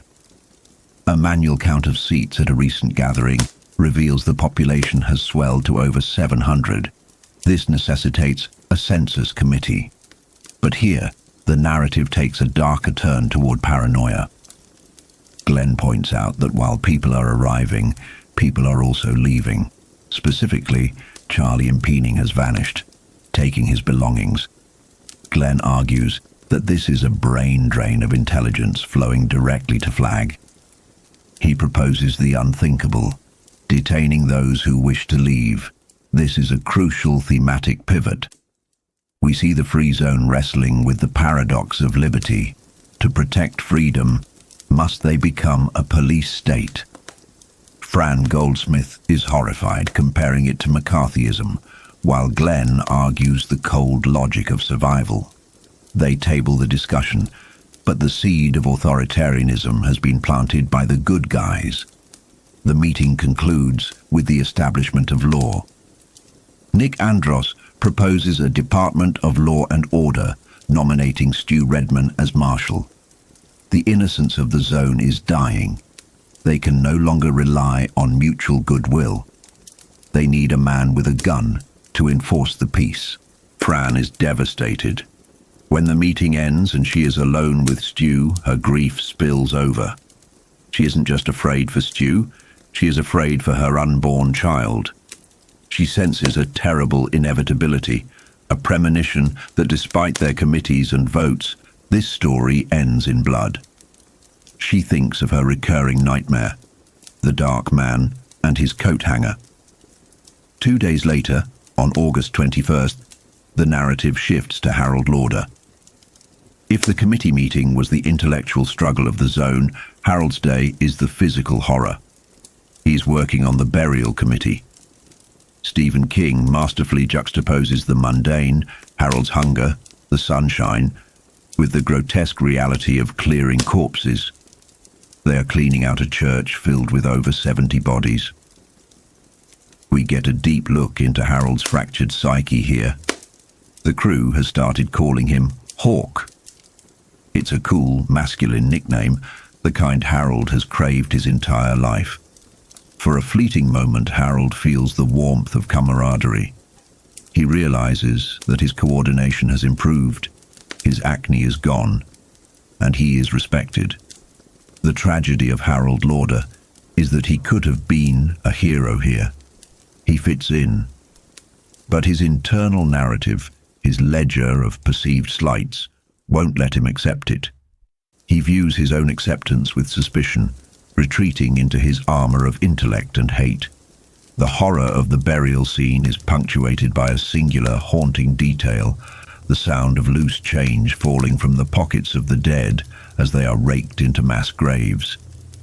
King describes it as sounding like tiddledywinks. It is the ultimate reduction of humanity to cordwood, stripping away the dignity of death and leaving only the mechanical process of disposal. That evening, Harold returns home to find Nadine Cross waiting on his doorstep. This is the moment the trap snaps shut. Nadine is the catalyst for Harold's destruction. She's described as striking, sexually mature, and terrifyingly direct. She cooks for him, creating a domestic intimacy that Harold has never experienced. The ensuing scene is a masterclass in manipulation. Nadine offers herself to Harold, but it is a transaction, not a romance. She knows his secrets because Flagg knows them. She mentions his private ledger, the mental list of debts he feels he is owed. This terrifies and arouses Harold. It confirms that his dark thoughts are seen and validated by a higher power, the Dark Man. The sexual encounter that follows is bizarre and frantic. Nadine dictates the terms. They can do anything, everything except actual intercourse. She is technically preserving her virginity for Flagg, acting as a concubine in waiting. She offers to be his mother, his sister, his whore, his slave, whatever role fulfills his fantasy. It is a psychological assault, overwhelming Harold's defenses. She promises him that if he helps her destroy the committee, specifically Stu Redman, they will go west to Flagg and be rewarded. Harold struggles. He has a moment where he could choose the Hawk persona, the man who buries the dead and builds the community. But Nadine ruthlessly targets his insecurity. She paints a picture of a boring, humdrum life in Boulder versus the dark glory of the West. She forces him to decide, put her shirt back on or take everything else off. In the end, Harold Lauder succumbs to his destiny. He chooses the dark dream over the hard reality of redemption. He takes her hand and leads her to the bedroom, sealing his fate as a traitor. The chapter closes not with love, but with a pact of blood and betrayal, orchestrated by the shadow in the west. Chapter 55. The narrative shifts now to the heavy burden of leadership and the terrible price of survival. We begin in the quiet, fading light of a Colorado evening, where the judge and Larry Underwood sit on a porch, the smoke of their cigars drifting into the sunset. It is a scene of deceptive tranquility, masking the grim business at hand. The judge reminisces about his father and a childhood joke involving a cemetery named Mount Hope, a dark pun that resonates with their current reality. Is there any hope? Only the grave. It's a moment of melancholic foreshadowing, establishing the judge not just as an old man, but as a relic of a civilized past that is rapidly ending. The conversation turns to the inevitable. Larry is there to ask the judge to risk his life, to go west as a spy. But the judge, with his sharp intuition, is already steps ahead of him. He knows he's being sent to the slaughter. There is a profound psychological weight here. The judge absolves Larry of the guilt of asking, accepting the mission with a terrifying calmness. He offers Larry a chilling piece of advice: to cultivate a shell of self-righteousness. In this new world, moral ambiguity is a luxury they cannot afford. To lead, the judge implies, one must be willing to make decisions that stain the soul. The next morning, the judge departs in a Land Rover, heading toward the unknown dangers of the West. He crosses paths with Harold Lauder's burial crew. The interaction is brief but laden with subtext. Harold, now nicknamed Hawk, is festering with resentment, isolated even amidst the laughter of his peers. As the judge drives away, he feels a paradox of aging. Facing likely death, he feels more alive than he has in decades. The adrenaline of the mission strips away the lethargy of old age. He is driving toward Flagg, toward the heart of darkness, and for him, it is a final, glorious adventure. Meanwhile, the story takes a turn into the surreal and the supernatural. Stu, Ralph, and Nick visit Tom Cullen in North Boulder. Tom's home is a chaotic museum of the mind, lawn ornaments, stuffed animals, and random objects arranged in patterns only Tom understands. It is innocent, yet manic, a reflection of a mind untouched by the cynicism of the world, but vulnerable to its horrors. They are there to weaponize that innocence. They induce hypnosis, and the atmosphere shifts from quirky to terrifying. Tom's voice changes. He becomes God's Tom, a vessel for a higher or perhaps just deeper awareness. When asked about the Dark Man, Tom reveals nightmare truths. He describes Flagg not as a mere dictator, but as Legion, a shape-shifting entity of ancient evil who can kill with a look and poison the very ground he walks on. This is a crucial moment of lore expansion. We learn that Flagg is terrified of the Free Zone, specifically of the people inside. It suggests that for all his power, Flagg is vulnerable to the collective spiritual strength of the protagonists. The committee gives Tom his instructions. He is to wander west, posing as a feeble-minded outcast, driven away by the Free Zone. The instructions are brutal. If he is seen by one person, he must kill them. If seen by many, he must run. It is a heartbreaking corruption of Tom's gentle nature. The leaders of the Free Zone are forced to exploit the one person who trusts them implicitly, sending a childlike soul into the den of the wolf. When Tom wakes, he remembers nothing, retaining only his eagerness to please his friends. Later, Stu confesses the plan to Franny. The moral toll is immediate. Franny is horrified by the utilitarian ethics, using people like pawns, ordering assassinations. Stu's explosion of anger reveals his own frayed nerves. He hates what he has to do, but the alternative is passive extinction. They are losing their innocence layer by layer.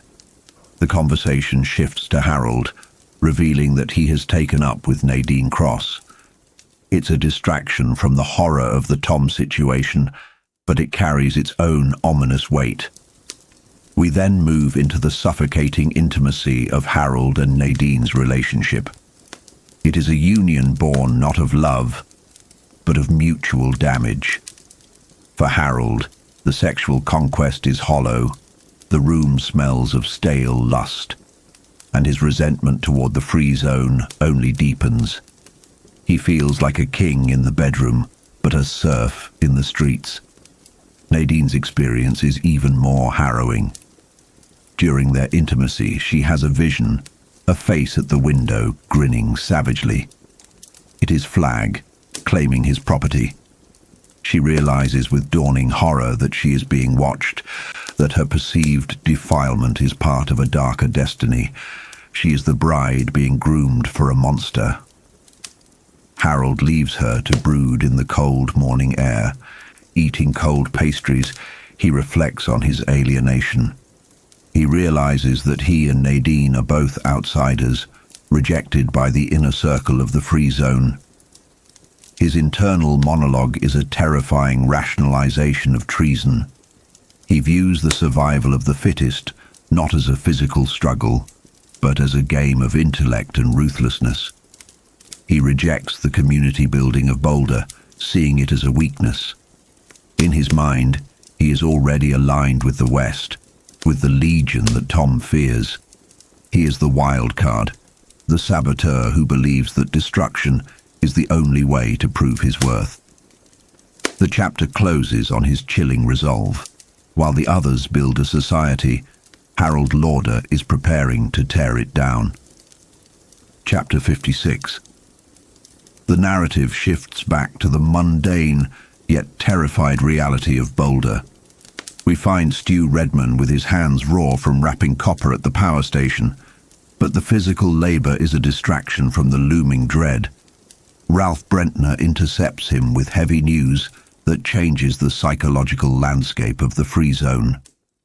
A new group has arrived, bringing a doctor named Richardson, but they also brought a tragedy that strikes at the core of their survival. A woman gave birth to twins, and both infants died shortly after. Here, King introduces the ultimate existential threat. It's not just about surviving the superflu, it's about whether humanity has a future at all. If the virus kills neonates, they are looking at a one-generation extinction event. The ambiguity makes it worse. Dr. Richardson can't prove it was Captain Trips. It could have been anything. But the mother, driven mad by grief, buried the bodies and won't say where. This denial of closure creates a haunting atmosphere, leaving the free zone to wonder if their hope is already dead. Stu has to break this to Franny, but the grapevine is faster. She already knows. The scene between them in the bedroom is suffocating with shared anxiety. Fran is pregnant, and the shadow of the dead twins now hangs over her own unborn child. King uses this to ratchet up the tension. Every kick of the baby is a question mark, and every moment of stillness is a potential tragedy. Meanwhile, we descend into the fracturing mind of Nadine Cross.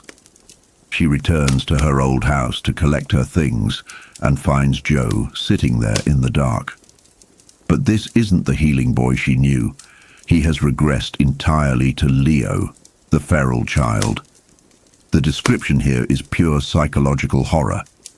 He sits in his underwear, sucking his thumb, staring with dead eyes. He is a mirror reflecting Nadine's betrayal. She tries to justify herself, snapping at him, claiming she had to leave, but his silence is a louder accusation than any scream. She flees the house in terror. It's a profound moment of guilt manifesting as fear. She isn't scared of the boy, she's scared of what he represents, her abandonment of love for power. The narrative pivots to the town meeting. It's a performance of normalcy. They vote, they elect Stu as marshal, and they applaud the coming restoration of electricity. It's a collective defense mechanism. If we act like a society, maybe we will be one. But the cracks show. People ask about Judge Farris, and the committee has to lie, claiming he's on a trip to Denver. The deception weighs on them. They are becoming politicians, hiding the truth to protect the herd. Then comes the quiet tragedy of the spies. We see Dana Jurgens preparing to leave for the West. She shares a smoke with Stu, a final moment of warmth. King drops a brutal line of foreshadowing here. No one in the zone would ever see Dana again. It's a stark reminder of the stakes. She is walking knowingly into Flagg's grinder. Even more heartbreaking is the departure of Tom Cullen. This scene explores the moral grey area the committee has entered. They have to use a post-hypnotic suggestion, the phrase "the moon," to activate Tom's programming. He doesn't want to go. He's afraid of the dark.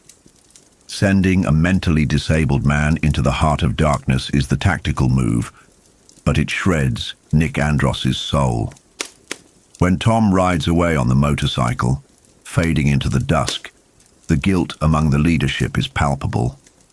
They are sacrificing their innocence to fight a monster. Fran finally visits Dr. Richardson. He's a rational man trying to bring science back to a superstitious world.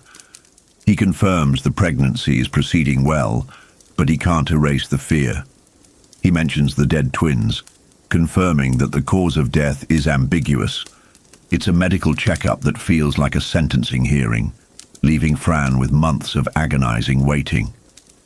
The chapter closes in the deepest dark, Harold Lauder's basement. The contrast is sharp. While the town plans for law and order, Harold is sweating over sweating dynamite. He's constructing a bomb using a diagram from a science fair book. The irony is sickening. He's using the innocent ambition of a pre-plague school kid to engineer mass murder. Nadine watches him. The dynamic has shifted. She realizes the explosives are unstable, just like Harold. To keep him focused, to keep him from blowing them up accidentally, she initiates sex. It's not an act of passion, but of control, using her body to pacify the beast she's leashed herself to. Harold hides the bomb rigged to a walkie-talkie in a shoebox on a kitchen shelf. The target is set. The committee meeting on September 2nd. The fuse is lit, and the suspense is now a ticking clock. Chapter 57. The end of August in Boulder brings a heat that feels less like weather and more like a suffocating blanket, a physical manifestation of the tension tightening around the free zone. We find Larry Underwood and the boy Leo sitting on a curb, nursing warm drinks because refrigeration is a luxury of the past. But the temperature isn't the only thing wrong here. Leo, who had been making progress, has regressed. He is Joe again, hostile, silent, thumb in mouth. The psychological scars of the apocalypse don't heal in straight lines. They spiral. Larry watches the boy bouncing a ping-pong ball, a hypnotic, rhythmic thock-thock-thock that serves as a metronome for the coming horror. Lucy warns Larry that this regression is tied to Nadine Cross. Nadine has been hovering, and the boy, with that raw, psychic sensitivity common to Stephen King's child characters, the Shining, if you will, senses the rot inside her. When Larry presses him, Leo drifts into a trance. It's a chilling moment where the barrier between the child's mind and the dark reality thins. Leo reveals that Nadine is Nadine Mom no longer. She is dead inside, consumed by a loyalty to him. The Dark Man. Leo drops the bomb that Nadine and Harold are planning to go west, that Harold has successfully eroded Nadine's moral compass until nothing remains but a vessel for Flagg's will. But the most frantic warning is directed elsewhere. "Talk to Franny," Leo insists. "It's all written down." This is the key. The obsession of the sociopath to document their own brilliance. Harold Lauder's ego is so massive, it demands an audience, even if that audience is a private ledger. Larry takes this dread to Franny Goldsmith. They meet in the band shell, the setting sun casting long, dying shadows, a classic King backdrop for Revelations. Franny confesses her own secret shame. She kept a diary, and she knows Harold read it. She saw his thumbprint. This violation of privacy is the catalyst for Harold's spiral. He realized he was not the hero of the story, but the outsider. Larry connects the dots. If Harold read her diary, perhaps he kept one of his own. He remembers a loose stone on Harold's hearth. It's a desperate hope, but in a world governed by dreams and dark magic, coincidence is just a pattern you haven't seen yet. The next day, September 1st, offers a brief, blinding glimmer of hope. The Power Committee, led by Brad Kitchener, manages to turn the electricity back on in a small section of town. For a few seconds, civilization flickers back to life. Blenders whir, music plays, lights hum. But the load is too heavy. A generator overloads and blows out. It's a potent metaphor for the human element in this story. Pushed too hard, carrying too much voltage, things are bound to explode. They need a turning off crew to safeguard the grid. But the foreshadowing is heavy enough to crush a man. We are looking at a system on the brink of catastrophic failure. While the town is distracted by the power test, Larry and Fran make their move on Harold's house. It's a violation of the sanctity of the home, mirroring Harold's violation of Fran's diary. Inside, they find evidence of Harold's tinkering, wires, snippets of electronics, but they miss the significance. They don't see a bomb, they see a boy playing with radios. Under the hearthstone, however, they find the smoking gun, the ledger. Reading Harold's journal is like staring into the abyss of a narcissistic collapse. It's filled with boxed mottos, justifications for his own grandeur, and twisted logic that reframes pride and hate as virtues. But the opening line is the dagger. Harold writes of his intent to kill Stuart Redman. The veil drops. This isn't just teenage angst. It is premeditated, cold-blooded murder. The psychological portrait here is terrifying. Harold believes he is the protagonist of a great adventure, while in reality he is merely the pawn of a distant, laughing darkness. Meanwhile, Nadine Cross is finalizing their damnation. She enters the house of Ralph Brentner, where the Free Zone Committee is scheduled to meet. She isn't there to socialize. She plants a shoebox in the closet, hidden beneath winter clothes. Inside is the fruit of Harold's labor, dynamite rigged to a walkie-talkie detonator. Nadine is acting under compulsion, a marionette whose strings are being pulled by Randall Flagg. She leaves the house, but her ordeal is only beginning. As she flees on her Vespa, the world tilts. She enters a fugue state, a blackout where the dark man claims her. This is not a physical seduction, but a metaphysical violation. Flagg enters her mind, cold and absolute. When she wakes, she's at a drive-in movie theater, a surreal, bleached-out purgatory. This scene is pure, high-octane horror. The dead speakers of the drive-in come to life, screaming her name with the voice of the dark man. It's a hallucination, or perhaps a rupture in reality, where Flagg mocks her, commands her, and claims her. He tells her the committee knows everything, except for the shoebox. The trap is still set. Nadine is ordered to take Harold to the wilderness and wait. When she sees her reflection in a store window later, her hair has turned stark white. It is the external brand of her internal destruction. She finds Harold, who is terrified by her appearance, but bound to her by their shared crime. They are no longer people. They are instruments of destruction, preparing to flee into the night. Chapter 58. The tension in the free zone is palpable, a static charge waiting for a spark. At Stu and Fran's house, the mood is somber. Stu Redman sits with Harold's ledger, reading the manifesto of the man who wants him dead. It gives him a headache, not just from the strain, but from the sheer weight of the malice. He compares Harold to a rabbit in Watership Down, who sings poetry about the wire snare that kills him, a creature in love with his own demise. They debate what to do. Arrest Harold, exile him. The tragedy is that Stu, a decent man, still struggles to comprehend the depths of Harold's hatred. They decide to bring the matter to the committee meeting the next night. They want to do this legally, ethically. It is this adherence to rules, to the old ways, that Harold despises and Flagg exploits. They are playing checkers while the enemy is playing three-dimensional chess with dynamite.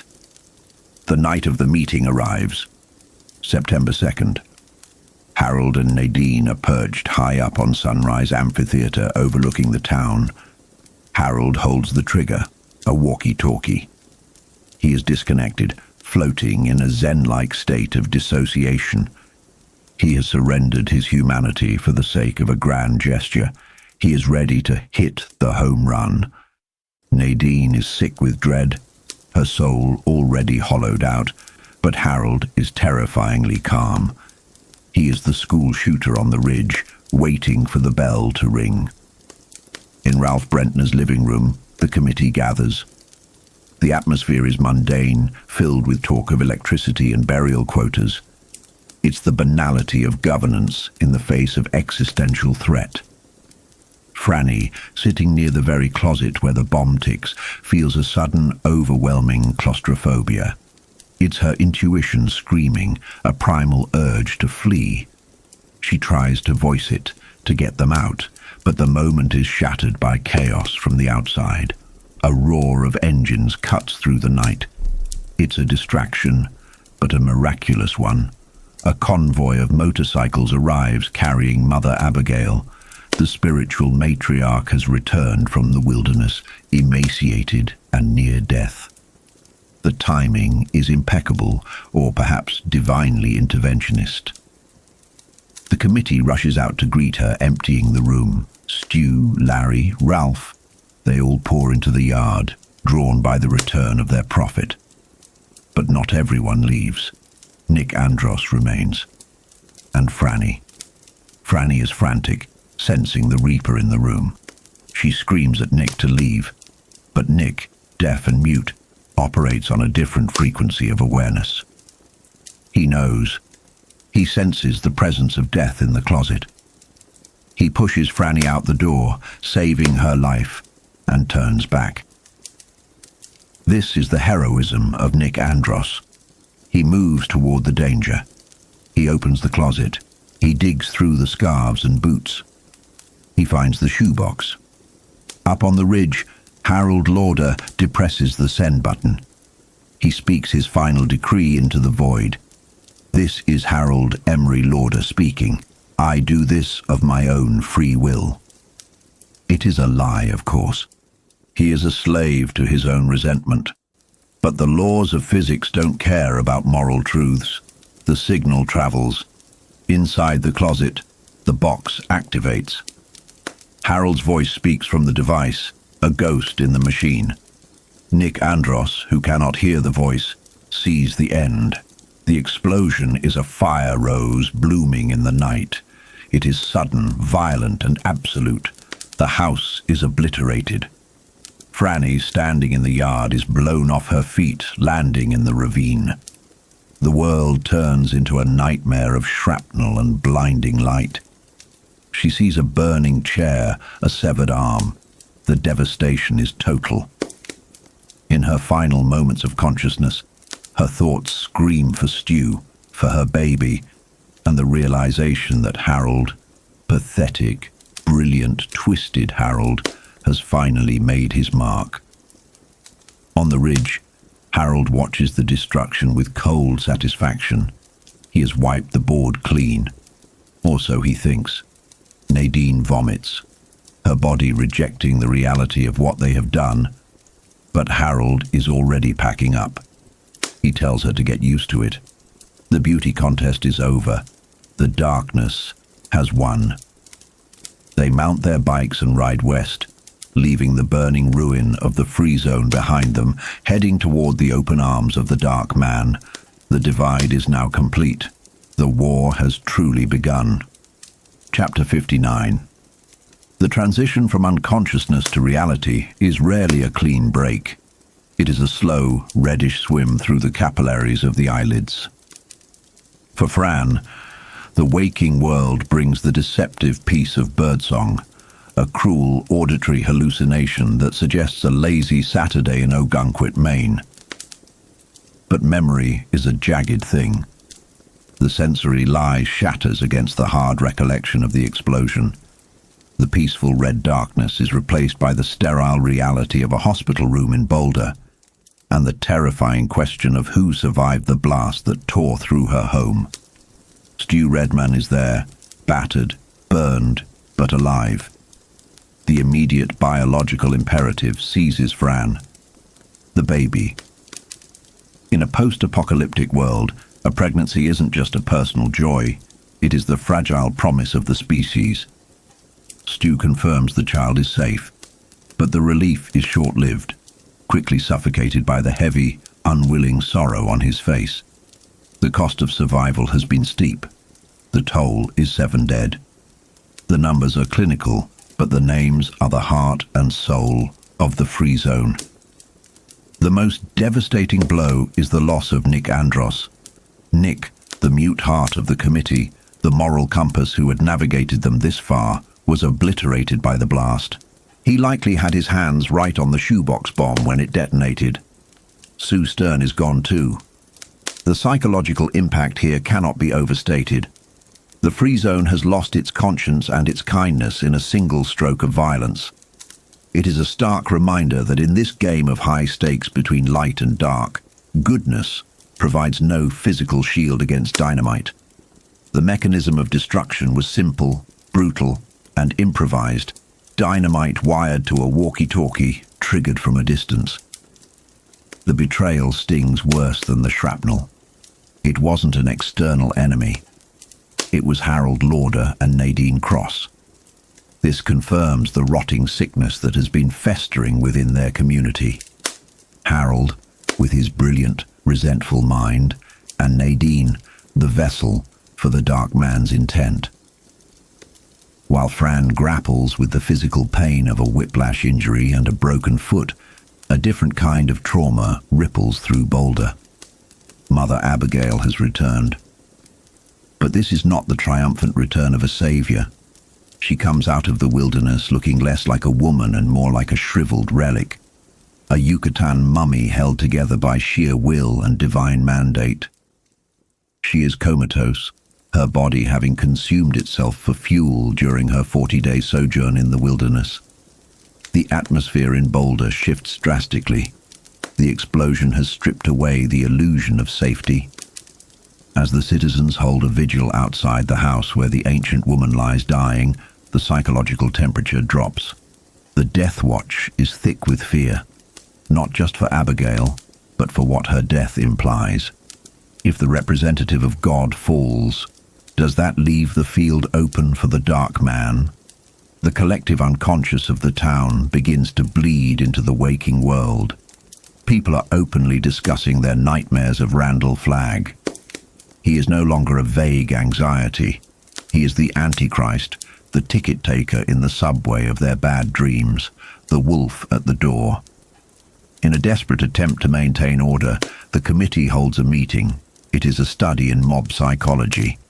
The mandate of the Free Zone government was blown up along with Nick Andros. The crowd is angry, frightened, and dangerously close to becoming a lynch mob. They want Harold and Nadine's heads on spikes. It falls to Stu and Glenn Bateman to steer this chaotic energy. Glenn, the sociologist, finally unveils his identikit of the enemy. He names the fear, Randall Flagg. By dragging the monster into the light, by naming him, Glenn attempts to reduce the supernatural terror to a manageable adversary. But even as they plan to restore electricity, a triumph of rational man, the irrational forces of the cosmos are gathering in the shadows. September 5th brings Power Day. The lights buzz on. It is a hollow victory. The electric hum of civilization returns. but it feels insignificant against the spiritual darkness descending on them. The irony is palpable. They have regained the technology of the old world just as they are being forced into a biblical confrontation that renders technology useless. That night, the call comes. It is the summons they have been dreading. Mother Abigail wakes. The scene in the death chamber is heavy with Old Testament dread. This is not the gentle grandmother of their earlier dreams. This is a vessel of divine power, and that power is terrifying. The room smells of dry age and imminent departure. Fran, Stu, Larry, Ralph, and Glenn gather around the withered husk of their spiritual leader.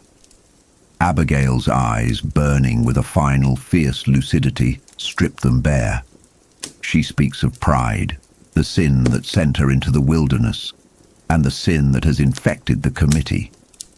They tried to build a democracy, a rational society with electricity and laws, when they were meant to be soldiers in a holy war. The prophecy she delivers is a death sentence wrapped in a command. The committee is dissolved. In its place, a quest is formed. Stu, Larry, Ralph, and Glenn must go west. They must go on foot. They must carry no food, no water, no weapons. They must surrender entirely to faith. The cruelty of the demand shatters Fran. She is told she cannot go, she is pregnant, and the imp, Flagg, is looking for a bride to breed his own dark lineage. The separation is unbearable. Fran lashes out, screaming against this killer god who demands her lover as a sacrifice. It is a moment of raw human resistance against the cold equations of divinity.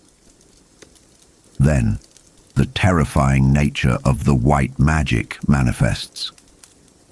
Abigail grips Fran's wrist. In a moment that defies medical science, Fran's broken body is knit back together. The pain vanishes. She can bend, she can move. But this miracle is not a comfort. It is a demonstration of power. It is God's way of saying that the impossible is real, and therefore the impossible task assigned to the men is also real. It silences the arguments of rationality. Even Glenn Bateman, the skeptic, the man of science, is overtaken. In a chilling moment of possession, his voice issues from the dying woman's throat, confirming that sociology is dead and only magic remains.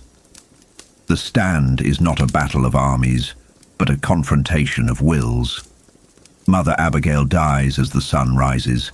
There is no transfiguration, no beam of light, just the cessation of breath. The biological machine stops, leaving the four men with a terrifying obligation.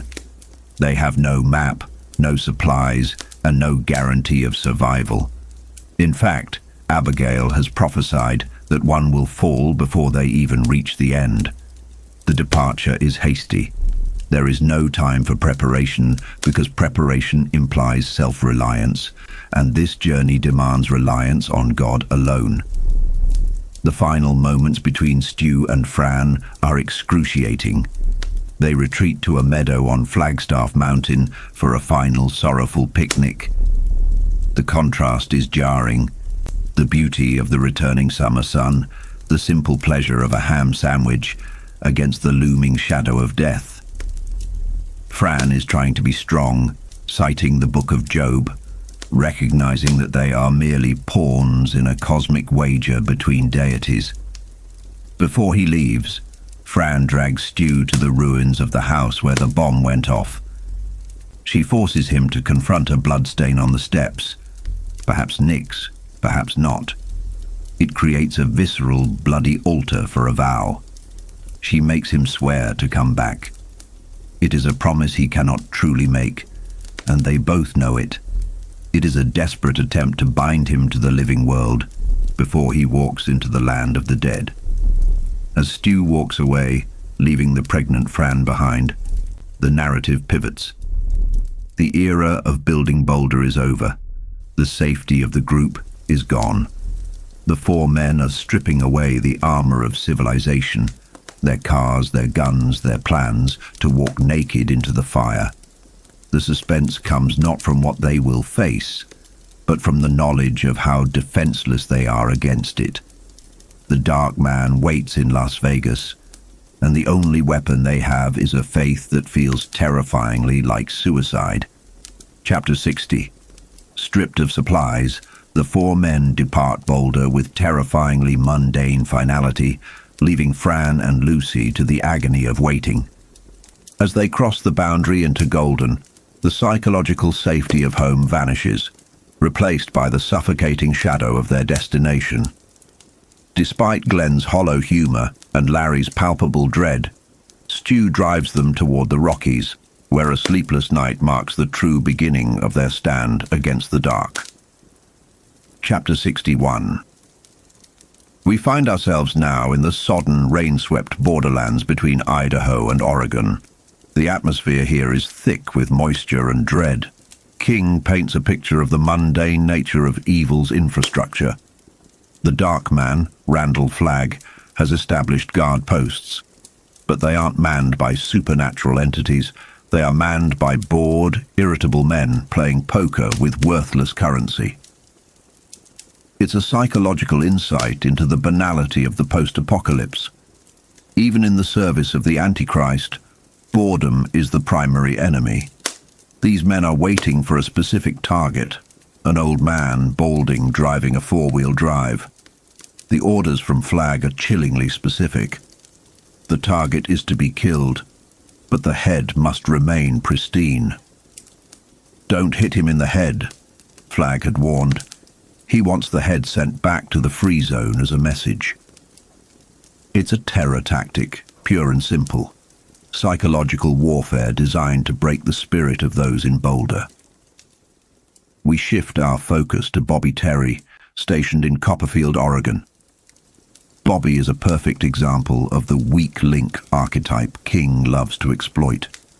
He's lazy, consuming comic books in a dusty five and dime, dismissing the rumors of Flagg's supernatural abilities as mere stories.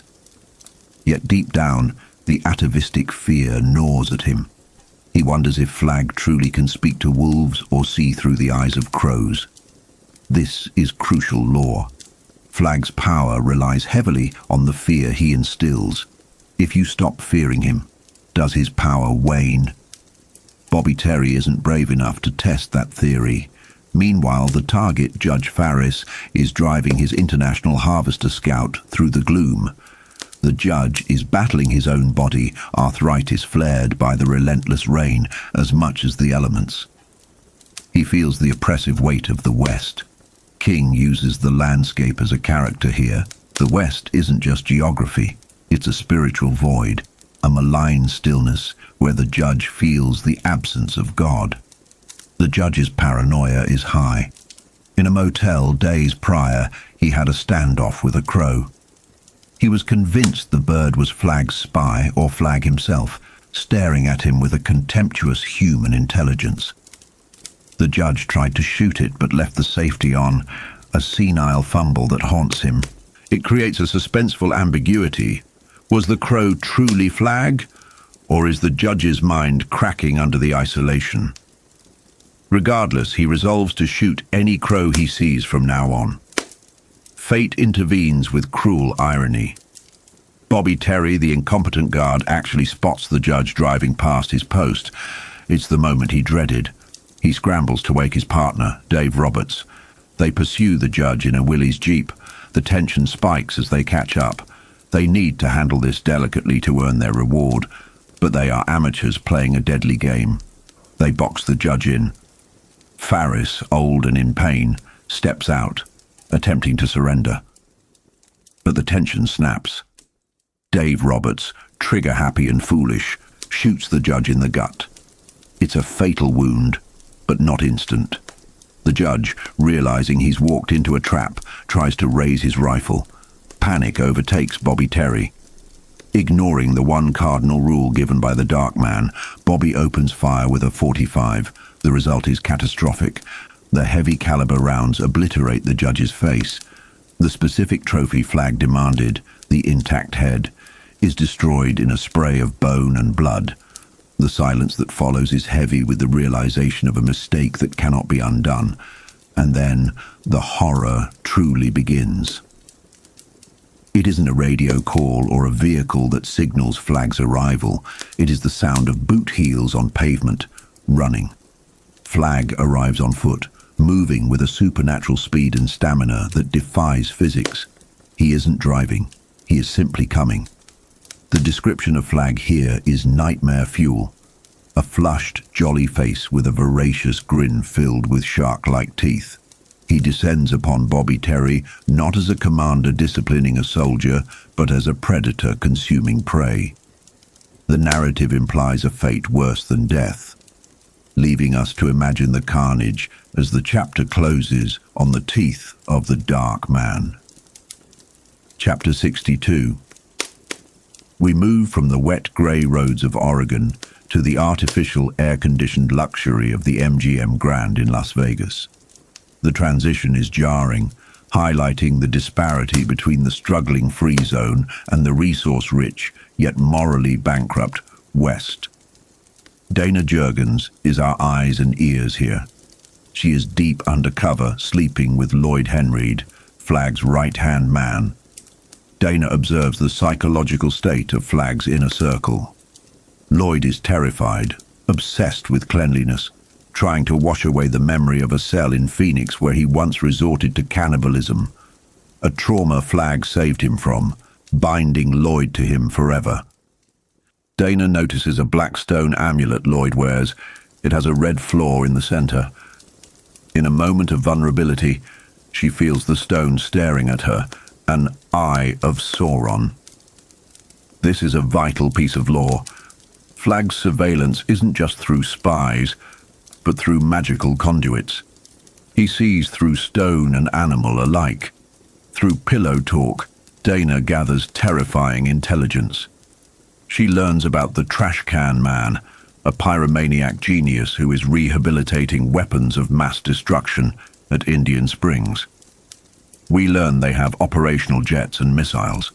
The threat has escalated from a ground war to potential aerial annihilation. This shifts the genre from survival horror to a high-stakes military thriller. But Dana's cover is blown. She spots someone she thinks is Tom Cullen, the gentle, simple-minded man from the Free Zone, working on a crew in Vegas. It seems impossible. Before she can process this, she is awakened violently.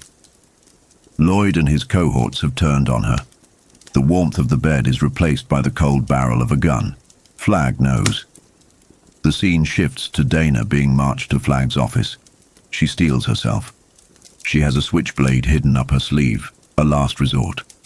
She is determined to die well, to not let the Dark Man break her. She enters the office to find Flagg staring out at the desert moon. When he turns, he isn't a monster. He's charming. He's wearing jeans and old boots, acting like a friendly neighbor. This is Flagg's most dangerous guise, the reasonable man. He tries to gaslight Dana, claiming he wants peace, that the weaponization is purely defensive. He denies killing the judge, blaming his incompetent men, and claims he only wants to exchange maps to prevent conflict. For a moment, his charisma almost works. It's a testament to the seductive nature of power. But Dana catches a glimpse of his palm. It is smooth, devoid of lines. No lifeline, no fate. It is the mark of something unhuman. The spell breaks. Flagg then drops the mask. He reveals he knows there is a third spy. He demands the name. He knows about the judge, he knows about Dana, but the third eludes him.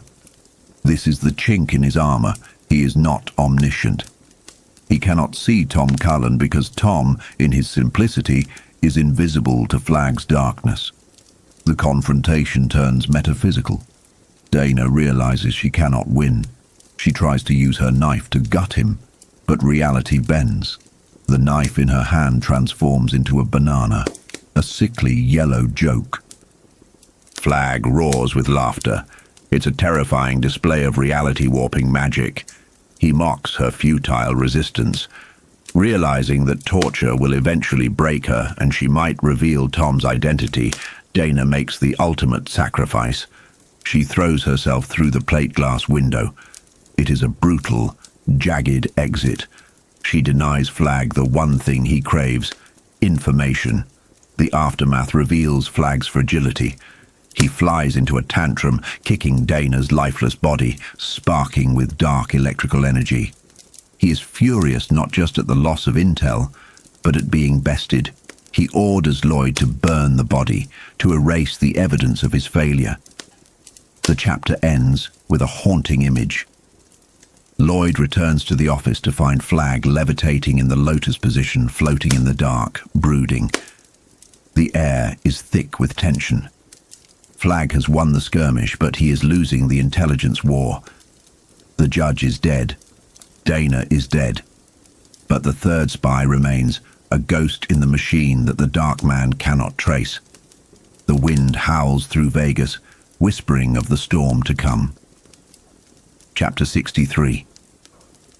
We return to the deceptive normalcy of Las Vegas, where the banality of evil often wears a human face.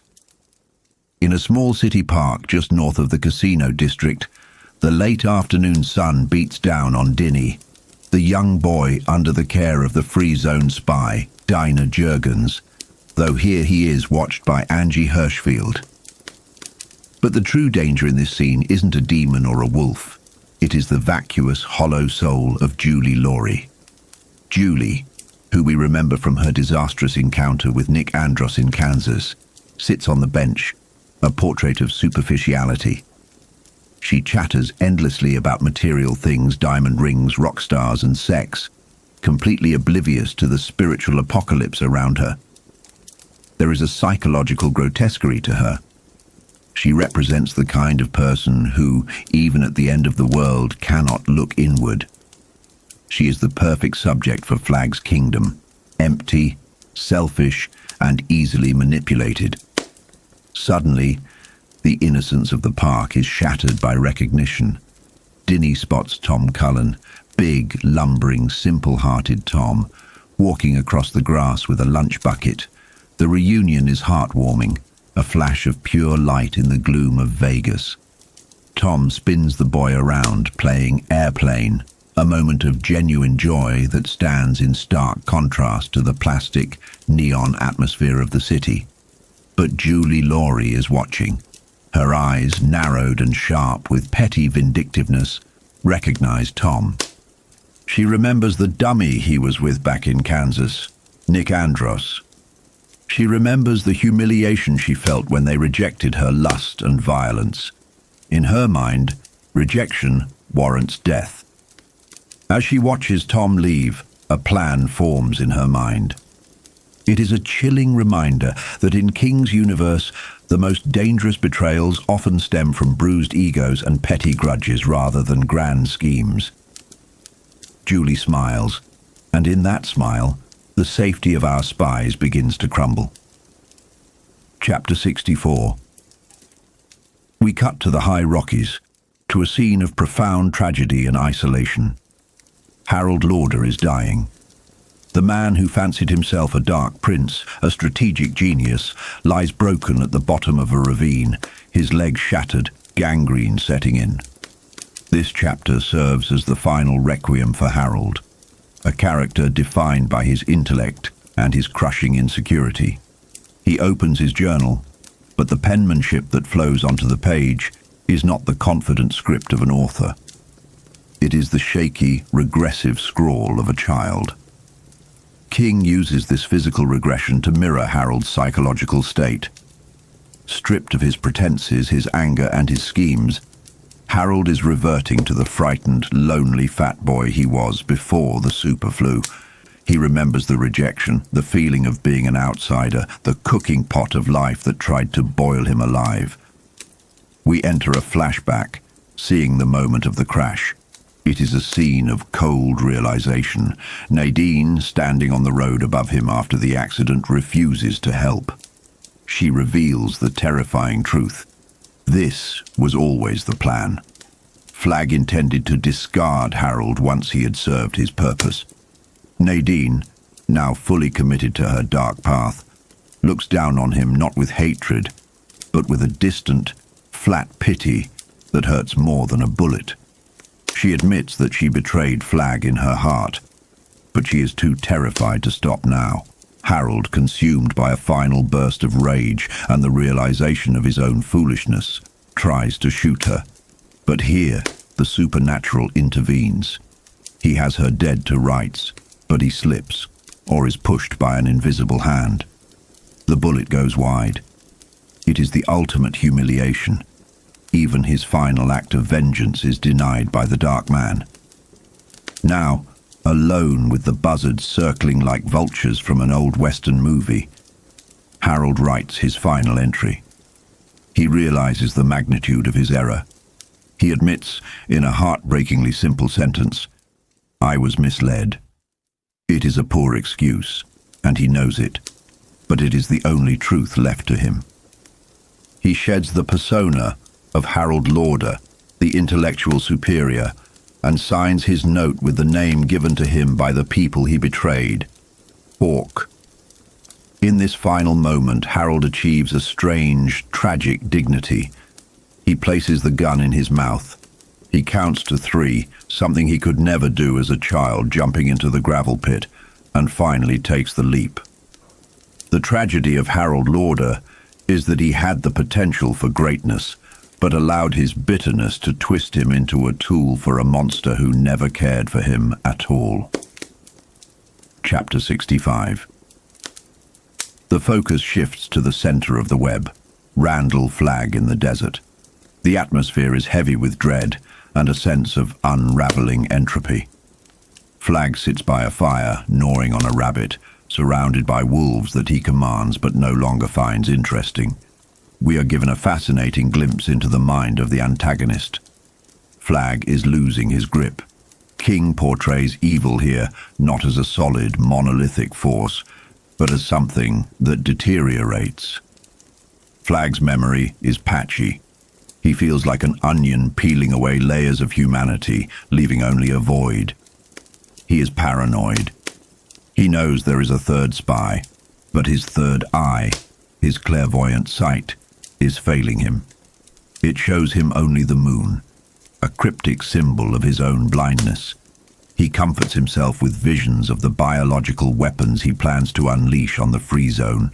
Super plague, anthrax, a buffet of death. But his confidence is shaky. He senses the shifting tides, the flaky edges of his reality. Then Nadine arrives. She has crossed the desert, driven by a compulsion she can no longer control, her vehicle dead, her skin burned purple by the sun. She meets him in the twilight, and the meeting is devoid of the romance she once twistedly imagined. Flagg appears on the hood of a car, radiating an unnatural, oven-like heat. He is not a man. He is a force of ancient, cold malice. The consummation of their marriage is one of the most horrifying sequences in the lore. It is not an act of love, but of destruction. Nadine realizes too late that she has been groomed for a monster. As he takes her, his face dissolves into the visage of a demon, a shaggy, yellow-eyed beast. The trauma shatters Nadine's mind completely. She dissociates, her sanity blown away like a leaf in a hurricane, leaving her a catatonic vessel for Flagg's unholy offspring. Later, Flagg eats again, feeding the mindless Nadine like a doll, but even in his triumph, fear gnaws at him. He wakes in the night sensing something or someone slipping through his fingers. The eye opens in the dark, searching, but the third spy remains elusive. The villain is powerful, yet we see the cracks in his foundation widening. Chapter 66. Back in Las Vegas, the administrative rot of Flagg's regime is exposed through Lloyd Henreid. Lloyd, the ultimate follower, is trying to keep the chaos at bay, but the center cannot hold. He receives a report from Carl Hof that the trash can man, the pyromaniac genius, has gone rogue, sabotaging fuel trucks and disappearing back into the desert. This is a critical thematic point. Evil is inherently self-destructive. Flagg's followers are unstable. Trashcan Man, devoted as he is too chaotic to function within a structured army. Lloyd is stressed, cheating at solitaire, drinking to numb the impending sense of doom. Into this tense atmosphere walks Julie Laurie. She delivers her poison. She tells Lloyd about Tom Cullen, the mute she saw in the park. She identifies him as a spy associated with Nick Andros. Lloyd, exhausted and cynical, takes the note, but doesn't act immediately. He writes it in his notebook, a bureaucratic delay that becomes the pivot point of fate. Meanwhile, Tom Cullen stands in his apartment, looking at the full moon. His intuition, far sharper than his intellect, tells him it is time to run. Tom is the antithesis of Flagg. Where Flagg is all cold calculation and failing magic, Tom is pure instinct and heart. He packs his simple provisions, Slim Jims and water, and gets on his bicycle. He pedals out of the city, escaping into the vast darkness of the desert. But the danger is not over. In the early morning hours, terror strikes him. He feels the eye of the dark man waking up. This sequence is a masterclass in suspense. Tom feels the psychic gaze sweeping over the desert like a searchlight. He pedals frantically, terrified, sensing the demon's attention brushing past him. But the eye moves on. Miraculously, Tom is missed, whether by the grace of God, luck, or the simple fact that he is so unassuming that evil cannot perceive him. He survives. He hides his bike in a wash and curls up under the shade of a rock as the sun rises. The innocent has walked through the valley of the shadow of death and emerged for now, unscathed. The contrast is complete. Harold Lauder, the genius, is dead by his own hand. Tom Cullen, the simpleton, rides free under the cover of grace. Chapter 67. The walk-in dude returned to Las Vegas. Not with a bang, but with a terrifying, silent heat. He arrived in the morning, dragging a woman behind him who looked less like a human being and more like a bleached shell. This was Nadine Cross, her hair shock-white, her skin burned raw by the desert sun, her eyes emptying out into a void that Lloyd Henraid recognized all too well. It was the look of someone whose soul had been scooped out, leaving only a biological machine. Flagg took her to the penthouse, the spider ascending to his web, ignoring the trembling reverence of his subjects. For Lloyd, the return of his dark messiah brought no relief, only a tightening noose of anxiety. He spent the day frantically trying to organize a kingdom that was fraying at the edges. The phones were dying, a technological rot mirroring the spiritual decay of the city. But Lloyd managed to get through to Paul Burleson. And here the cracks in Flagg's omniscience began to show. Lloyd needed info on Tom Cullen, the spy, but Burleson mentioned a red list. A list of names Flagg had given only to him. Lloyd, the right-hand man, had been kept in the dark. It's a classic dictator's mistake. Compartmentalizing secrets until the left hand doesn't know the right hand is holding a grenade. The realization hit Lloyd with the force of a physical blow. Flagg hadn't known about the third spy. The dark man wasn't all-knowing. He had blind spots. And for a man like Lloyd, whose entire survival depended on the infallibility of his master, this was the scent of doom. Summoned to the penthouse, Lloyd stepped into a sensory nightmare. The air conditioning was cranked to Arctic levels, yet Flagg radiated a furnace-like heat. It was the atmosphere of a pressure cooker waiting to blow. Flagg introduced Nadine as his wife, a grotesque parody of domesticity. She sat catatonic, lost in a loop of self-stimulation, her mind broken. Flagg preened, announcing he was to be a father, his tittering laugh sounding like rats scuttling behind a wall. It's a chilling insight into Flagg's psyche. He doesn't want a family. He wants a legacy. He wants to breed his own continuity because deep down he senses his own time is limited. But the facade crumbled the moment Lloyd mentioned Nick Andros. The mere name of the deaf-mute, the embodiment of the white, shattered Flagg's composure. He exploded. He destroyed his own jade collection in a fit of petulant rage, hurling Lloyd across the room. This wasn't the calculated violence of a leader. It was the tantrum of a child who realizes the game is rigged against him. He hadn't known Andros was connected to the spy. The red list was his safety blanket, and it had failed him. They shifted focus to the hunt. Tom Cullen, the feeble one, was out there. Flagg ordered the helicopters, his confidence returning like a manic high. But then came the news about the trash can man. The pyromaniac had sabotaged the aircraft at Indian Springs, killing the pilots. The irony is staggering. Flagg had cultivated Trash Can Man's madness as a weapon, thinking he could aim it. But madness is a fire that consumes the handler. Flagg ordered Trash Can Man's execution, but the damage was done. The foolproof machinery of conquest was grinding to a halt, sabotaged by the very tools Flagg had chosen. Later, on the roof, the unraveling accelerated.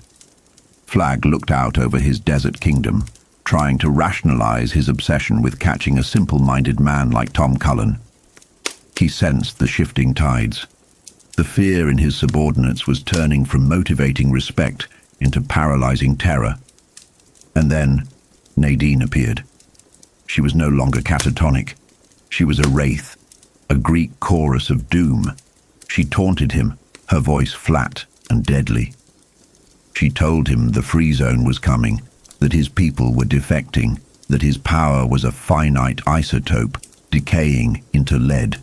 She struck at the very core of his insecurity, that he was a fraud, a temporary evil that would be wiped away. Flagg snapped. In a moment of blind fury, he forgot the prize she carried. He shattered her collarbones and hurled her from the roof. As she fell, her gown billowing like a defective firework, he saw the triumph in her eyes. She had won. By goading him into killing her, she denied him his heir. She took his future with her to the pavement below. Flagg howled at the sky, a sound of pure impotence. When he tried to levitate, to regain his godhood, he could barely hover an inch off the concrete. The magic was draining away, leaking out through the holes his own rage had punched in reality. Meanwhile, out in the vast silence of the desert, the antithesis of Flagg's chaos was walking. Tom Cullen, guided by dreams of Nick Andros, moved under the moonlight. There is a profound beauty here. While Flagg rules through noise and fear, Tom is guided by silence and love. He realized in his simple way that Vegas was devoid of love, and without love, nothing can grow but toadstools in the dark. He followed the landmarks, God's finger, the granite dome, protected by his innocence and the spirit of his friend. He was the small stone that topples the giant, simply by refusing to be crushed. But there was one final player on the board, wandering the wastes. Chapter 68. The Trash Can Man was dying, baked by the sun, his skin blackened, his mind a whirlwind of hallucinations. He was reliving the traumas of his past, the bullies of his youth, his psyche fracturing completely. He had tried to kill himself, but something stopped him. A dark purpose. He sought redemption, not through grace, but through the ultimate fire. Guided by a radar-like instinct for destruction, Trash stumbled upon a forgotten military installation in the Nellis Range. He bypassed the dead sentries and the perimeter wires, drawn like a moth to a lethal flame. He drove his sandcrawler into the heart of the base, past the barracks of dead soldiers, until he found what called to him. It wasn't guns, it wasn't tanks, it was a symbol. 3 black triangles on a yellow background, the radiation symbol. Trash Can Man laughed in the silence of the dead base. He had found the only thing big enough to buy back the Dark Man's favor. He had found the atom. And in his madness, he didn't see the end of the world. He saw a gift. Flagg's empire was crumbling from within, but Trash Can Man was about to bring it a son of its very own. The stage was set for the final act, where fire would meet fire. Chapter 69. Inside the opulent, rotting splendor of the MGM Grand, the atmosphere is curdling. We find Lloyd Henreid, Flagg's right hand, drowning in gin and staring at his own reflection, trying to find the man he used to be. Whitney Horgan, another member of the inner circle, interrupts this boozy vigil with a proposition that reeks of desperation. Whitney senses the shift in the wind. He knows the bride, Dana Jurgens, didn't just fall, she was pushed, or chose death over Flagg. The illusion of the Dark Man's omnipotence is cracking. Whitney suggests they cut and run, maybe head for Brazil, escaping the inevitable collapse. Here, Stephen King masterfully juxtaposes the 2 types of followers in a totalitarian regime, the opportunist and the true believer. Whitney is the opportunist, ready to jump ship when the rats start fleeing. But Lloyd is tragic. He refuses. He confesses that before Flagg, he was a nobody, a petty criminal who couldn't think straight. Flagg didn't just save him from starvation in a jail cell, he gave him an IQ, a purpose, a structure. Lloyd's loyalty isn't just fear, it's a twisted form of gratitude. He believes he owes his very consciousness to the Dark Man. They share a drink, toasting that nobody gets hurt, a pathetic lie they both know is false. Whitney leaves to meet his fate, while Lloyd drinks himself into a dreamless oblivion, the preferred state of those who sold their souls for a little bit of intelligence. Meanwhile, out in the Utah Badlands, the mentally challenged but spiritually pure Tom Cullen is proving to be more resilient than the Vegas high rollers.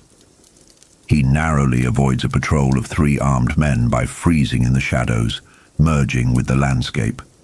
While Lloyd drinks to forget, Tom sleeps to remember, drifting into dreams of Nick Andros, his spectral guide. Chapter 70. Deep beneath the earth, the Trash Can Man has found his holy grail. King takes us into the claustrophobic darkness of the military silos, where madness meets nuclear capability. Trash Can Man discovers an atomic warhead, cold and deadly, resting in a tram. The psychological horror here is potent. Trash knows the radiation is likely cooking him alive, invisible particles shredding his DNA. But he doesn't care. His obsession has transcended self-preservation.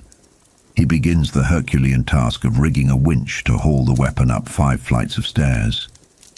It is a labor of love, a penance for his previous failures.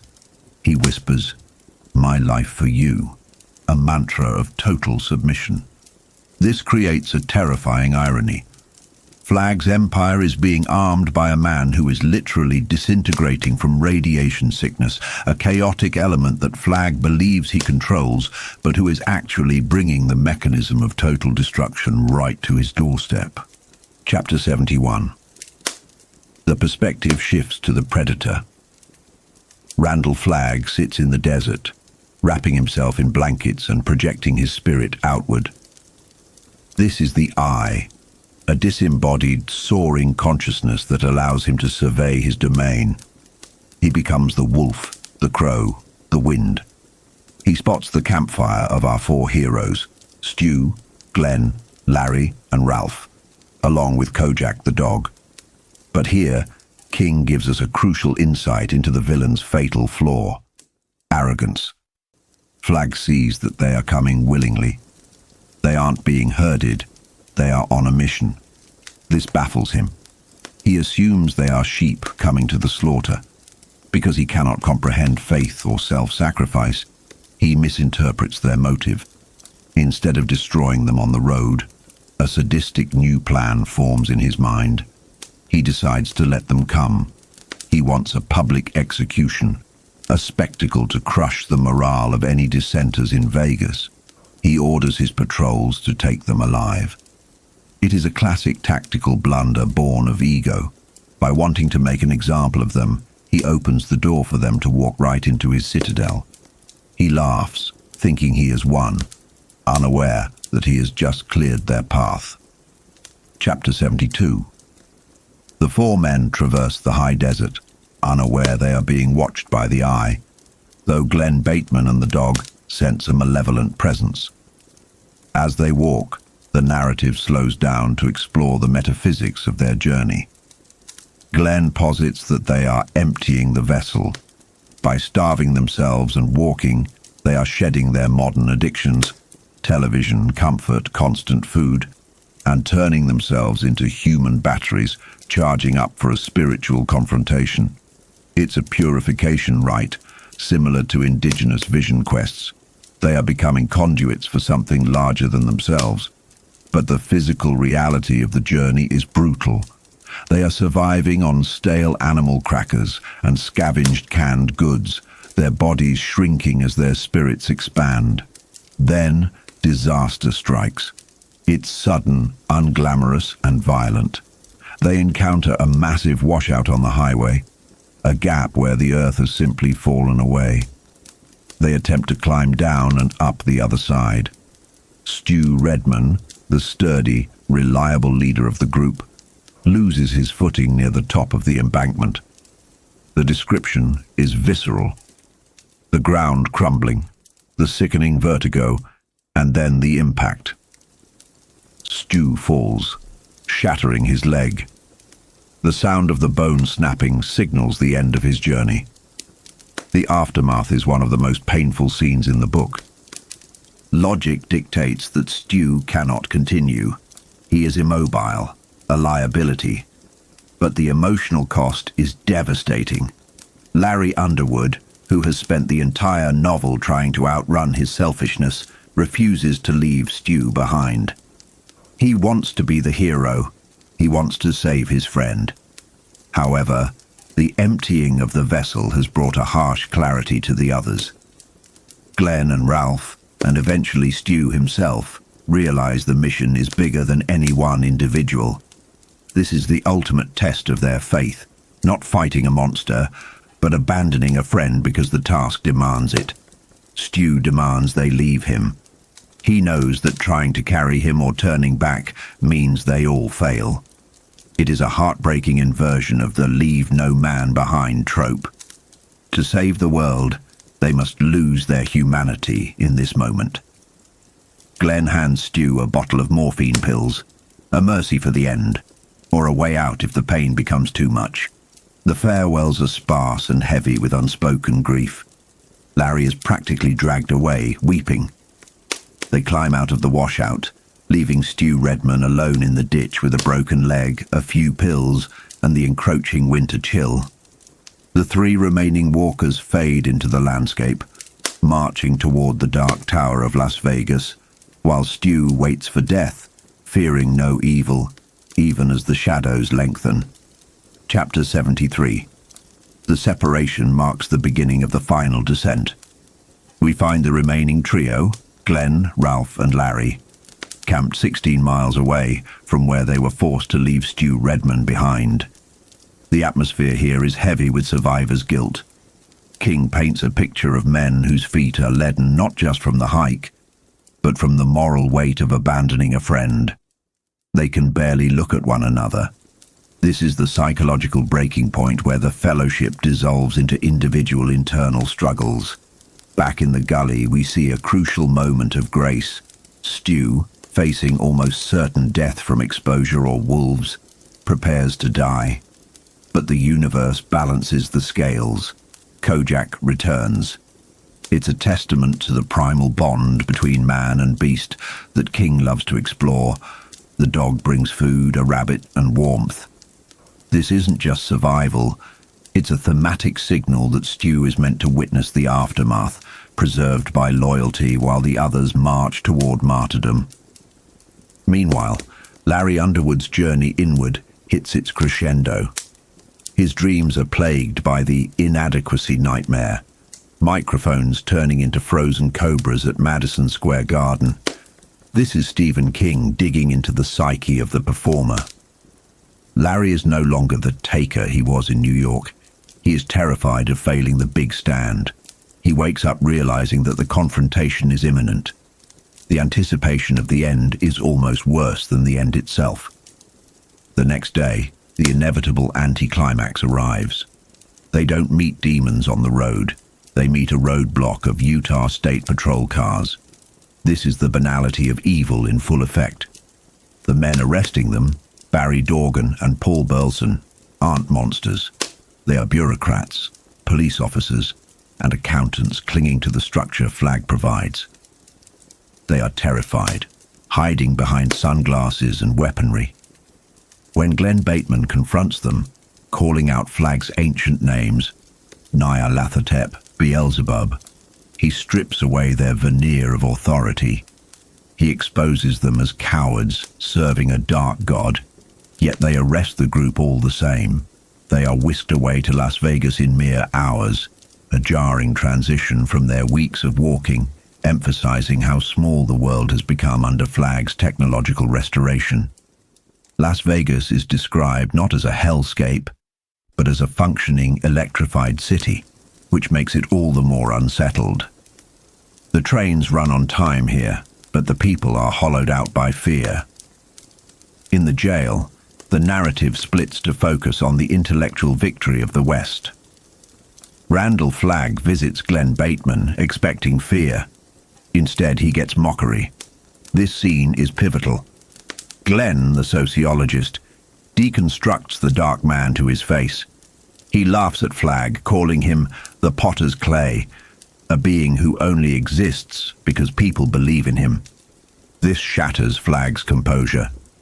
The supernatural entity cannot handle the absurdism of human laughter.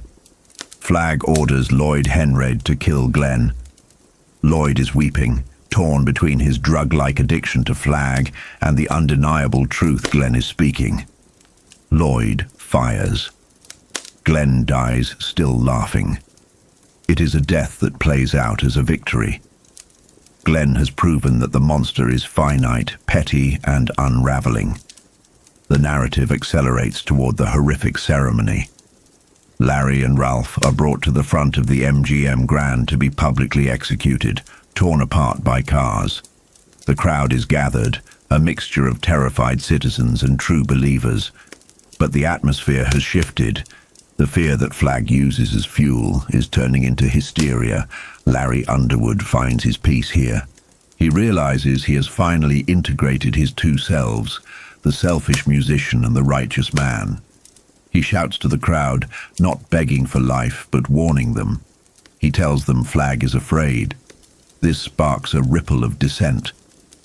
It culminates in Whitney Horgan, a simple cook, breaking ranks to scream that this isn't American, that they are following a devil. Flagg's reaction seals his fate. He silences Whitney with a ball of blue mystical fire, fusing the man's face shut.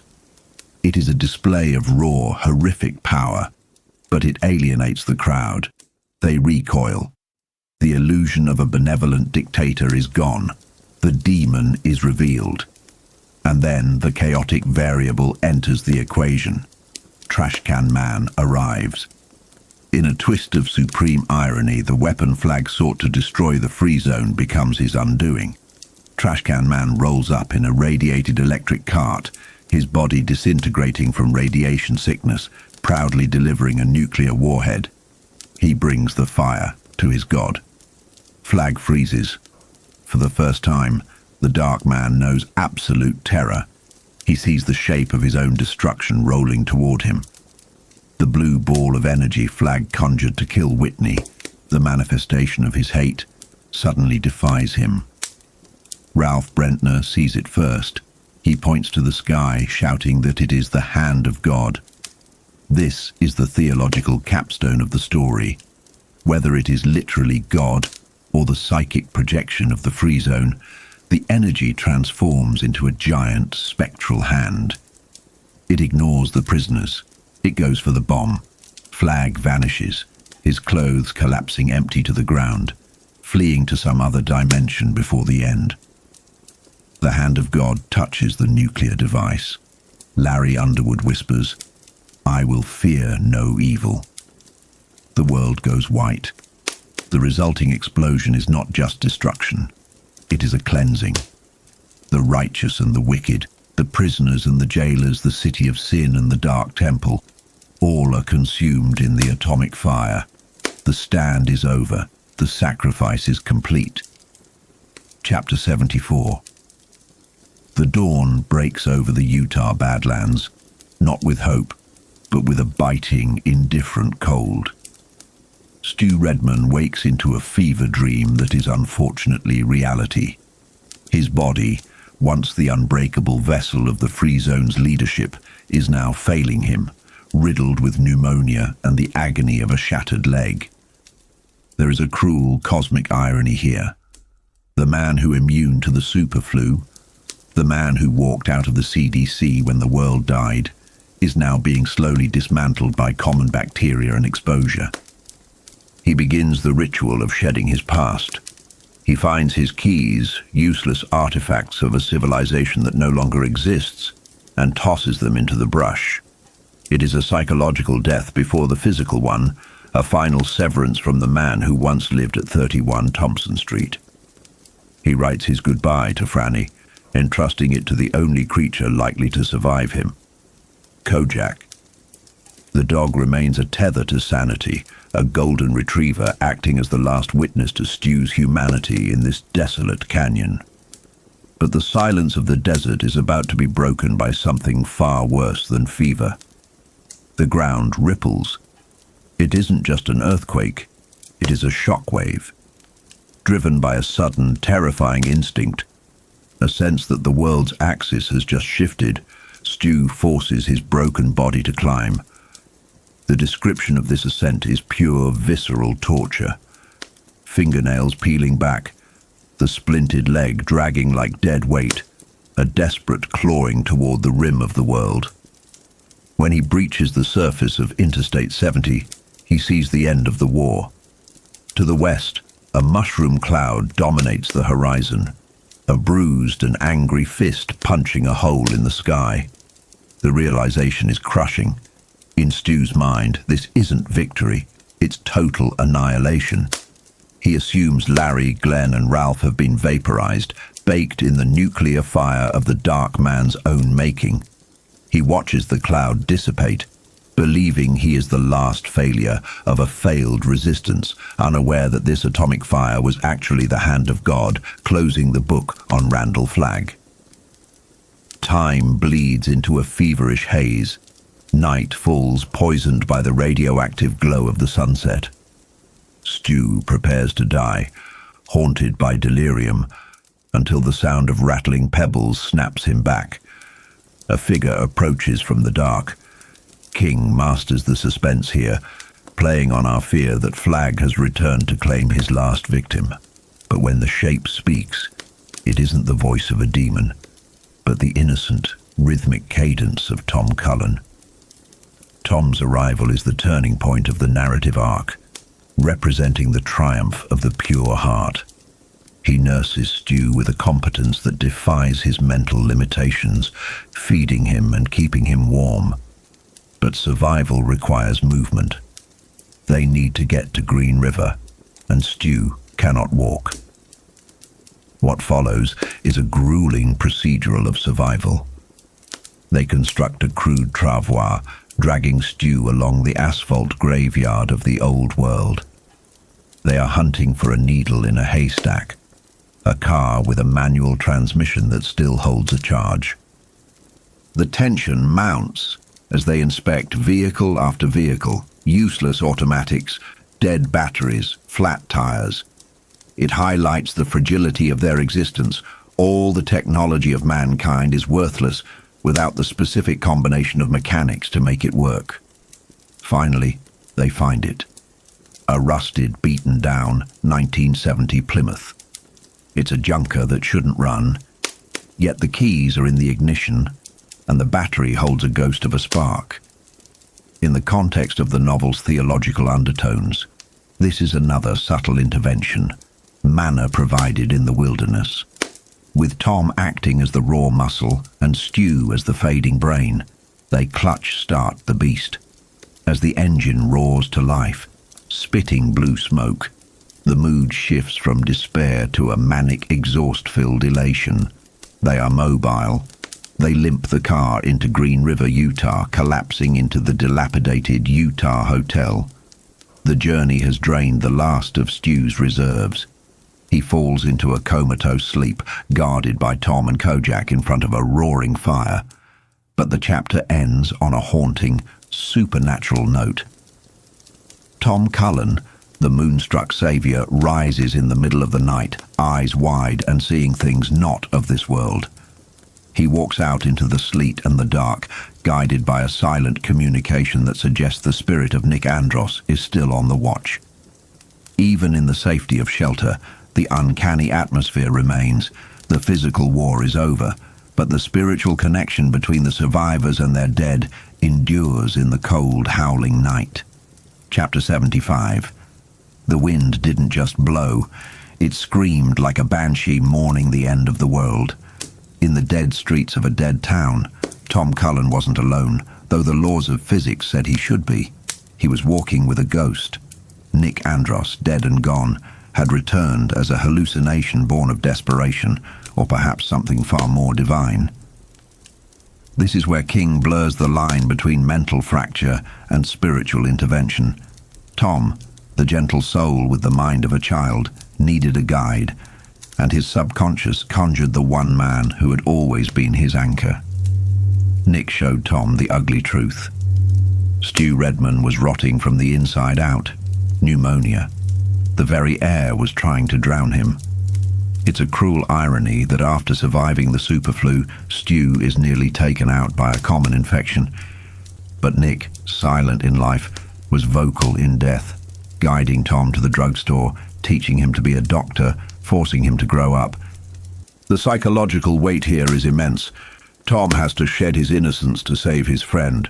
He has to become a man in a world that has killed all the men. And so the long nightmare of recovery began in the Utah hotel. Stu Redman, the rock of the free zone, was reduced to an infant, soiling himself, delirious, kept alive only by Gatorade and the clumsy tenderness of a man who spells moon for everything. It's a testament to the endurance of the human animal. Stu didn't just fight the sickness. He fought the despair of the empty world. By the time the fever broke, winter had clamped its jaws around the Rockies. They were trapped. But this confinement became a strange domestic interlude. In Grand Junction, amidst the snow, they built a life out of time. They watched movies in a freezing convention hall, played with models. It was a suspended animation, a pause before the final push. But the dreams persisted. Stu saw Franny in agony, saw a wolf child. The psychic residue of the dark man hadn't fully dissipated. It was lurking in the subconscious, a static interference on the mental radio. They moved out on snowmobiles, traversing a landscape that had been returned to the Ice Age. The description of their journey is pure survival horror. The world was white, silent, and indifferent. Nature, no longer held back by civilization, was reclaiming its own. And then, the accident. The snowmobile tumbling off the road near Avon is the narrative reminding us that in this new world, one slip means death. There is no AAA, no ambulance, just the cold and the silence. But the most poignant moment comes on Christmas Day. In the shadow of Loveland Pass, sitting on a crust of snow that buried a highway of corpses, they exchanged gifts. Tom's gift to Stu was life.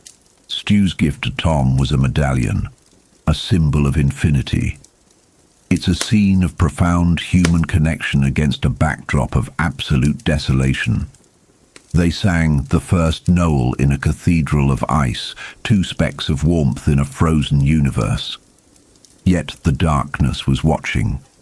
Wolves encircled them, eyes glowing with an intelligent green malice. Tom, in a trance, confirmed what we all feared. The dark man wasn't gone. He was dispersed. He was in the wolves, the scorpions, the shadows. Evil doesn't die. It just changes shape. The journey ended with a sudden, jarring return to civilization. They found the ploughed roads of Boulder. The transition from the primitive struggle of the mountains to the structured safety of the free zone was abrupt. But the joy of return was shattered instantly. The sentry, Billy, dropped the hammer. Franny had the baby, but the baby was sick. The superflu had returned. The victory of the stand felt suddenly hollow. Stu Redman had walked through hell, only to find that the devil might have already won the war for the future. Chapter 76. We shift to Franny's perspective, and the psychological landscape changes from survival to dread. She was floating in that twilight state between wakefulness and sleep, bracing herself for the death of her son. The zone had already written Peter off. It's a brutal Darwinian reality. If the baby dies, the species has no future. The hope of humanity was fighting a war in a glass box. Then the dream became flesh. Stu was there. He looked different, bearded, weathered, scarred by the winter, but he was real. It's a scene of immense relief, but King doesn't let us dwell on the romance. The reunion is overshadowed by the looming spectre of the nursery. They held each other not just as lovers, but as two survivors clinging to the wreckage, waiting to see if the tide would pull them under. Chapter 77. The medical briefing that followed is the thematic keystone of the entire saga. George Richardson and Dan Lathrop delivered the news, and it wasn't what anyone expected. Peter wasn't dying. He was fighting. Here is the biological payoff to the supernatural premise. The Captain Trips virus was a shifting antigen, a shapeshifter much like Flagg himself. It changed every time the body learned to fight it, exhausting the host. But Peter inherited a partial immunity. Every time the virus shifted, Peter's immune system shifted with it. It was a genetic arms race happening inside a newborn child. The theory was intoxicating. Immune parents produce immune children. The virus had finally met its match, not in a vaccine, but in evolution. The "I want" line on Peter's forehead, that stubborn crease of determination, was a sign that he was fighting the war for all of them. When Stu finally saw the baby, the emotional weight was crushing. Peter was crying, red-faced, angry. He was alive. He was alone in a room of empty cribs. A symbol of the bottleneck humanity had been forced through. But he wasn't dying. The tears that fell weren't just for the baby. They were for the thousands of empty cribs that would never be filled. The cost of the apocalypse. But as Stu looked at that child, he saw the future. Fragile, screaming, but undeniably there. Chapter 78. Spring arrived, and with it, the restless energy of a species that had survived extinction. It was May Day. The children played tag, life asserting itself over the memory of death. The population of the zone had swelled to 19,000. Civilization was rebooting. But for Stu and Fran, the free zone was becoming too small, too organized. The instinct to wander, to reclaim the empty world was stirring. Fran wanted to go home. Not to the home she had in Boulder, but to Maine, to the ocean, to the past. It's a common psychological response to trauma. The desire to return to the root, to close the circle. They sat on the porch of Mother Abigail's empty house, the spiritual center of their journey. The old woman was gone, but her presence lingered in the dust and the shadows. Stu realized that the organization of the zone, the marshals, the committees, the guns, was the beginning of the old world's return. The cells were clumping together again, and with organization comes corruption. He wanted to postpone that. He wanted a season of rest. The conversation turned philosophical, touching on the deepest theme of the story. Stu asked the question that haunts every post-apocalyptic narrative. Do people ever learn? After the fire, the plague, and the hand of God, do we actually change? Fran's answer was the only honest one possible. I don't know. It is an ambiguous, unsettling note. We want to believe we are better, but history suggests otherwise. We are doomed to repeat the cycle, to build the toys that destroy us, to forget the lesson as soon as the scars heal. The book leaves us not with a guarantee of paradise, but with the terrifying freedom of choice. The circle closes. And then, the camera pulls back. Way back. We are no longer in the Rockies. We are on a beach, white as bone, under a turquoise sky. The jarring shift in setting serves to disorient us, to rip us away from the comfort of the free zone. A man woke up. He didn't know who he was, but he had his boots on. The description here is primal.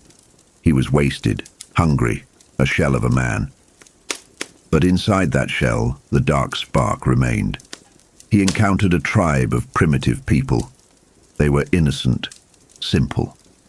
And as they raised their spears, the man's memory didn't return, but his nature did. The name came to him, Russell Faraday. It's a lie, of course, just another mask. But the power was real. He smiled, and the smile was a weapon. The spears dropped. The fear turned to worship. The dark man began to laugh, and the laughter echoed the terrible truth of the universe King has built. Evil does not die. It cannot be killed by nuclear fire or righteous stands. It is a fundamental force of the cosmos. Ka is a wheel, and the wheel had turned. The dark man was back at the bottom, starting his climb all over again. He would teach them civilization. He would teach them war. The lesson was not learned. The stand was over, but the cycle had just begun again. Life is a wheel, and it always comes around to the same place. Thank you for listening to this episode of Horror Tales. If you want to uncover the secrets hidden within the pages of your favorite Stephen King novels and explore the darkest corners of his lore, make sure to subscribe to the channel and turn on notifications. We have many more nightmares to share.